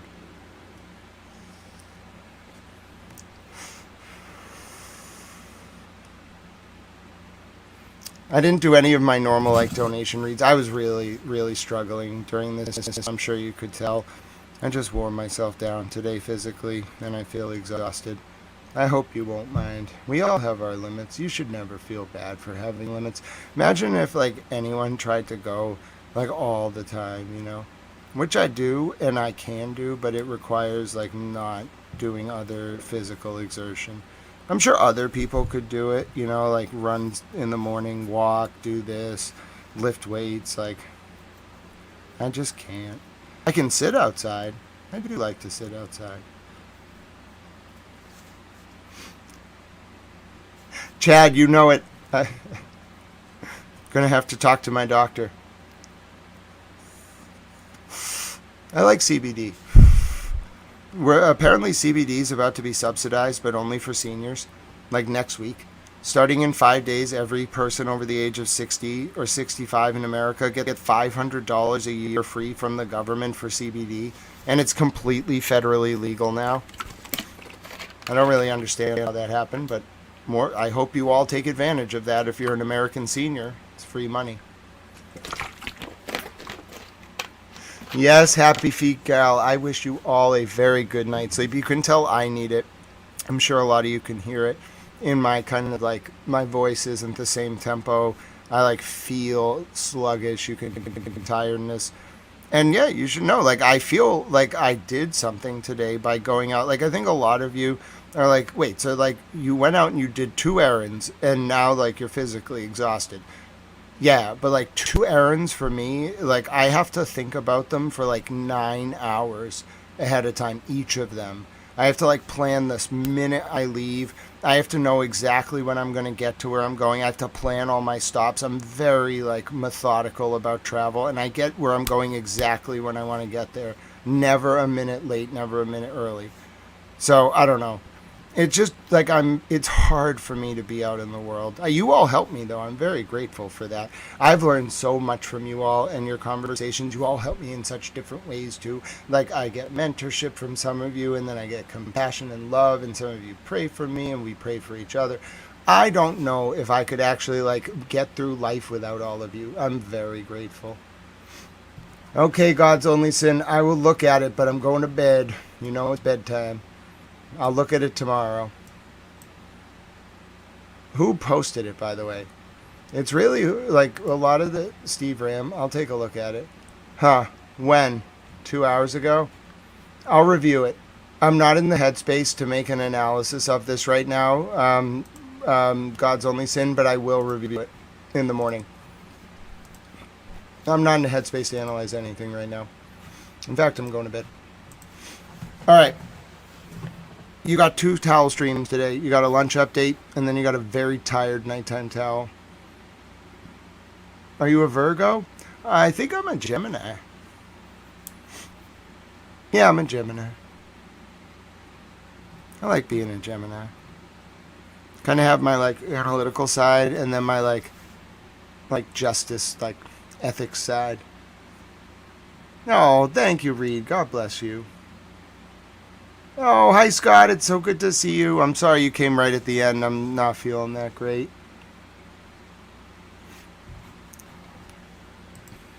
Hi, Scott. I am not feeling so hot after a long day outside, but I will be back refreshed tomorrow.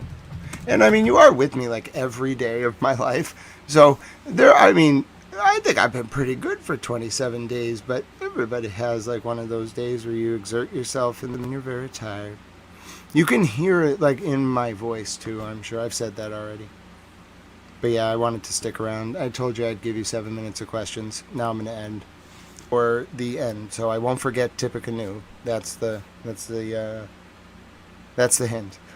But this is a public information service. It's designed to engender cogent public discourse, such as to ward off the usurpation of our representative government forms of government worldwide, or any form of government.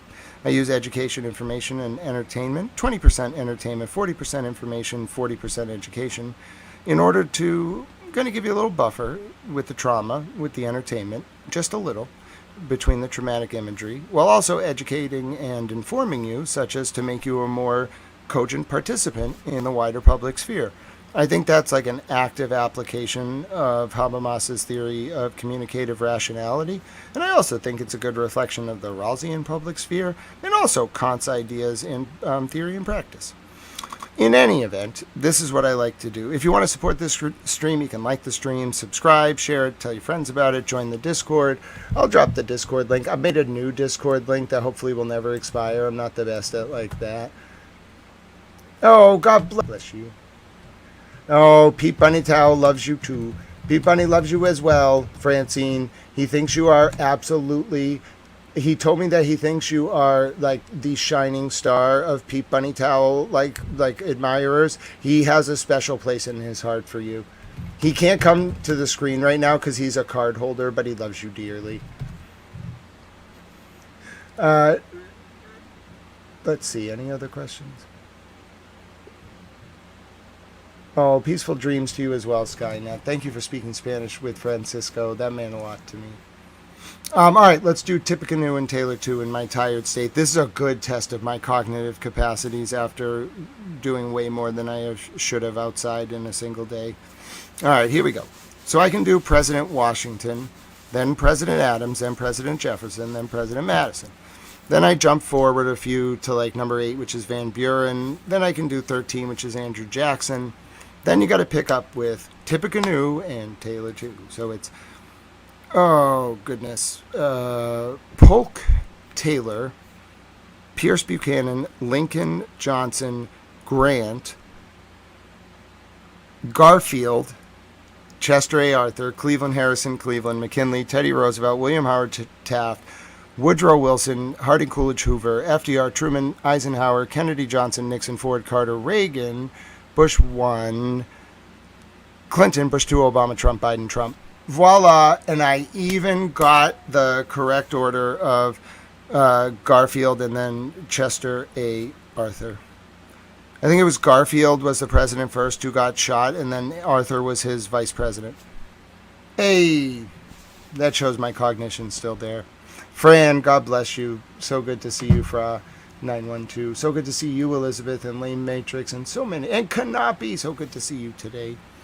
I think we all should rest up. We managed to go like 3 hours without any alerts or launches because I think a lot of people are getting ready for what's coming. Not just us.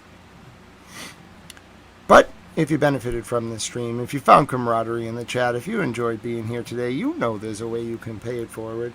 Yes, you can look for reasons to do small acts of service and kindness for people around you. Thanks, Bunny and Kofi. Hi, Kofi. How you doing? Hi, Bunny Towel. Even in my tired state, I'm so happy to see you. But yes, you can look for reasons to do small acts of service and kindness for people around you.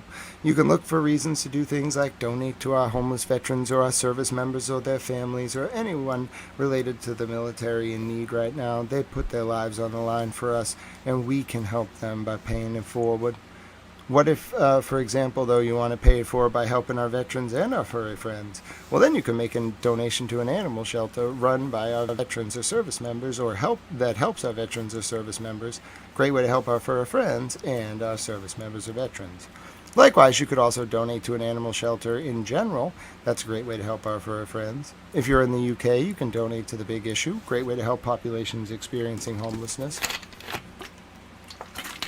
But it doesn't have to be a donation. It can be something as simple as smiling at someone on the street, reaching out to a friend or family member you haven't heard from in a while, or yes, even giving away 200 tomato belts like Francis Futrell did one time and having them designated honorary towels forevermore.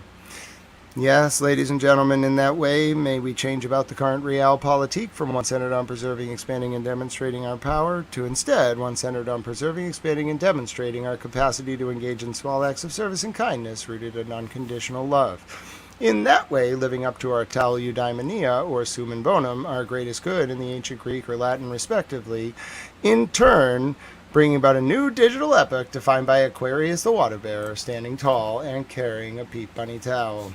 In my exhausted towel state, looking forward to getting some rest with God's blessing, praying for the innocents in harm's way, praying for the animals in harm's way, including the goats and the cats and the doggies and the sheep and the cows and the snakes and the eels and the orcas and the dolphins. Although apparently, like, dolphins are a little sexist and orcas aren't.